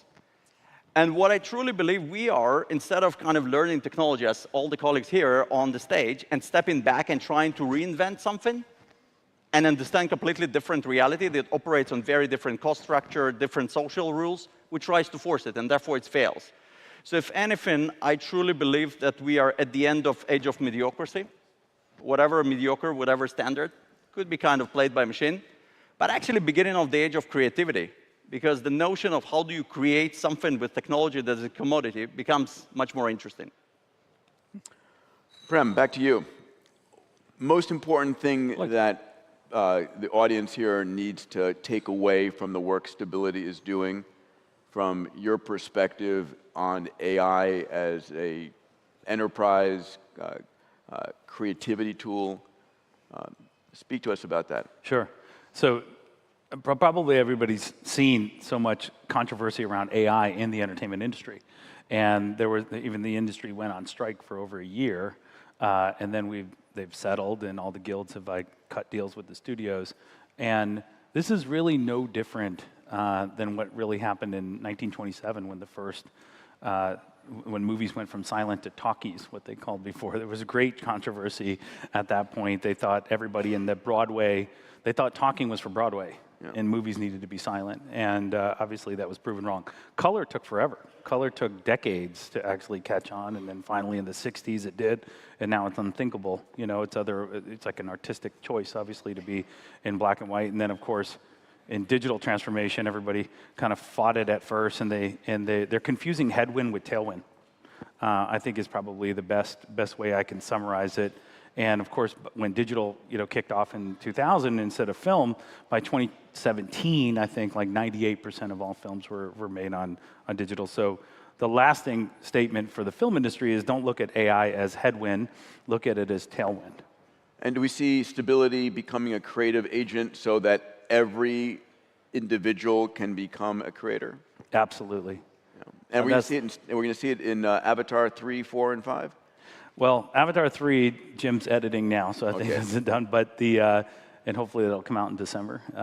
But definitely, I think in the later Avatars and others, I think you're going to hopefully see a lot of our tools in there. All right. Well, congratulations on the success. Prem came in as a CEO how long ago? About 8 months ago. 8 months ago, and it's just revolutionized the company. Had a huge legacy of models and capabilities, but have really driven it an extraordinary way. Thank you. Congrats. Ramin, the world needs another LLM. Why? No. So what the world needs is, as detailed out very nicely. It's the phase right now that we have to make AI useful. It doesn't matter what runs AI. And then we are in this amazing period of time where at every scale AI can bring value. And you put it nicely. Like I can see a future where everything is going to be integrated. AI is going to be integrated in our society. It's not that we need a different type of LLM. We need to do it right. We have a motto like in our offices that like every engineer at Liquid AI, we are designing AI. We call it ML done right, machine learning done right. So that means we don't need to consume a lot of energy to build AI systems. We don't need to use a lot of energy to host AI systems. So what we do, we are basically democratizing kind of access to AI. So if you think about it in the cheapest possible way, so hosting a foundation model on a phone or on a device today with Liquid AI costs $0 because it doesn't run on a GPU anymore. Is everything on a device? Is every device in my home, in my car, in my office going to be AI enabled? Correct. Yes. So what's your world look like when everything is intelligent? Every single device you're touching, talking to, thinking about is intelligent. I think it's going to be amazing. And the humanoid robots that runs in our homes in the future, they're not going to have access. They're not going to be connected to the cloud. They're going to have their own kind of local AI. Banks, when they have that'll make it safe, issues, so Elon can't actually, sort of start the robot revolution. Yes. Jack, you see the future and you're leading it, and it's 100xing. It's not 10xing. As we start to see, QLMs and as we see quantum computers coming online, is the world ready for how much is going to change in the next 5 years? Well, I think it's going to be a fascinating next 5 years. But Peter, if I can just give maybe 2 ideas that can share with the audience to help absorb what's about to happen. First is the power of small teams. What I recommend to every one of us, and what we're practicing, is that armed with LLMs and LQMs, armed with these new AI tools that are from the panelists or from others at this conference and elsewhere, small teams can change the world. Small teams. If you're a big company, portion off a team of 10 people and say, you're going to be in this new area, you have this mission, go. So your moonshot teams. Yeah, and so at Sandbox AQ, just to give you one practical example, there's a big issue when you try to fly a plane now, there's no more GPS. If you try to go to parts of Europe, no more GPS. If you go to anywhere in the Gulf region, Saudi, you're landing in Riyadh or Dammam. If you're landing in Abu Dhabi or Dubai, there is no more GPS. It's being jammed, it's being spoofed, it's out. In the Indo-PACOM area, Indo-Pacific, again, PRC, China, is blocking GPS there. An 11-person team, Peter, that we armed with this kind of AI and some quantum sensors solved the problem. It's flying now on the United States Air Force. And so small teams now are the order of the day. As managers, as leaders, this is what we're doing. This is what I think more people will start to realize. And the second thing I would leave you with, Peter, is that I know a lot of people are still concerned about AI, concerned about what are the implications of AI. Let me also say that what we're concerned about is people not embracing AI fast enough to solve the big problems of our current society. Let's hit the big diseases that have plagued us and challenged us for 40+ years. Let's bring battery storage to a new level, going beyond lithium ion, going beyond the current chemistries. This is where we need to really focus, more embracing, yes, responsibly, of course, but making sure we lean in. And I was pleased to see at the Paris AI Summit that we all just came from, that there was a lean-in attitude, rather than 2 years ago when people were like, oh no, should we even touch this stuff? So small teams, and let's lean in, and let's solve the big problems in society now. Amazing. Let's cheer for that. Nice job, Jack. Thank you. Jim, what do you want people to take away from the work that you're doing? What should they remember? How should they utilize the tech that you're building? Yeah, so AI doesn't have to be unbelievably expensive, unbelievably big, unbelievably proprietary. Like, that's not required. Like, the computational hardware is fairly straightforward, and we want to make that available to lots of people so they can use it. I think there is going to be a big up-leveling on how we build and write software and build machines. It shouldn't take 2 years to build a computer, right? We want to pull that down. It shouldn't take $10,000 to buy a single chip. We're going to take that down drastically, right? How much cheaper is the systems you're building compared to Our target is 5 to 10x cheaper. I'm sorry? 5 to 10x cheaper. 5 to 10x cheaper. Than the current systems. And then we have a roadmap to continue to make that better. And then the other piece is, like, you have to, I like the big swing approach on using AI, but start small, right? Like, I'm asking my software team to double their productivity this year, and everybody's starting to use the code generators, the code helpers. We're building our own tools to go check the quality, and just start working on it and get used to it. Because, like, you're right, if your system's broken, like, patching up the broken system isn't quite right. But getting a real feel for it and using it and then starting to iterate on how your system works is really important. And I think everybody should, dive in and embrace it. But we don't have to solve world peace first. I would like to make my code have a few less bugs. Alexander, last words from you. Who typically comes as a customer to Quantum Black, and what is your value proposition that you offer them? Is it we're going to understand your problems and solve your problems? No, basically, first of all, and it goes back to a question of what needs to be done, the customer is the chairman of the CEO.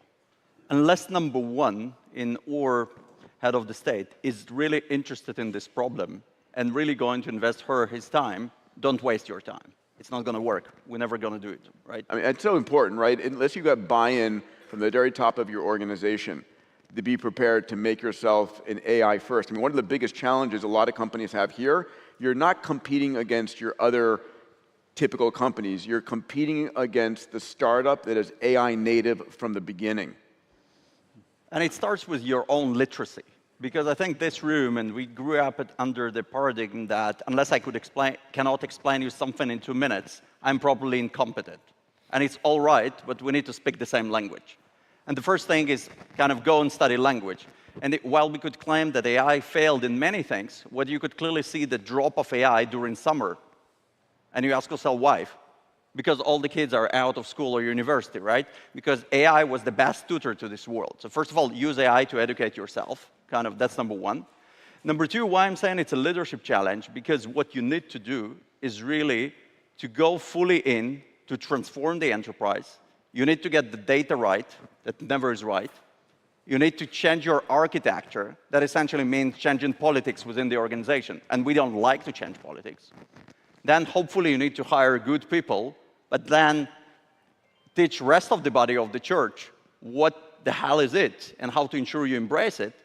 And then all of a sudden you have a team with human beings and certain agents and kind of how do you operate it yourself. Now you multiply the likelihood of these things and likelihood to success. Unless you believe and go fully in, it's risky because you put your career, you put your company future on the line, and you cannot go small. You need to go big to succeed. And that's what we're trying to do, just use AI as the way to make the world into the better place. Ladies and gentlemen, let's give it up for this incredible panel. Thank you all so much. Thank you. That's great. Well done.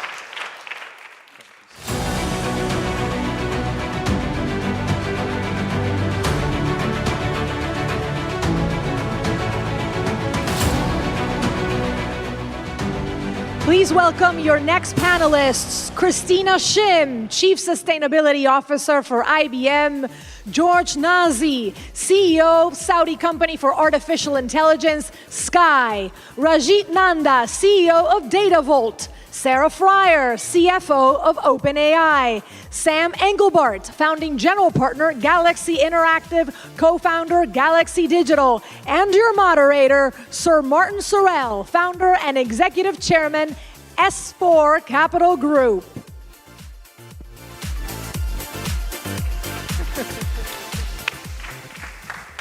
Thank you for that lively introduction, as always.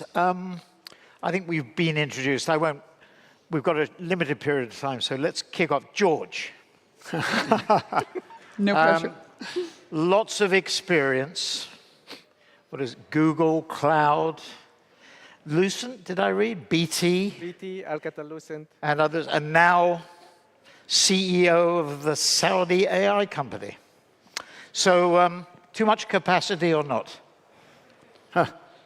Simply speaking, not enough capacity.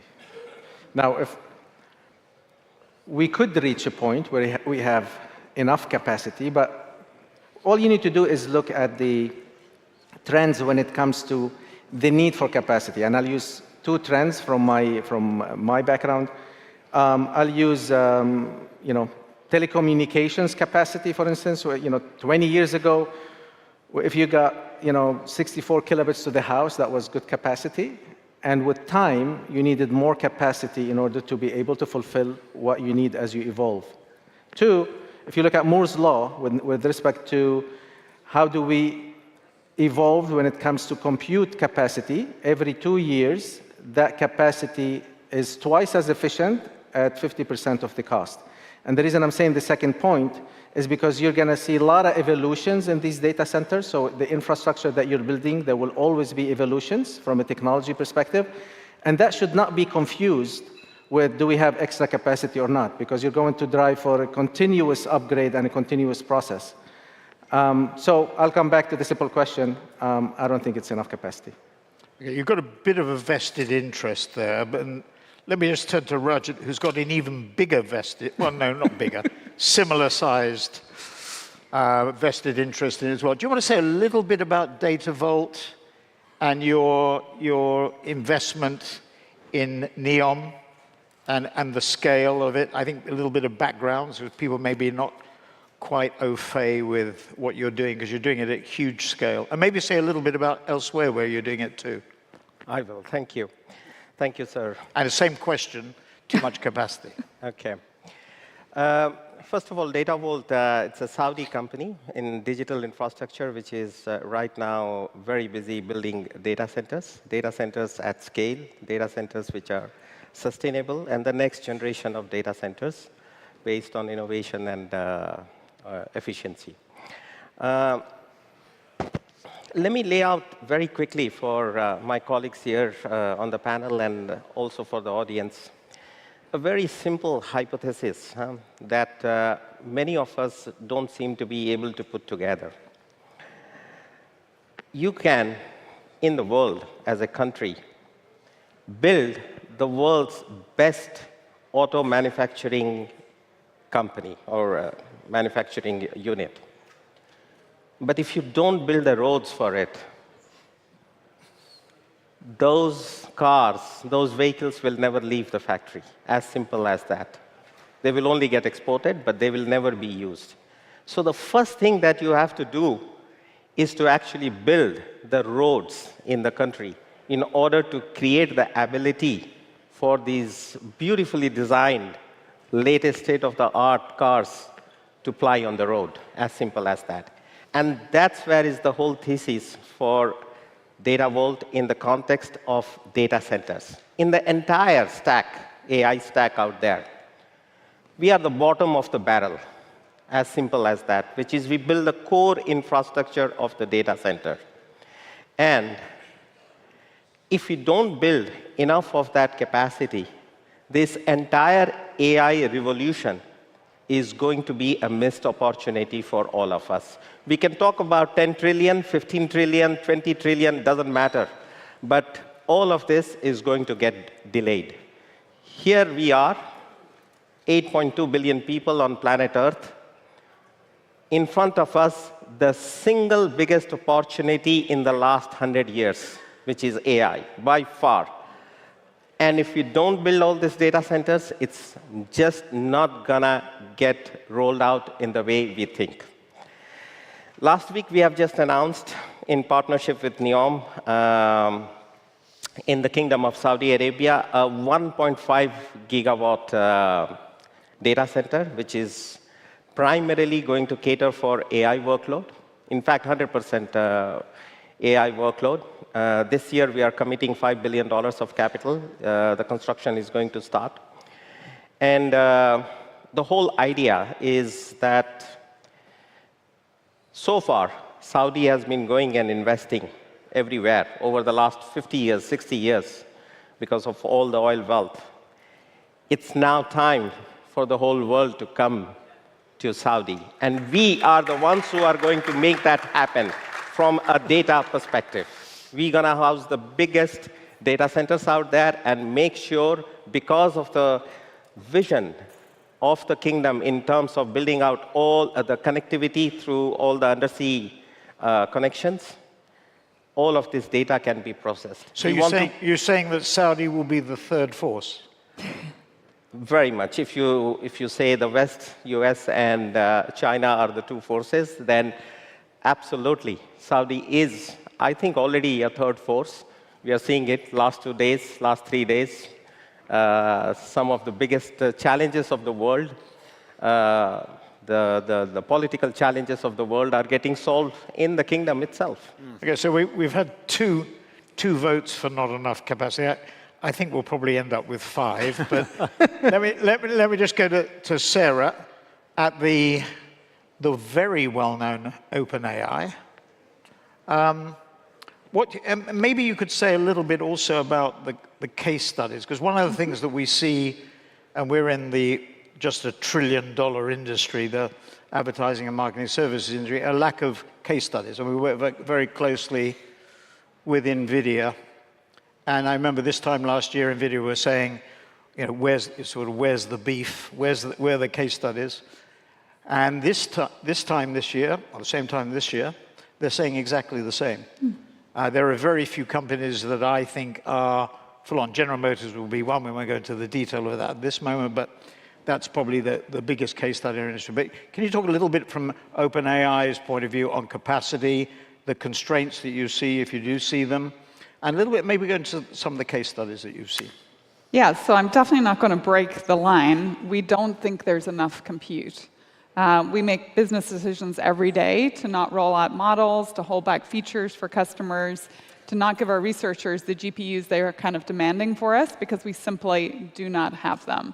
And so my goal is to make sure that those were decisions that got made 2-3 years ago when we said this is how much compute we'll need, but it was very hard to persuade partners and so on to put shovels in the ground and build data centers and put chips in them for where we are today. And so as we sit here today, let's not make that same mistake in 2026, 2027, and 2028. In terms of case studies, first of all, I'll do a case study in the room. How many people use ChatGPT today? Okay, great. I think it's the whole room. If you didn't put your hand up, seriously, go try it out. It's a life changer, and it doesn't have to be for business. It could be, what are you going to eat tonight? What are you going to put on the table for your kids? What are you going to do for your next trip?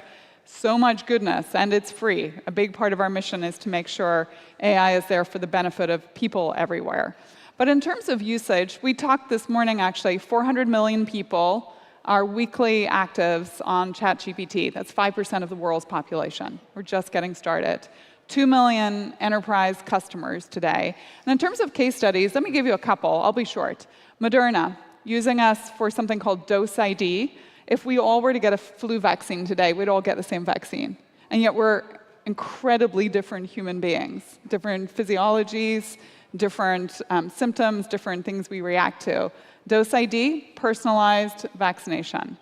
Second case study, Morgan Stanley, massive financial institution, using us today from everything from fraud risk management all the way through to areas like equity research. For example, trialing, could you write a draft S1 for a company to go public in a matter of seconds, minutes, for something that would often take weeks, maybe months, with a lot of very expensive lawyers and bankers in a room.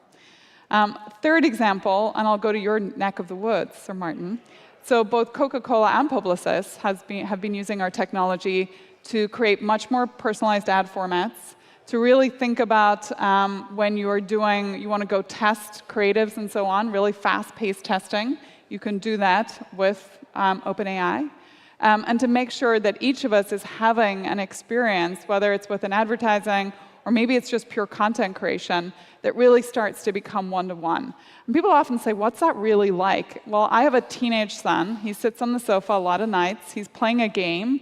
That game is hyper-personalized to his experience in that moment with him and his friends. And so why couldn't a lot of the media and entertainment that we consume today feel like that? So we are seeing, there is not a CEO I meet with, I was in Davos a few weeks ago, that doesn't know they need to be doing this today, doesn't feel they're already behind. And the great news is from day one, the minute they give ChatGPT to their employees, they're immediately getting value back. So I think we're on the cusp of something massive, but we are just getting started. We'll come back to that. So the MAG 7, or what we now call in Trump 2.0, the MAGA 7, the MAGA 7 are spending $500 billion this year. I think Amazon's the highest at $100 billion. Yeah. And Google's Amazon, up to Google, 75 Meta. billion. Yep. They got criticized a bit for putting another 15 billion in Q4 of last year. I think Meta's around 60, if I remember rightly, but it all totals up to about $500 billion a year. This is not enough, is what you're saying. And so, Christina, from an IBM point of view, because you're in the thick of competition in several verticals, as we were discussing in the green room, in the thick of competition with those MAG 7, MAGA 7 companies and others, how do you see it in terms of capacity? So we're thinking about it in terms of the full stack of AI, right? So I think we have to think about each of the different components, everything from the chips and the infrastructure all the way through the size of the models and how then you apply the models, to Sarah's point. But everything that you think about in terms of that full stack, you can do from an intentional perspective and make progress and think about computing capacity, but also energy efficiency across all of those elements. So for example, if you start with the chips themselves, you think about AI-specific chips that are being invested in. We're doing a lot of this with our research department. We are seeing enormous energy efficiencies and capacity that's really taken huge leaps and bounds in terms of the impact that they're having over the last 15 years. We're talking about 99% more energy efficiency over the last 15 years here. We're also seeing that you can increase the capacity for compute within those chips as well. So there's one that we're working on called North Pole, and this is actually something that's inspired by the shape and physiology of our brain, and we're seeing that is 25 times more energy efficient than any of the other chips that we have been working on previously as well. So you're seeing a lot of innovation here that can help support some of this compute capacity constraints that we're talking about.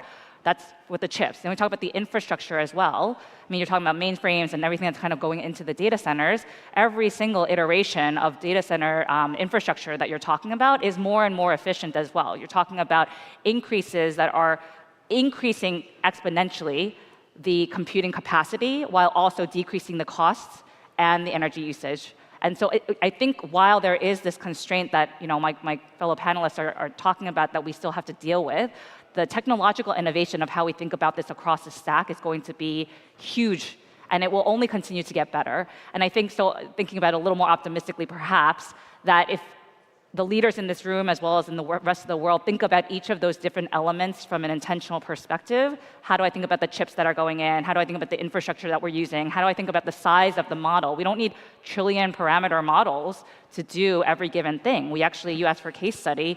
We actually worked with a global bank that used our Granite model, which is much, much smaller, for a particular use case. And they were able to have outsized influence and impact in the outcomes, but they saved 95% on their costs because of the size of the model. So again, if you think about intentionality across each one of those areas across the stack, I think we can get there. It's just, we have to continue to figure out how to innovate and be intentional about our decisions. Okay. So I left you to the end of in the first round, deliberately, Sam, because you look at it from an investment point of view more, and a producer point of view.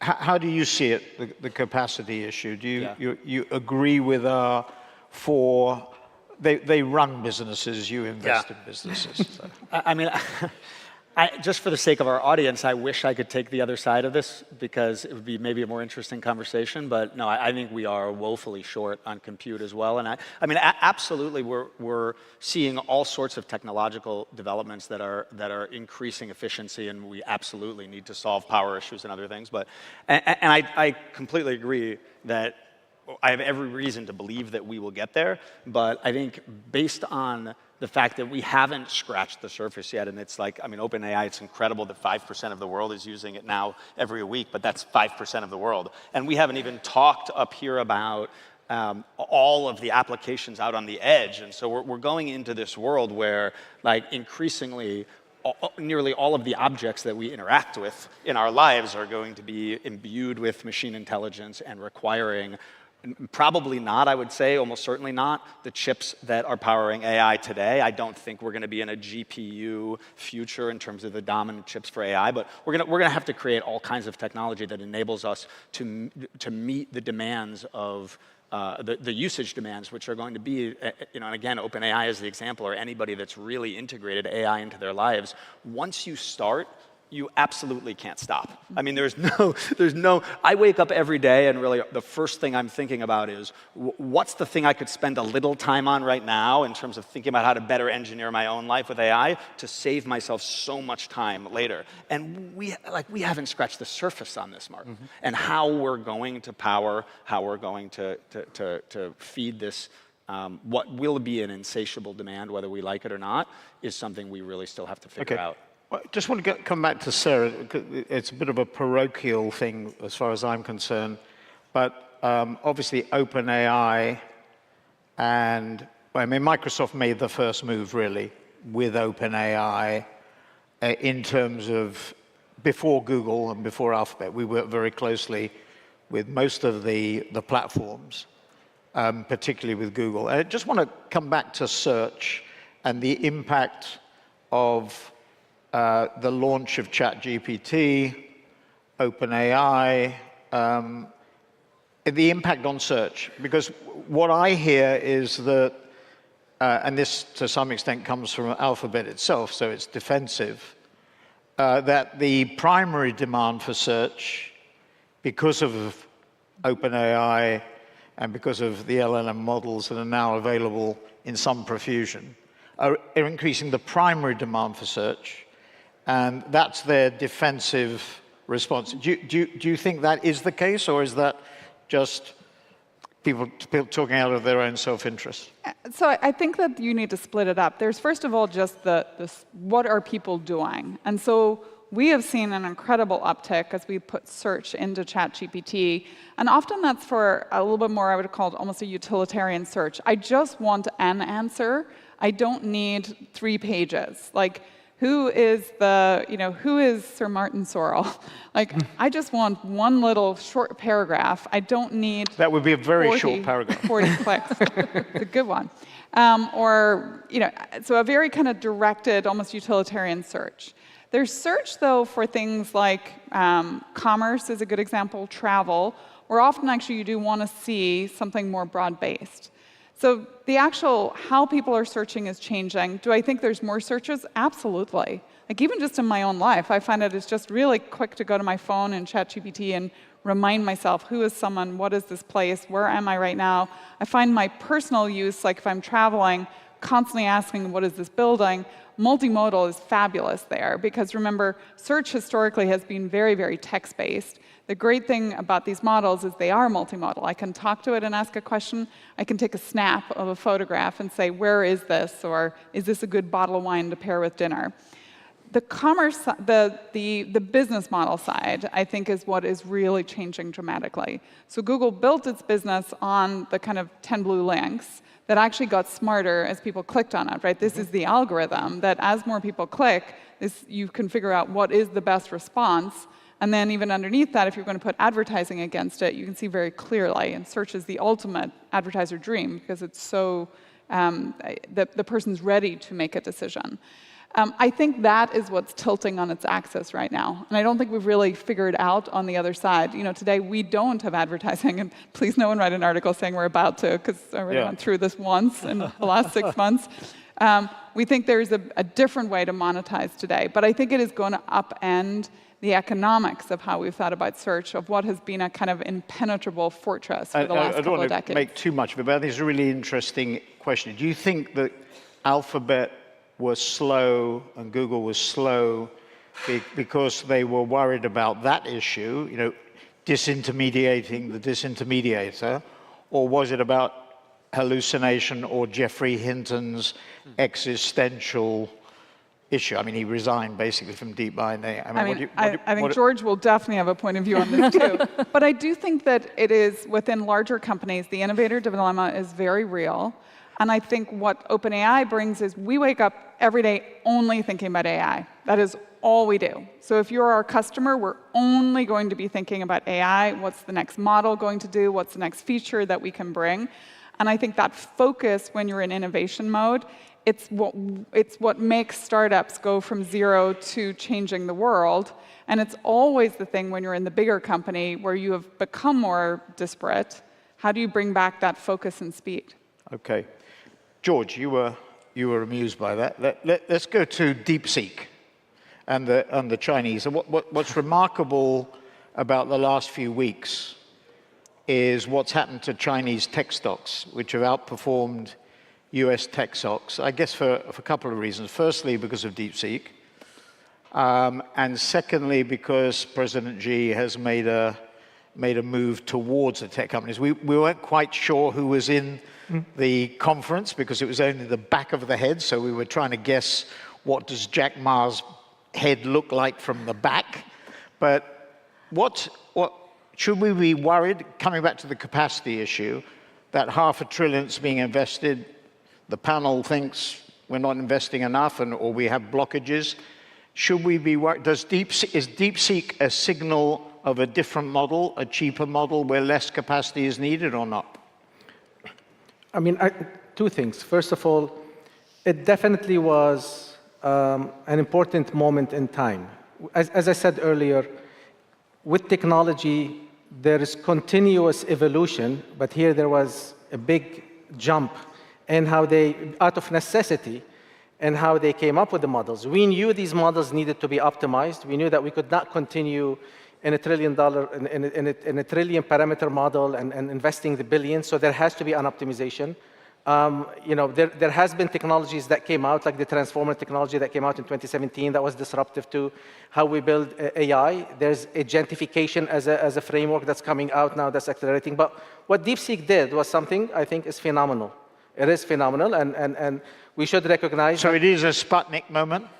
I don't know. I mean, maybe it's Sputnik moment. Definitely a moment. Definitely a moment that was a wake up. Okay, and I'm decoupling that from the need of capacity. I think even with these moments, even with these optimizations, even though that some of these models could be ran on a lower type of chipsets, we still need the capacity. All I'm saying is that you're going to see more types of chipsets. You'll see people talking about inferencing, about training, about graphics, TPU, CPU. I mean, this is going to evolve. This hardware technology will evolve, like software will evolve. The optimization of the models will continue evolving, which is great. That is amazing. It needed to happen. And I think it was a wake-up call for folks that were just spending billions. Just mind you, I don't think it's an apple-for-apple comparison when we say this was done for 6 million and this was done for 50 billion. I don't think that's an apple-for-apple comparison, but I'm sure Sarah can explain that better than me. Rajat, a Sputnik moment or not? I think yes. You're part of $100 billion investment fund in infrastructure.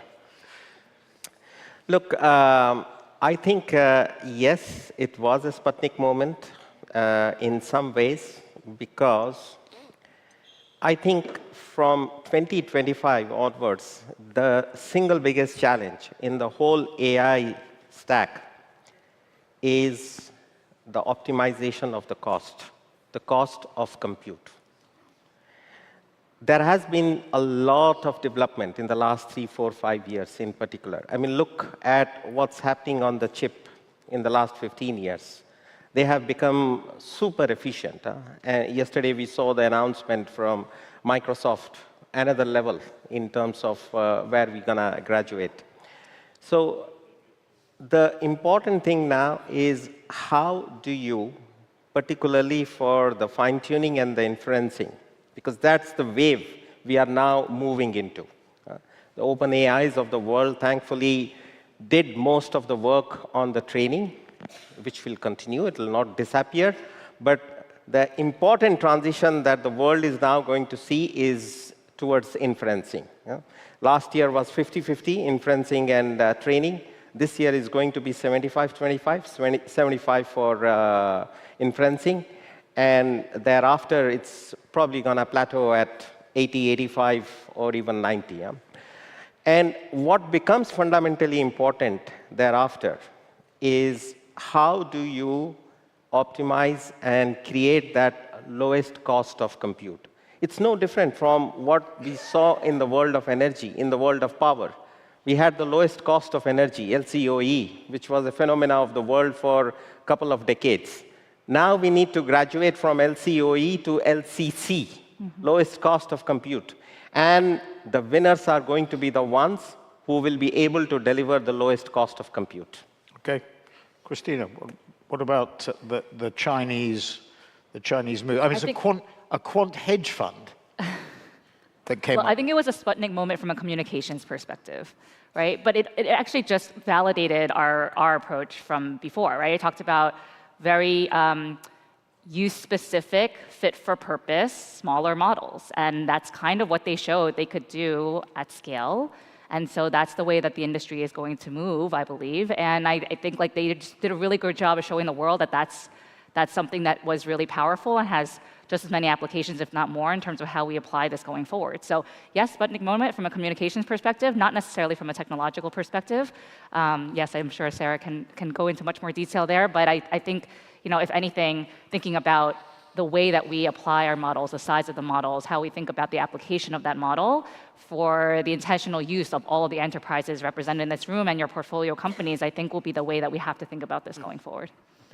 Sam, are you investing in DeepSeeks everywhere? No, I am an investor in Elon's company, in xAI, and partly because I think he is an N of one in the world in terms of being able to build things with incredible capital efficiency. How does he manage to do all these things at the same time? I don't know.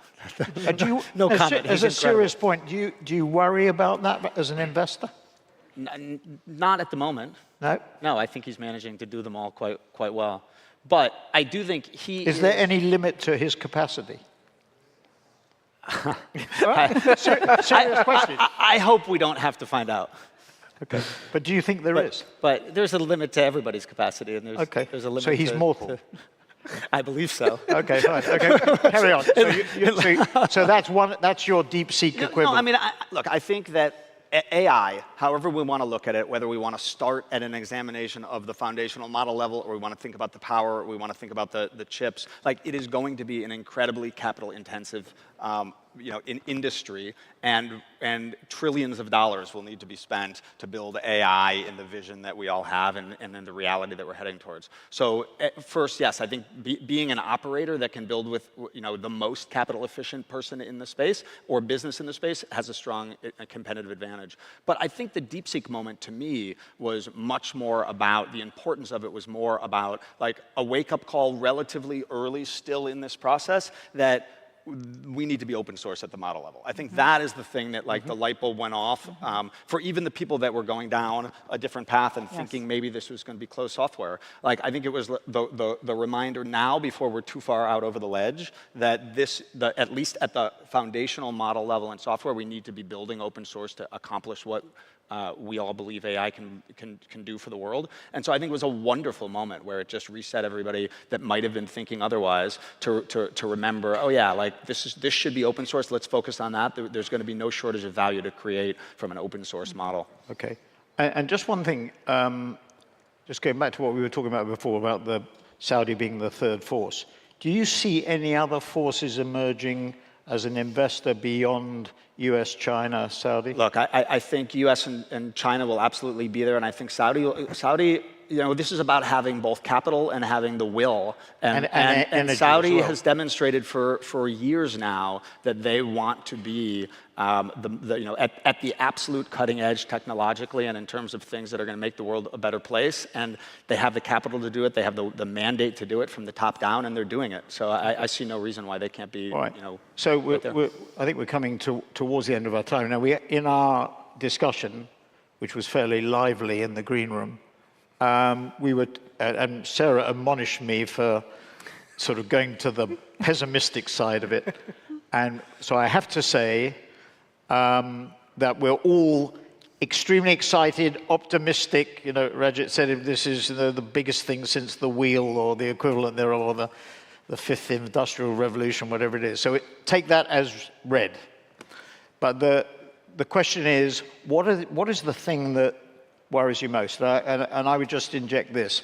I think we overestimate the power of technology, and we underestimate the power of people not to do the things that we want them to do. Particularly if the biggest issue for companies is to try and align everybody to the purpose, the mission, the objectives, and the ingenuity of people to subvert and deflect you from the objectives, particularly if you're trying to lead an organization, is amazing. So with that as background, what are the things, Sarah, let's start with you. What are the things that worry you, that when you go to bed at night, wake up in the morning, that you worry about? We've touched on one. So if infrastructure is destiny, I worry that we're not building enough infrastructure and hence not controlling our destiny. Number two, I worry about unequal distribution. In a world where having ChatGPT at your side right now is like having a PhD level student in physics, chemistry, math, it can code like the best coder in the world. I want that to be available to everyone. I have teenage kids. I think about kids in schools who now have access to literally one-on-one tutoring. But that is not for all kids. And so I think that unequalness of distribution could really start to cause even more kind of inequity globally, and hence cause a lot more kind of societal unrest. And so I think it behooves all of us here and on stage here to make sure that we really push for that more broad-based global distribution. Like 5% of the world, but 95% is not getting access right now. Christine? AI ethics.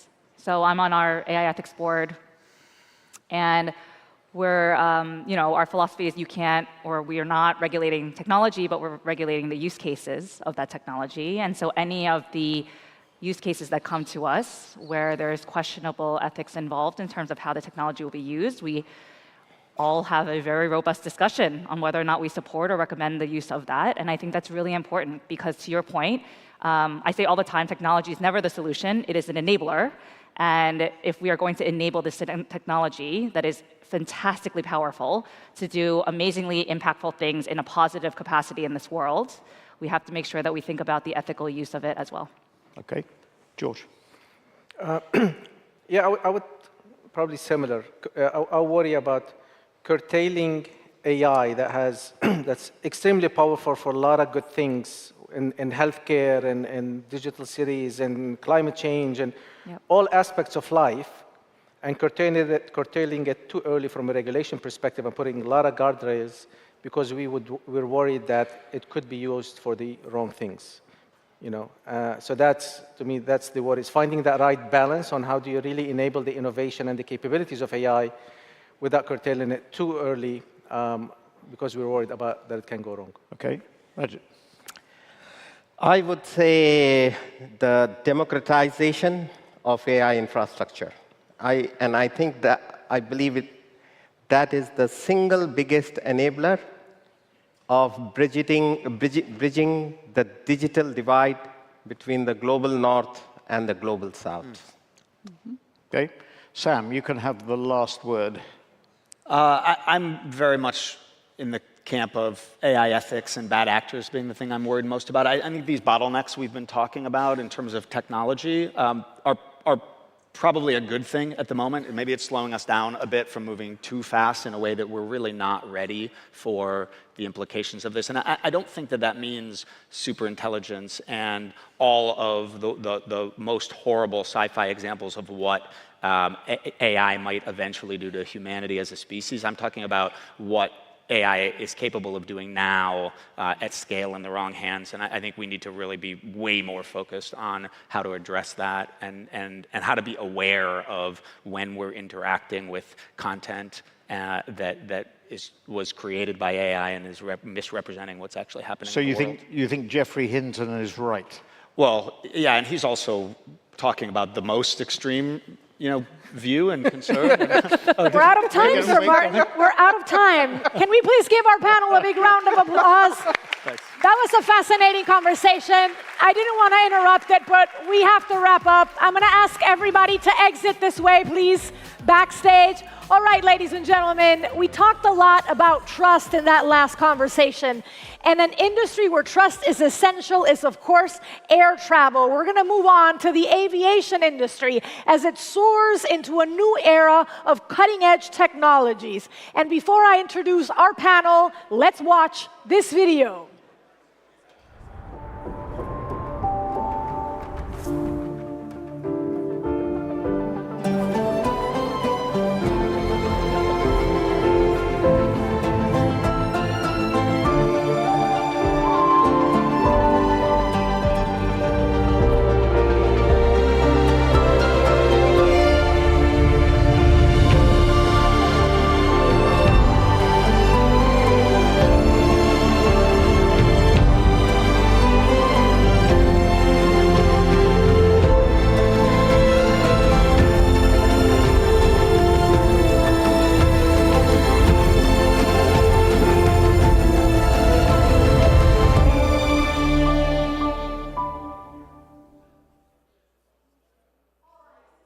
Building what will be the largest.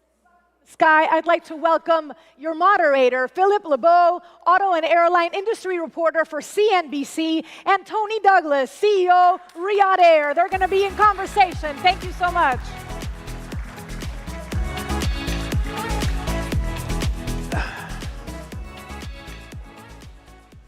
That video has people probably asking the very first question, which is, give us a time frame.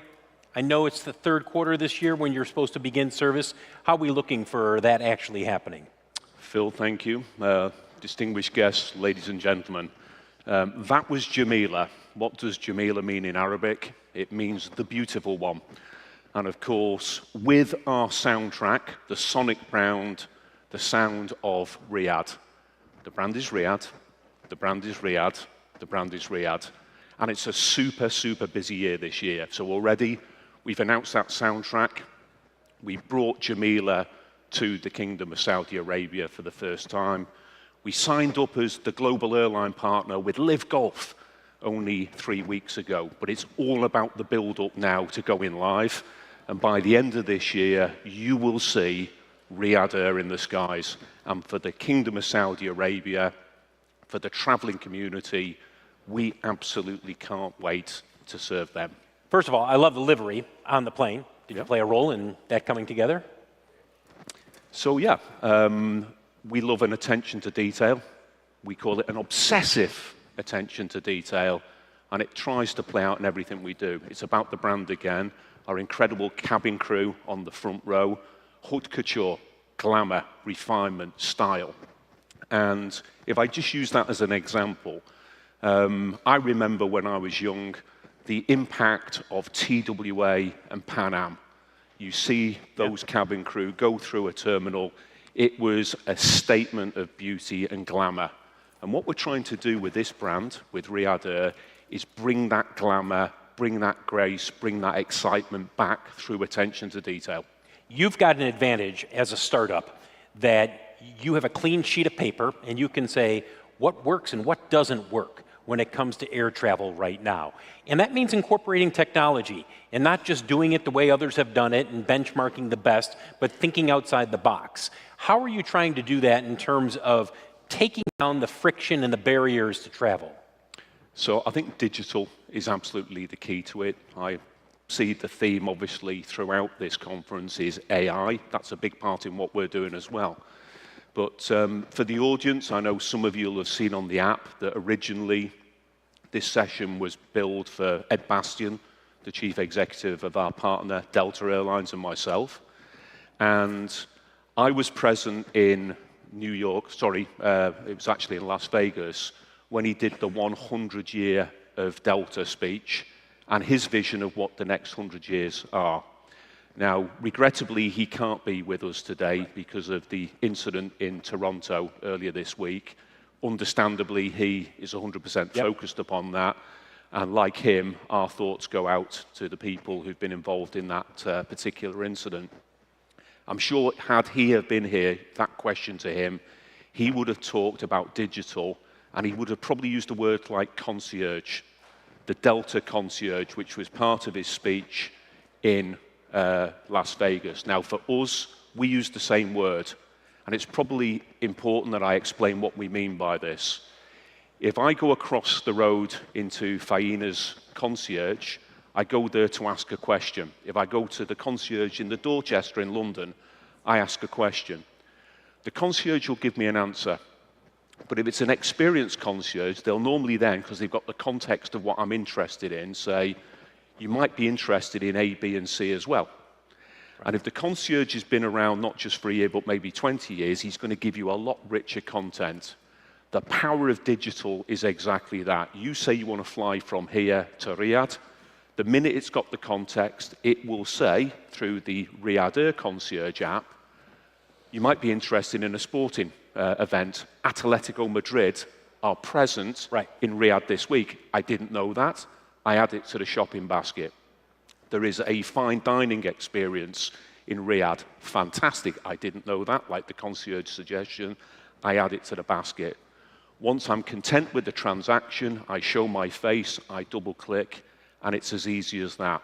So similar to Amazon, similar to Uber, similar to Airbnb, it's bringing the world of digital to take all of the crunch points out of what, quite frankly, has been quite a difficult experience historically. But as you know, so many people, when they're flying internationally, domestically, wherever it might be, we get locked into our carrier or carriers. Some of it is because of price and schedule and so forth, but a lot of times we get locked into our favorite carriers. How do you crack some of that loyalty that is already there with some of these other airlines you'll be competing with? So loyalty is a really important factor in the hospitality business. A great experience will normally create, obviously, a greater connection and the loyalty that goes with it. Later on this year, we'll bring a completely different loyalty proposition to the market. And again, it's using that digital connection. But I think I should point out that we're not trying to build a market that doesn't exist within the kingdom. The market's very much there. It's currently underserved, and that is totally and utterly unsatisfactory. So our market, we need to move as quickly as we can to serve the citizens of the Kingdom of Saudi Arabia, but also to allow the world to come to the kingdom and see the incredible destination attractions that are there. In terms of competition, in our line of business, that's a given, and we both know that, Phil. But partnerships also are key. So back with Delta, what that gives us is the ability in the future to fly to Atlanta, let's say, or New York, let's say. But you actually went on that concierge app in Riyadh and said, I want to go to Phoenix, Arizona, or I want to go to Baltimore. You'll be able to do it with our concierge app. Why? Because it will fly you to Atlanta, and then with Delta onto Phoenix, or it'll fly you to JFK, and then it'll go onwards then to Baltimore. That's the power of partnerships, and we've done the same thing with Singapore Airlines as well, connecting the Far East. Is the advantage out there for you as a startup that you are in an extremely youthful market that is going to be much more willing to adopt technology and is not going to be beholden to a lot of the set-in-our-ways approach to travel? So I'll say yes and no to that, and let me unpack it quickly. Yes, because the average age of the population of the kingdom in Saudi Arabia is 29 years of age. It's got the highest iOS usage per capita in the world. But let me park that to one side. I can remember years ago when you would go to the travel agent in the high street and look through the catalogue, and I suspect you can remember that as well, Phil. And the traveler's checks. You got it. And I can remember how that became dated when the internet brought the way you could book online. And of course, nobody can find a travel agent on the high street anymore. They don't exist. It's history. In the same way, the app has actually superseded what most people used to do online. The point I'm trying to make here is if I look at my 85-year-old mother, what the pandemic did to many people is it forced them online. My mum shops online all the time. Right. So they're already there. They're already there. Let's face it, how many people in this room, you know, their older parents or friends use Amazon, right? Right. Our part of the world, noon.com. Almost begs the question, why didn't anybody bring the same opportunity into the clunkier world of airline ticketing and all the ancillaries? And I think the answer to that is it was very difficult to back integrate it with legacy systems. It was a one-way discussion. You got it. The gift we've got, of course, is no legacy.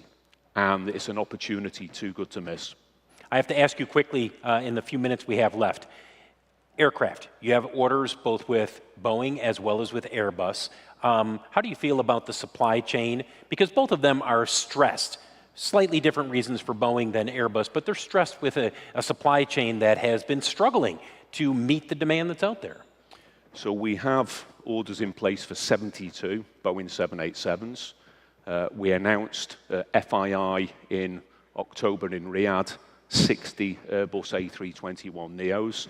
And we're currently engaged in an extra wide-body campaign. So perhaps going forward, there might be another example or an announcement there. But you talk with many in the industry, beyond the executives at Boeing and Airbus. Do you, and given your history in the industry, do you feel comfortable that we're finally perhaps turning the corner where supply chain is less and less of a concern? I think that's a good point, because we've all seen that this has been the biggest story within the industry for the last 2 or 3 years. Are there big challenges out there? Yes, there definitely are. Is the supply chain stretched and under huge stress?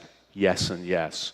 But am I seeing signs of moderate improvement? I honestly have to say, yes, I do.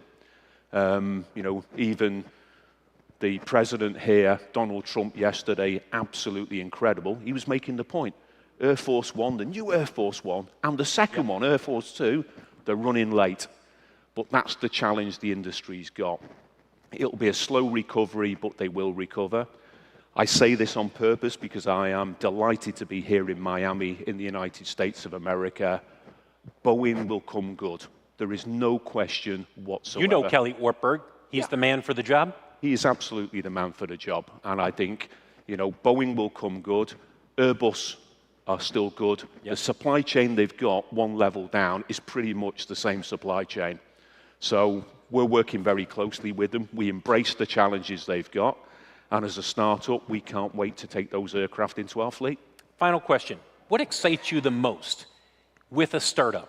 With the fact that you can create it. You are not tied down by the baggage, if you will, of being a legacy carrier. What excites you the most? I really do think it's all about digital again, because all of the kind of difficulties that have historically been there. The example I quite often use is, I imagine everybody in the room has had a situation in the past where you've actually had to cancel a ticket. How long did it take till you got your repayment? And of course, if it had been on Amazon, or in our part of the world, noon.com, and let's say you've ordered an electronic toothbrush, it's been delivered, it's the wrong color, you don't like it, it doesn't work, you actually send it back, you get instantly credited back. With most airlines, it takes longer than it took the Egyptians to build the pyramids until you get your payment back. And the reason for that is all of those legacy systems were designed for one-way traffic, were never designed for this. What we're doing back to digital has got a lot more in common with Amazon than it has with legacy. And therefore, that's just the gift that will keep on giving with what we're trying to do. But importantly, it's all about guest experience. Do you have the first route in terms of the first day when we take off, this is where we're going? This is top secret, Phil. You're trying to tease secrets out of me, but let's face it, we have a mandate to globally connect. We're looking at 100 international cities by 2030. I'm here, obviously, enjoying Miami. We always enjoy Miami. Lots of people last night and again today saying, is Miami going to be on the Riyadh network? My answer to that is I sure as hell hope so. Yep. But there'll be a whole lot of others as well. And there are a lot of people in Miami and in the U.S. who want to go to Saudi Arabia. As you were mentioning backstage, it has become much more accessible for people. Yeah. Look, it's a phenomenon. Last year, Google Analytics, second highest search tourism destination in the world, the Kingdom of Saudi Arabia. Over 100 million people came into the country last year. For any of you who've not been on the internet and Googled it, remember this one, Alula, A-L-U-A, Alula. It is absolutely incredible. Look at Daria, what's going on in the center of Riyadh. It is absolutely awesome. For so long, these were the kind of places that people couldn't get access to and frankly hadn't really heard of. It's now being promoted properly, and of course the connectivity is where Riyadh Air fits in. Tony, thank you very much. Thank you, Phil. Thank you so much, gentlemen. And we actually want to give a recognition to the amazing cabin and crew from Riyadh Air. They are here. We would love for you to join us on stage for a photo op with Tony. Phil, I'm going to ask you to stand over here with me. Yep. Let's give them a big round of applause. They're ready to take on the skies in 2025. Guys.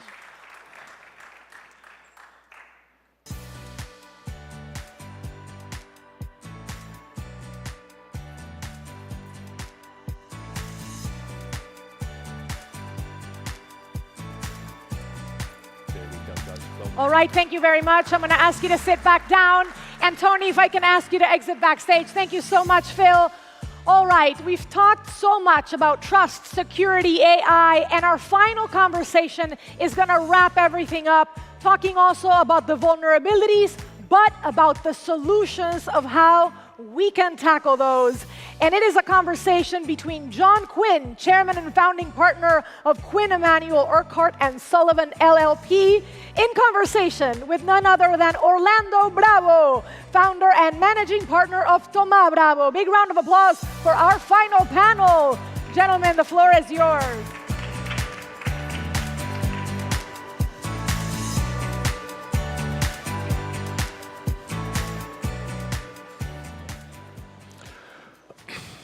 Well, Orlando, we've heard so much about the wonderful things that AI is going to do for our lives, to improve our lives. I'm sure a lot of that is true.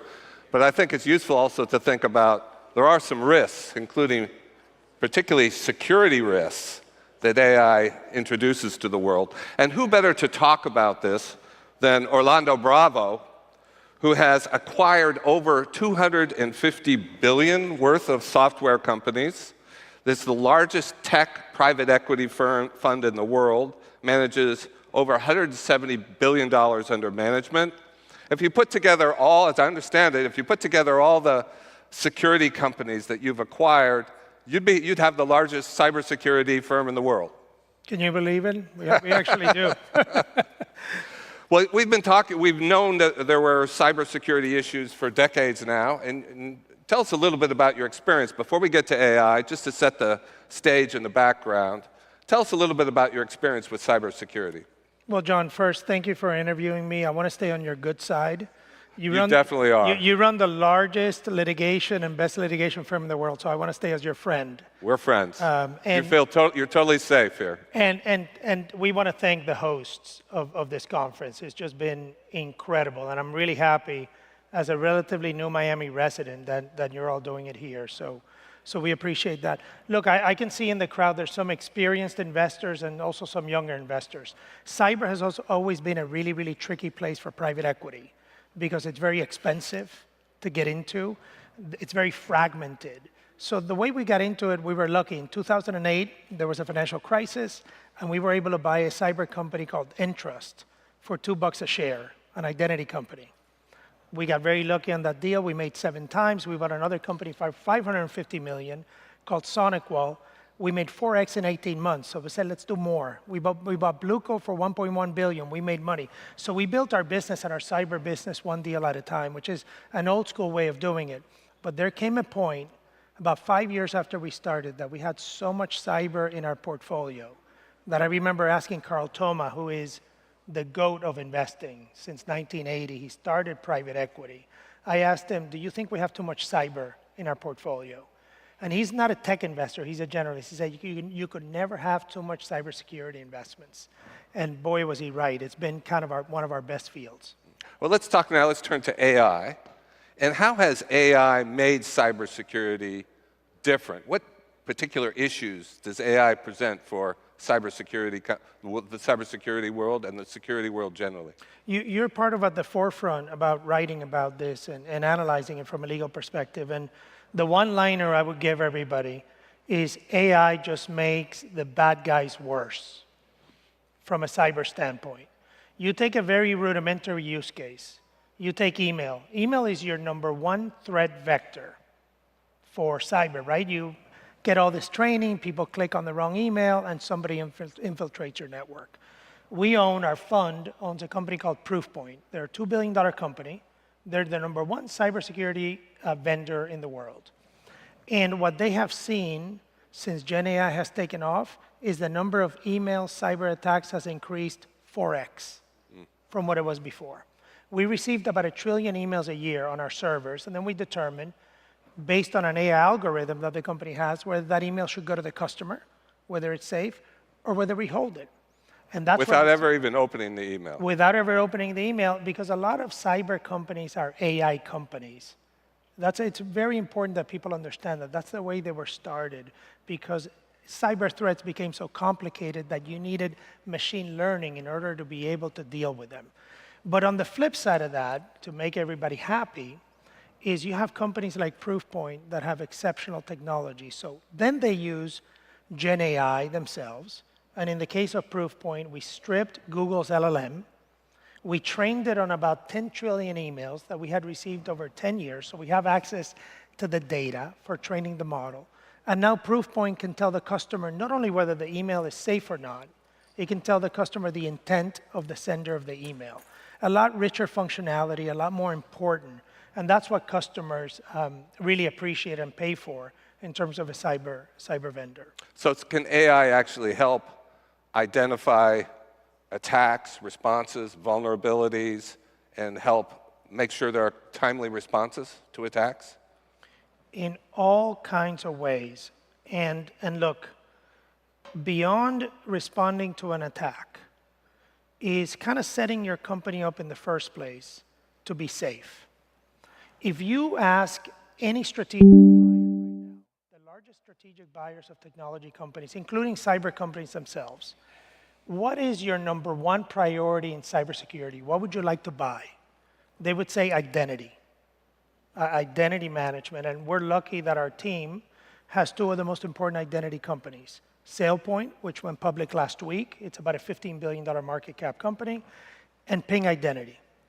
Now, what you do in identity is, remember, you have to, it's a concept that they call it zero trust. You can now trust nothing and no one. No machine, no agent, no individual. Look at all of us. You know, you walk into your office, everybody knows you're the CEO. You still have to identify yourself multiple times. So when you look at identity, think about all the applications that you have in your company. Think about some of you have 50,000 employees in your company. You have all this data in your company. How do you know that a given employee should be looking at a given application and a given data?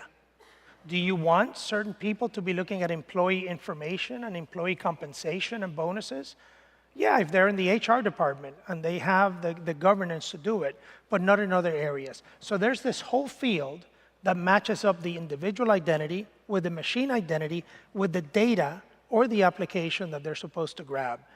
With AI, this is a lot more complicated because I think we heard panelists before talking about agents and agentic use cases in AI. So if you have to identify all these individuals, imagine a world where you have to identify multiples of that in terms of agents.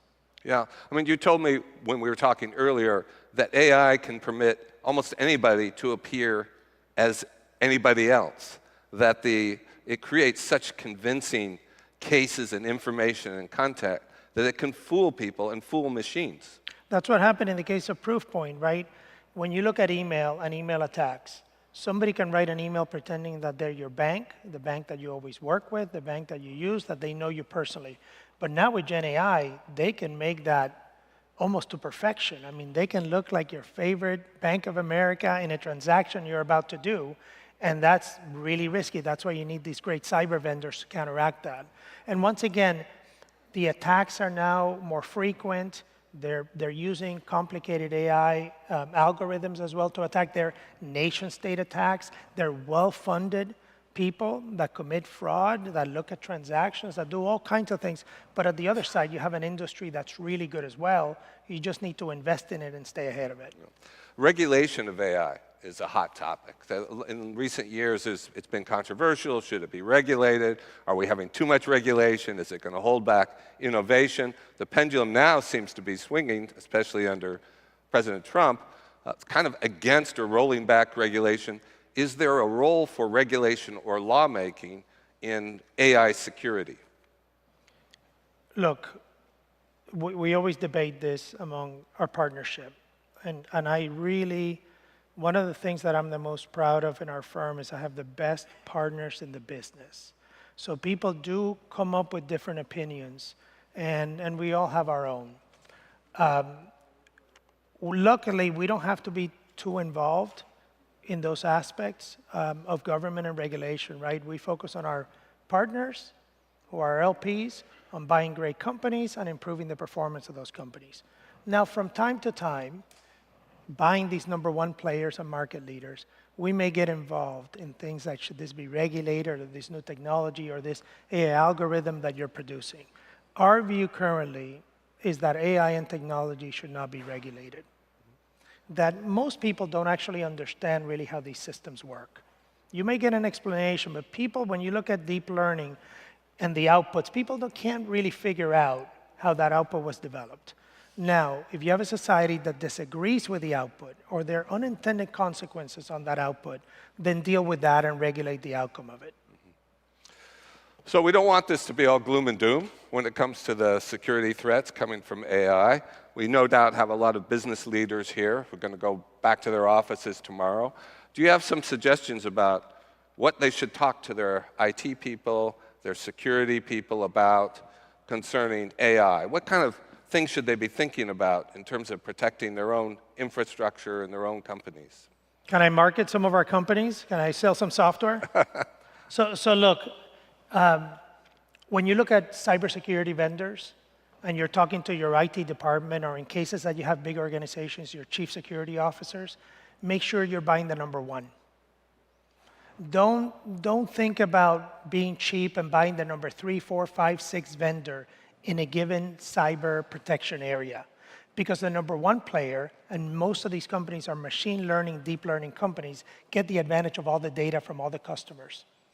And they're able to develop more robust use cases. We have Proofpoint in email cybersecurity, number one. SailPoint in number one in data governance and identity. Ping Identity in the number one in customer identity and workforce identity. And there are many other great areas. So buying the number one in cyber is really, really important.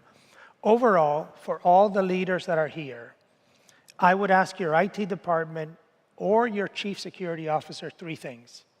Number one, give me a list of all the digital assets that we have. It's remarkable that in many cases, the CEO and the leader of the company is not asking that, right? If you're an investor, you know all your stocks. If you're in real estate, you know all your real estate assets. But what is the inventory of your digital assets? That's the first thing. The second thing is tell me where you think we are vulnerable. Give me the key areas of vulnerability. And the third thing is, what are you going to do about it? And overall, what we see, because we work with great chief security officers and IT, heads of IT, is that CISOs are very, very good, and they will know the answers to those questions, but they're very shy about getting budget from the CEO and the leaders of the company, especially when they hear that we need to cut costs and that this is the budget. So it's really, really important that the leaders just get involved, that they empower these people, and that they look at protecting this thing that they've invested so much money in. 3 weeks ago, one of my partners was meeting with one of the biggest buyers of IT products, one of the biggest banks in the world. And they met with the head of IT and they met with the CISO. And they told them, for us, we have unlimited budget for cybersecurity because if we get an attack and a breach, we can bring down the whole financial system. Now, they're coordinated with the CEO and the board of the company. What would be, I mean, is there going to come a time where we're not going to have to worry about AI and cyber attacks? Or is this something that's going to be an ongoing evolution, that as the attackers and the threats come, that the cybersecurity industry is going to have to change and adapt to them, and that's never going to come to an end? It's just going to increase, because the more assets that become digital, the more problems you're going to have. You know, and you're not going to eliminate bad actors in the world. Once again, we started in cyber with that simple theme. The world's going digital, companies are becoming software companies, now companies are becoming intelligent software companies, more of their businesses are going digital, more of their transactions, so there's more cyber threat, more cyber risk. But there's a second reason. It's become so difficult to identify who the good people are, who the good actors and the bad actors. Once again, you can have a good actor that should not have access to certain data and certain information, and you have to protect that. You have to protect your business that way, you have to protect the person that way, and you have to even pass regulatory mandates. Any final thoughts that you would like to leave with the audience, takeaways about AI and security? Not that difficult to understand. There are a lot of buzzwords. Cyber especially is full of acronyms. They give you a new one every day to kind of keep the field to themselves, to keep it super complicated. Not difficult to understand. Engage in it. Understand it, and invest appropriately. And remember, if you're going to invest so much money in your company, in your digital assets, might as well really have them well set up with a good network, with good protection. Thank you. Orlando Bravo. Thank you so much. Thank you. Thanks, John. Thank you so much, gentlemen. I'm going to ask you to exit backstage. That wraps our programming here at Plenary, but program resumes tomorrow here at 9 a.m. Doors open at 8:30 a.m. Guess what? We have some more breakout sessions back at the hotel, Living Room Pao, and Cabaret. So I'll see you over there, and if not, I'll see you tomorrow morning. You've been a terrific crowd. Have a good afternoon, everybody. Adios, gracias.